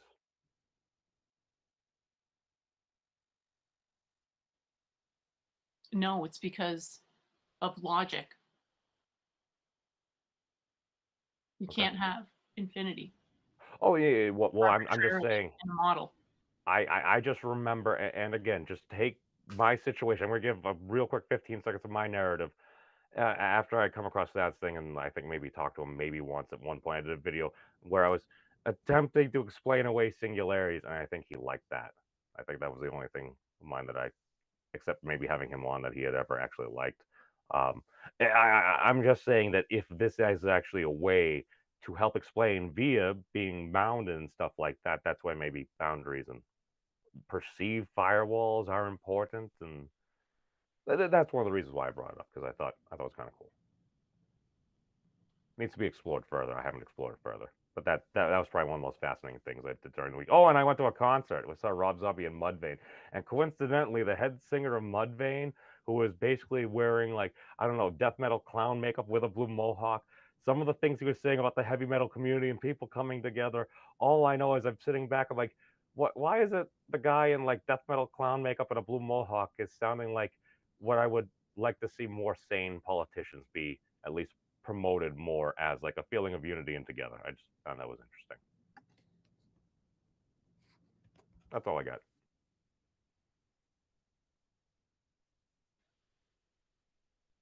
Did you see any of Wolfram's shows this week? I did. I had to go back. See, I missed the first one that was live. I still think I need to go back a little bit, but there was at least a point or two in there where he had said some. Oh, I forget what it was, but it seemed that he keeps on talking about vortices and in something. It's fascinating just because I see these different things. I'm like, all right, I think we're drifting. I think we're drifting in the same area. Like we're gonna end up on the same beach, hopefully. It's gonna be exciting times. Oh, that, and I think I need to write that silly little paper now, just because the James Webb stuff is coming back. It's like, oh, these models apparently break cosmology and stuff. I'm like, maybe we just use some models that make more sense a little bit. It's who cares? Right. So the question is, do the models make more sense? And you're So. coming on here saying you have no idea what it says. So the probability it makes sense, how high would I then estimate it at? Oh, I have no idea. Well, probably pretty low. I mean, I should actually. What's the point of bringing it up? Because I mean, this is stuff that you want me to look into a physics model that you don't understand because maybe it's easier to understand. Well, I mean, you've done most of the work so far. Most of the work for what? Putting out ideas that are probably going to help, I don't know, help us figure more stuff out, actually maybe give humanity a little bit of hope. Be like, oh, look, this might be the reason why we've been kind of stuck for a while now. Oh, maybe we can actually like science our way out of things rather than trying to science our way into just, what Doooovid was saying earlier. The bad juju stuff. We'll always give people some hope. Because I think because so many folks have just either given up or like, whatever. I don't even want to participate in the dialogues. My thing is, if we're trying to figure out what's true, it's like, do I know what's going on? No, I don't get an idea what's going on. That's why I come to see you guys. But to be fair to you and all due respect, it's like, all right, we got like 3 people here and everything. It's like, what if we actually leverage the collective intelligence and consciousness of humanity? What could we accomplish? To do what? Teach people about math that even the people that do it don't really understand it? Well, people like to be part of something.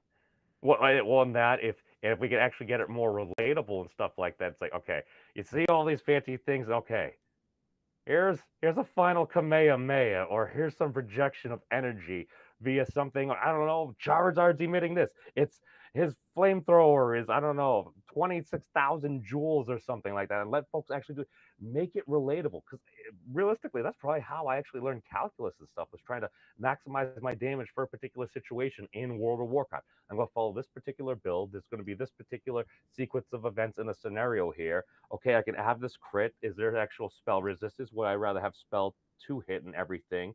Can I try to sacrifice some of my personal damage to make sure I have that Scorch debuff up, which is going to increase all fire damage on the big bad boss with my mages, with our warlocks, with all different fire effects, because the collective goal is we want to down this boss so we can get our fat loots. And it was goal objective, or objectified, or whatever.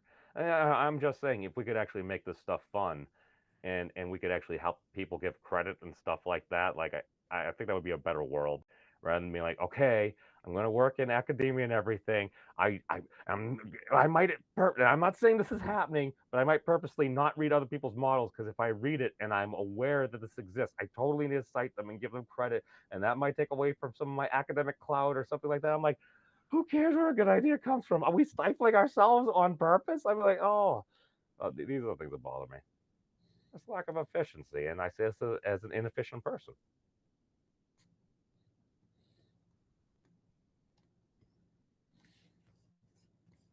I'm sorry, I was monopolizing the conversation. My bad. I'm about ready to call it a week. Anything else? Yeah, no, that's about all I got. I gotta get ready to turn in myself. But no, thank you for having me. And Doovid, I would like to stream with you sometime and stuff, just because I'm trying to also get my interview series on. So you're of course welcome. I usually try to do it on like a Monday or something like that, sometime like 5 o'clock or so. I'm not sure what your schedule is, but if you want, we could either just message or something. Okay, I'm not. If you, I guess Twitter or, anyways, fine. If you want to plan for tomorrow or the week after, might be easier for me. Okay, yeah. No, let's move it out. Tomorrow is short notice, so.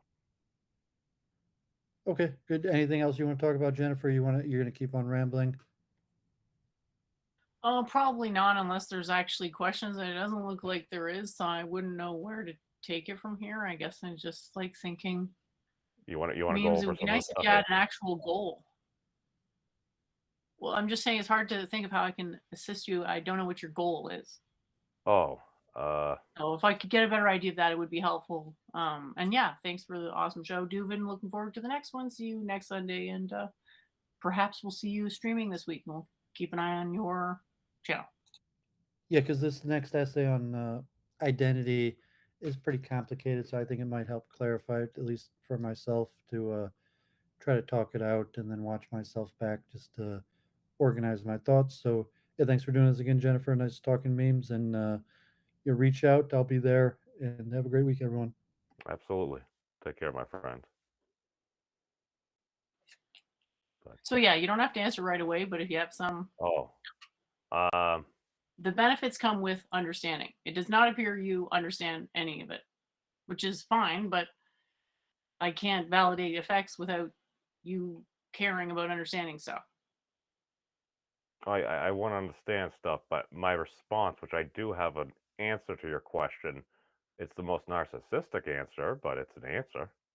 Narcissism can be a motivating factor. I'm not saying you have to learn stuff. I'm just saying, like, if our convos are going to be productive, it'd be nice to understand where the disagreement is, because you keep coming back with the same thing that I feel like I've explained, that a model that has any kind of singularity won't work because they're incredibly hard to visualize.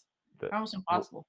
Oh no, that's Arguably, a what. singularity is impossible to think about. So it's like, think about an impossible thing. It's like, why Oh would I no. discourage that? I I perceive know. that as discouraging someone from learning. That's why I would be resistant to it. But that's why I had that point highlighted because he says black holes form. Some people use the term black hole and singularity interchangeably. I remember you beating me over the head with they are not the same thing. You might have a super dense area. That was one of the very first things you taught me I before didn't I use ran the into term it. black hole. I didn't use the term black hole because Well, I you just said to confuse super people. I heavy. said maximum density. I Okay, stay on okay, the non-confusing okay, stuff. okay, okay, okay. No, that's fair. That's fair. And again, the term black hole, which I maybe I use in half quotes or something like that, because it's generally agreed upon. But again, I'm like, this is why if somebody says singularity, I'm skeptical. But at one point there, he gave himself an out there. He's like, some people have conjectured that it's not, but it just happens to be a point of whatever. And that's why it's like, and you're not gonna like this, I'm willing to entertain a multiple truth hypothesis of either way. I tend to think you're right, which is one of the reasons why I'm still around here, because I'm like, you beat that into my head, and as I see more and more evidence, I'm like, whoa, Jen was right. Well, think about it. Just hang on for a second. Think about, what does it mean for a model to be right?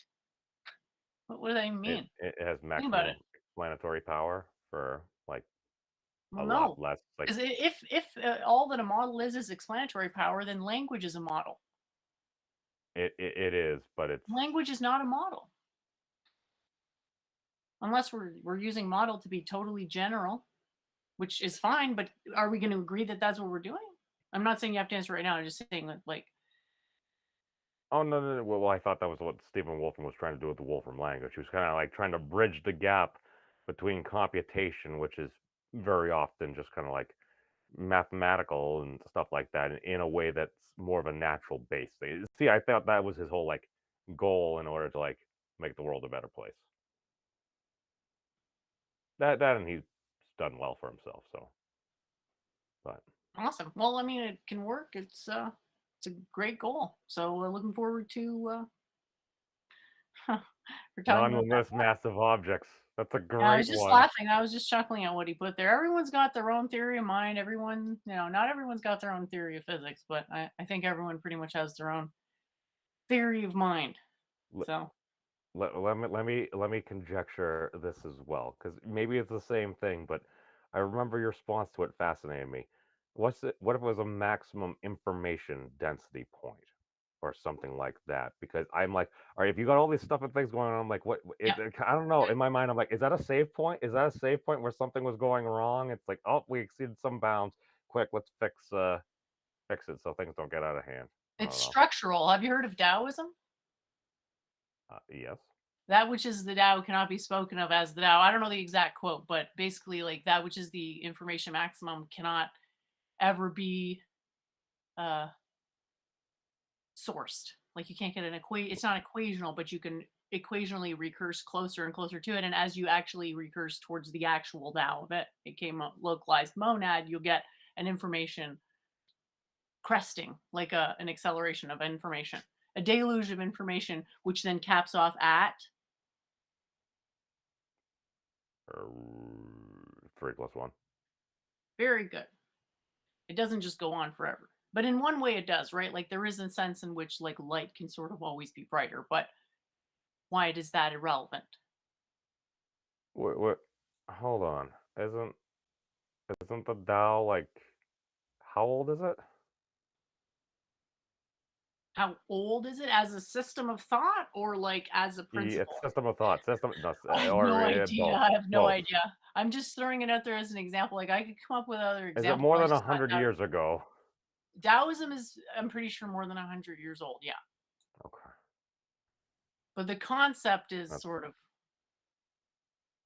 it's about, yeah, information. Another way to explain it is the RK. Do you know what RK distributions are? The logistic differential equation? no. Logs is the unsquare rooting or something, or it goes in that direction. I look it up when I try to remember it. I haven't set that in my head. I use Wolfram Alpha for that. Your ability to use Wolfram Alpha, I'm arguing, will be improved by a higher understanding of these universal principles. Because the more you understand the principles of matter, the better you can implement them in a machine. A machine's never going to be accurate on matter. But the question is, when is it okay to model matter with a machine? And it basically comes from a great enough understanding of matter where you can make those measurements and make them make sense in a computer. So we use mind and matter to determine what's going on with matter, which is okay. I somehow I feel like that's a for loop that's crashing me right now. I don't know. I'm really glad, because whenever I get that feeling, I take it as a good sign. Just like deja vu, I feel it's an opportunity for learning to happen, which sometimes involves removing not the core, but the landing. Okay, that we're not trying to say our core emotions are bad, but sometimes they get malattributed through perceptual bias. And with a lot of stuff, we actually have, like, we sort of trick ourselves into thinking we're better at math than we actually are. And I guess, like, I think math is super powerful, but it's not intuitive for a lot of people. Like, would you agree that math isn't intuitive for you? Oh no, I didn't really understand math until like I get up to a higher level college class and stuff, and then it was like finance. It's like, oh, so like here's I didn't understand math. It's like I understood stuff up to like the 6th grade, and then halfway through the 6th grade, the teacher's like, "You don't need to know this now, but it'll be useful later." It's tossing us about like how to cross multiply fractions and stuff. So I was doodling in my notebook, and then I got to the 7th grade, and it's like, so now that you know how to cross multiply fractions, here are letters. And I swear the system just moved me along. That and a couple of gals in some of my classes literally would turn around, do my test for me, because some of my math teachers had mental breakdowns. We had permanent substitutes that liked me, and I'm like, I have no idea what's going on, but somehow I was able to explain math to one of the girls that I happened to have a crush on at the time, and I'm like, oh, and I went back to not understanding it. And then for some reason, like nuclear physics or nuclear chemistry, when we took that in high school, I apparently I did well in one of the tests because I should have gotten a C in the class, but I ended up getting an A, so I must have done very well in the final. And then, that finance class where it's like, all right, here's a dollar sign, here's a project, here's a risk assessment. Figure out why to do this. I'm like, wait, now there's money involved. Okay, now I'm paying attention. No, that in the video games. It's like I feel like a lot more people, and again, maybe not everybody. Everybody has their own situation. A lot more people, it would be more accessible to if it was in a form that they had a higher level of interest in. Basically, if we could kind of almost maybe gamify education in a way that's like more fun, because just Minecraft in and of itself is just a simulator of complexity. You start off with these basic components, you have these refinements, you unlock these different things and stuff, and I'm like, Okay, well, think of it like this: is there a way to educationalize Minecraft? I had that idea. I don't know how. I don't know how, but just it All seems right. like how I would we think I've go seen about someone that? build a circuit of some sort, a Oh, self-reflecting dude, wave of some sort. dude, there are games coming. I think I bookmarked a couple I haven't looked into. But just like some of these different things, I'm like, how can you do it in a way that could really get folks into it? And that's one of the reasons I want to start like a webcomic series and just kind of like do it in a satirical way, but like take some of these modern ideas and stuff that we've been talking about that look like they're gonna pan out very well, and basically incorporate them into stuff. So it's like use modern pop culture to help meme these ideas into the public's consciousness. And guess what? If we're some of the first ones doing it, then doesn't that make us OGs or something? I don't know. Promoting Probably something a you bad don't thing. understand doesn't appear to be a good idea. Oh well, that's why we try to understand it in the first place. Well, are That's you one reason I'm here. understanding it? Because it doesn't seem like No, you are. no, I don't. That's why I'm here. You want me to explain to you a theory that my theory contradicts? What? I Any don't think it theory that has a contradicts it. I don't. singularity mentioned No. even one time is out. Any theory that mentioned Euclidean space is fundamental is out. Any theory that mentions space or time is fundamental is out. Because those Okay. things are all disproven by science. I mean, I really don't disagree with that. I mean, So this theory, does it meet all those criteria? Because that's not even enough for it to be viable. The theory oh, has it's to show insight, right. No, well, massive insight. It would have to be better than something someone could deduce on their own. It would have to show massive, and you'd have to be able to justify why it was an insight. So you're saying something that I don't understand is a justification for something that I don't understand? well, I mean, if you were interested, I assume we would look into it or Well, what something. is it that I would be interested in? A The theory that microstate. my own theory tells me doesn't make sense? No, I was mostly attracted to it because it gone by like the microstates and a potential like membrane condition. It's whether you want to call that a firewall, and again, this is where you said like kind of language comes in there. It's just from me at least listening to the whole thing, and again, he jumps around. It's not complete or anything, but I just found it interesting that a dude that kind of looks like a little bit like uh, a stereotypical Santa Claus was talking about these things, and he also made some kind of silly jokes along the way. At least I got the dry humor. Uh, I don't know. I found it interesting, and it sounded like maybe there's been some research on some of the things that you have kind of already said. So it's like if we can look and be like, oh, look, here's maybe just an equation I just never come across before, just a particular phrase. And it's like, oh, I've been using this phrase, but people within academia and stuff, they tend to use this phrase. But my thing is a little bit different than this. So whether I need to redo something there, I just figure it might help with communication. Okay, so I had this concept about what if it's a trade-off between it feels like someone understood and someone actually understood? I mean, a lot of people just kind of nod their head and say yes. What if But, it is what if it literally is that though? Like what if it's a trade-off and I have to choose? well, I mean, does it help inform you? Does it maybe give Well, you are information? people's actions dictated by what they think they believe? I mean, they often are, or at least that's an influence. I mean, how much of an influence it is, I mean, maybe that depends on the person, depends on the situation. Um, is this where like free will comes in or something? Because I'm trying to figure out all like the corporal or just the material realm things. I'm like, all right, you could put a measure on pretty much all the stuff and things here, and then the only other thing that would kind of differentiate that would be something metaphysical. I don't know how that works. Are you familiar with the idea of like what is true depends what you believe? Like if you think blue is a nice color, you're probably gonna like a blue shirt. But if you think blue is a freaking gross color, you're probably gonna not like a blue shirt. Does that's a Oh, really reductive example, but does that make sense? oh well, I stand by blue is the best flavor.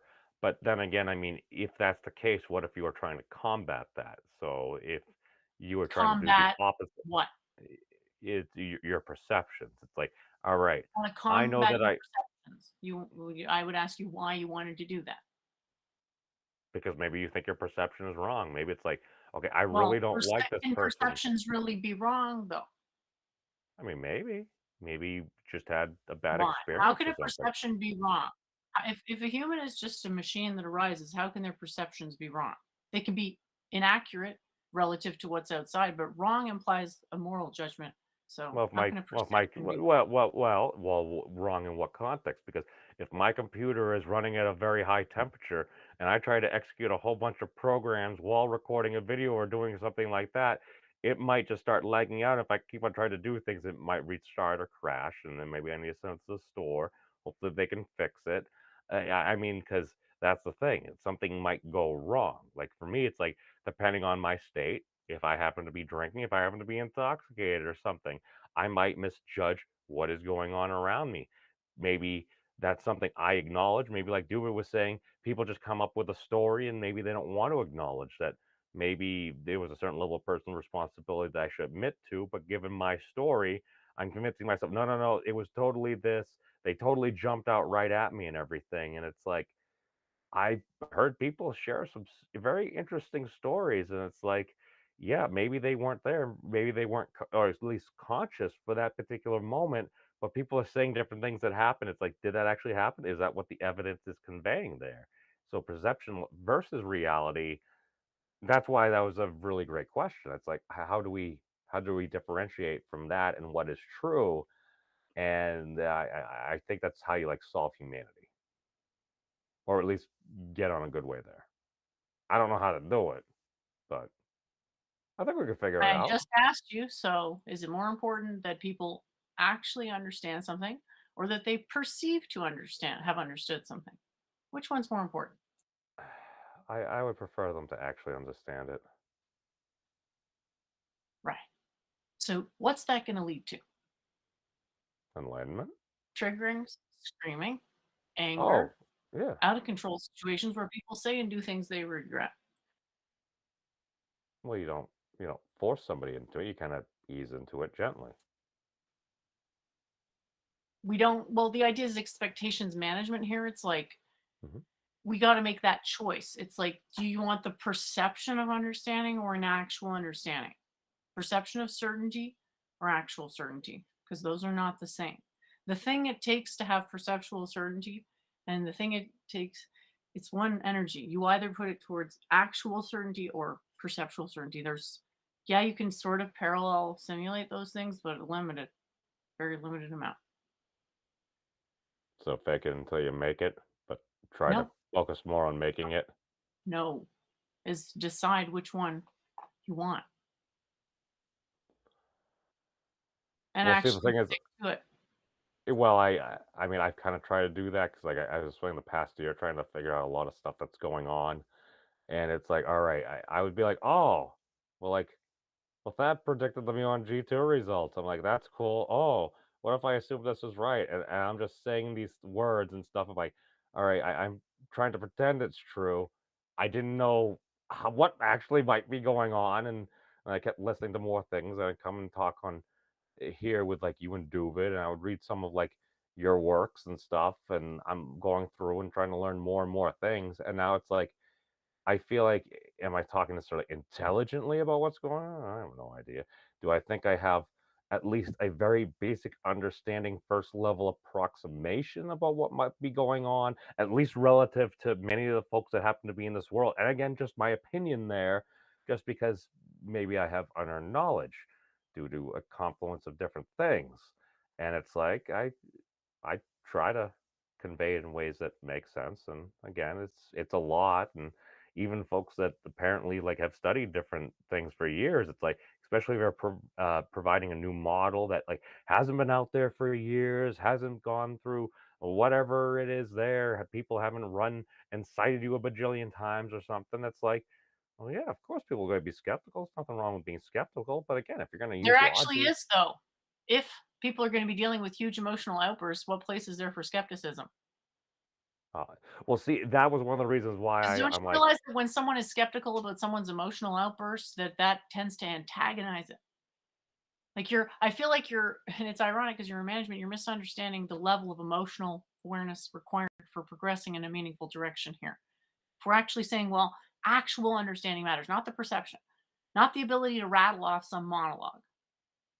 Well, that's hard.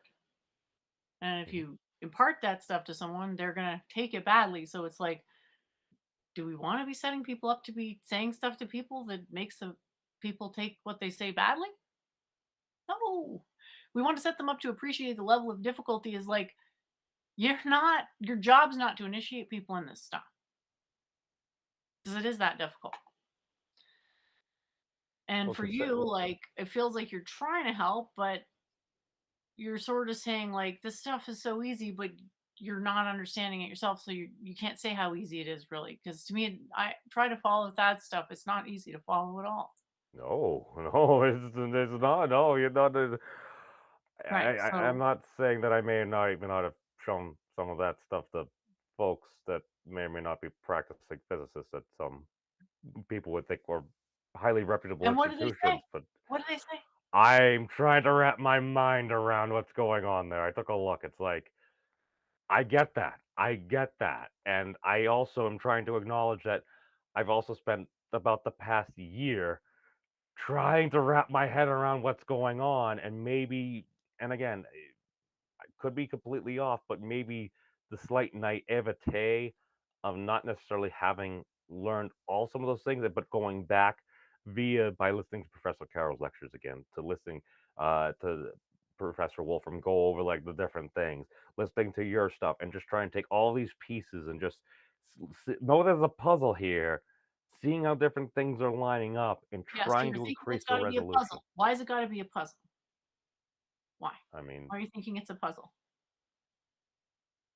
because I have limited knowledge about what's going on. I don't think I've had like divine intervention or something. Or at least I don't know. What does that even mean? Um, I think you've had a degree of divine and of whatever good quality. I'm not saying impedance matching, but I feel like you've had some insight.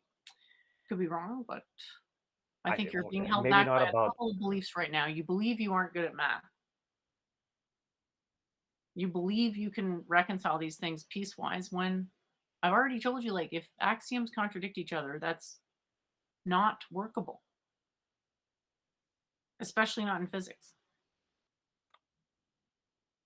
You want to know the great thing that Stephen Wolfram has come to recently, at least when they were doing like I think the meta mathematics, maybe the multi-copy. I think it was mostly the mathematics. Ultimately, they took away that. Well, no matter what model you're going to derive, or actually, no, I think this was for the Rulliad and Hyper Rulliad. Technically, he's like, no matter what happens, there's always going to be essentially an article of faith at some point I think for you can call that wherever. the strong inductive. You can say that every cyclic process has a strong inductive step, practically speaking, unless you have time to like meta analytically validate it over a much longer time scale. I just love it. At one point, he's like, I'm sure there are a bunch of like mathematicians and theologians that have had these words or discussions over the years, And he's like, if I was gonna like put my money on somebody, I'd say the theologians probably had better answers. I just found that I should probably clip that or something, but I just found that was fascinating, and I'm like, oh, I don't think I. If only I had heard somebody that's been beating me over the head with some of this stuff for a while. We don't consider it proper to proselytize because it's considered. I apologize for that. No, I'm just no. I'm not trying to be. I hope I'm. I mean, I'm not trying to be mean. No. It should be respectful. I was going from the math to theology and stuff. We should. I don't think you're being disrespectful. I'm saying this is basically a cause of my misunderstandings of people that I can't explain this effectively, clearly, that is just considered like wrong to proselytize because basically giving someone information that they could possibly hurt themselves with. Not saying that that would happen to you. It's just that if you're waiting for me to try to convince you, it may not look quite like what you're expecting. I don't know at what point an actually convincing argument will happen. It would be at the point where I felt like there was a very small chance of that type of an interpretation being a violation of the Ahimsa principle. So But, I mean, you don't need to convince me. I mean, if you feel like sharing, that's cool. I'm happy to listen. If you're not getting that vibe, then that's cool too. That's fine. It's choices and stuff. I'm in the vibe to share. It's just that like language doesn't encompass concepts. So if you have some emotional leaning towards something, then I can explain a concept that'll align the emotion, hopefully better, more healthily or whatever. But I need an actual sort of, not roadmap, but I need some sort of way to lock onto your motivation. And I don't feel I can do that accurately or even what you want. Oh, I want to save the world.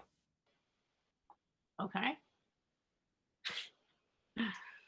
You had asked me earlier, and I said Here's I am the not. thing is that we might not be able to. What does that even mean? Let me tell you something here. We might not be able to because we just might not be able to convince people that the luxuries of civilization are worth giving up for the austerities of long-term sustainability.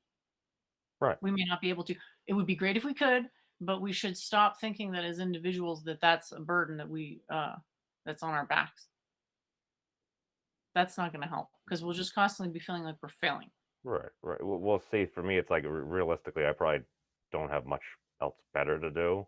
Well, no, that's a lie. That's a lie. I have other better things to do, but that would be more of a long-term goal. It's married, family, and kids and stuff like that. That's one thing and everything, but it's like, all right, if people are going to refer to me as basically like a dollar store Jesus or something, it's like all due respect to the dollar store and everything. It's like, I realize I'm not Jesus and everything, but if I am going to follow the parable of like, maybe you should try to walk a little bit like Jesus or something, try to do some good things out there.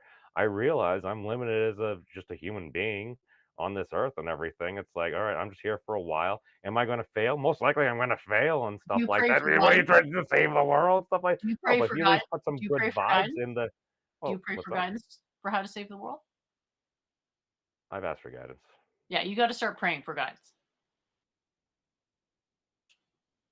Okay. Yeah, because right now you're sort of you're stalled, but you have a lot of energy, but you're not going forward. That's true.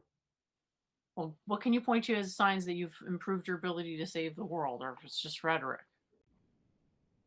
If it's just rhetoric, it's fine, but it's just like, well, it's not just rhetoric for me. Like, I really do actually want to help things. And again, maybe just narcissism, been consistently be able to communicate with a number of different folks over a number of different platforms, groups, categories, communities, and stuff like that, and just often been within just kind of like the same vague or violence as, oh, well, that's memes. Oh, he's going to disagree with us on some things. He's kind of just, he's there. It's all I know is at one point, and again, it's just I was on an alt-right Discord server at one point, and I'm like, well, what happens if you're this and stuff? And basically, they told me to tell me to off myself. And at one point, I had communications with somebody that even referred to himself at one point as a quote-unquote black nationalist. This is way too specific of an example to be relevant to what we're talking about. I'm just saying that I may or may not have been invited. Is excuse for you not doing a balanced approach to learning and just saying a bunch of stuff that's empty? I may have gotten invited to the Black Ethno State, hypothetically. Okay. I'm just saying, no, I'm sorry. I apologize for my If you racism, actually but want to it's just serve a. mankind here, because I don't see how coming on my show and saying these things serves mankind. Oh, Actually helping save the world, what is going to well, how help does that? one go about that? How do we do that? Unite people, give people enough of Somehow. a common low resolution narrative and stuff. And I'm totally ripping that off from Professor Peterson, that they can kind of agree on, so we're at least all kind of going in the same general Not just direction rather about than just uniting people. It's about uniting people in a purpose that will actually right.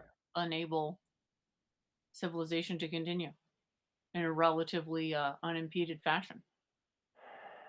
You just gave me a lot of homework. Okay. No. I need to start doing what Doovid's doing, because okay, even if I don't You necessarily have a understand lot the of math and energy. stuff. I'm just saying put some of it towards No, I want to do some of betterment these of academic yourself. papers I've been saying I've been going to do for a long time, and I haven't been doing it. I haven't even run a rough draft. I don't You think said, well, reading the an other day. academic paper is what you need to do. I think you Or at need least to. write down my thoughts, do what you're doing and stuff. At least put them out there and stuff. Because yeah, I'm just No, babbling I into a think you need to camera and get a on lot the of. page with yourself and do a self-inquiry. Ooh, that's hard. So right now you have what they would say a huge excess of the air element. Reading, thinking, actively pursuing discussions, debates, that's all going to increase the air element. So do you think that your state of mind is optimum in every possible way? It could never be better. No, I've done far too many drugs. No. Seriously, no. You're right. I do actually need to run though. If you want to go over any of the stuff that you had for models or anything to close out, I'll totally listen to that. But I got to run. I got work in the morning. So Great chat, but please do the self inventory and let's go deeper into that so we can set you up for how to save the world and be maybe more productive with that and actually verify the goal past just socializing. okie dokie. Catch you all later. Thanks for joining. Thanks everyone for tuning in. I had an awesome show and I made some awesome diagrams this week. I really I don't know if I should use the word productive, but it did feel like there were some interesting things that happened that I'm always kind of like, well, should I talk about it? Because then, maybe the people involved don't want to hear about it, don't want me to talk about it and whatever. So I need to work on presenting things as single things. And then I get this sort of additional concern that, well, if the end result is that people think they understand this stuff, but they don't actually understand it, that's terrible. And it'd be better to just never get it out there to that point. Not saying it has to be intentionally obscured. It's just the understanding kind of has to be there to some extent. And I'm not saying I'm judging just from the comments on the YouTube streams. I mean, that's part of it, but yeah, it's ultimately about framing, and I am certainly enjoying the opportunity to improve in the most relevant ways possible. Thanks for all the wonderful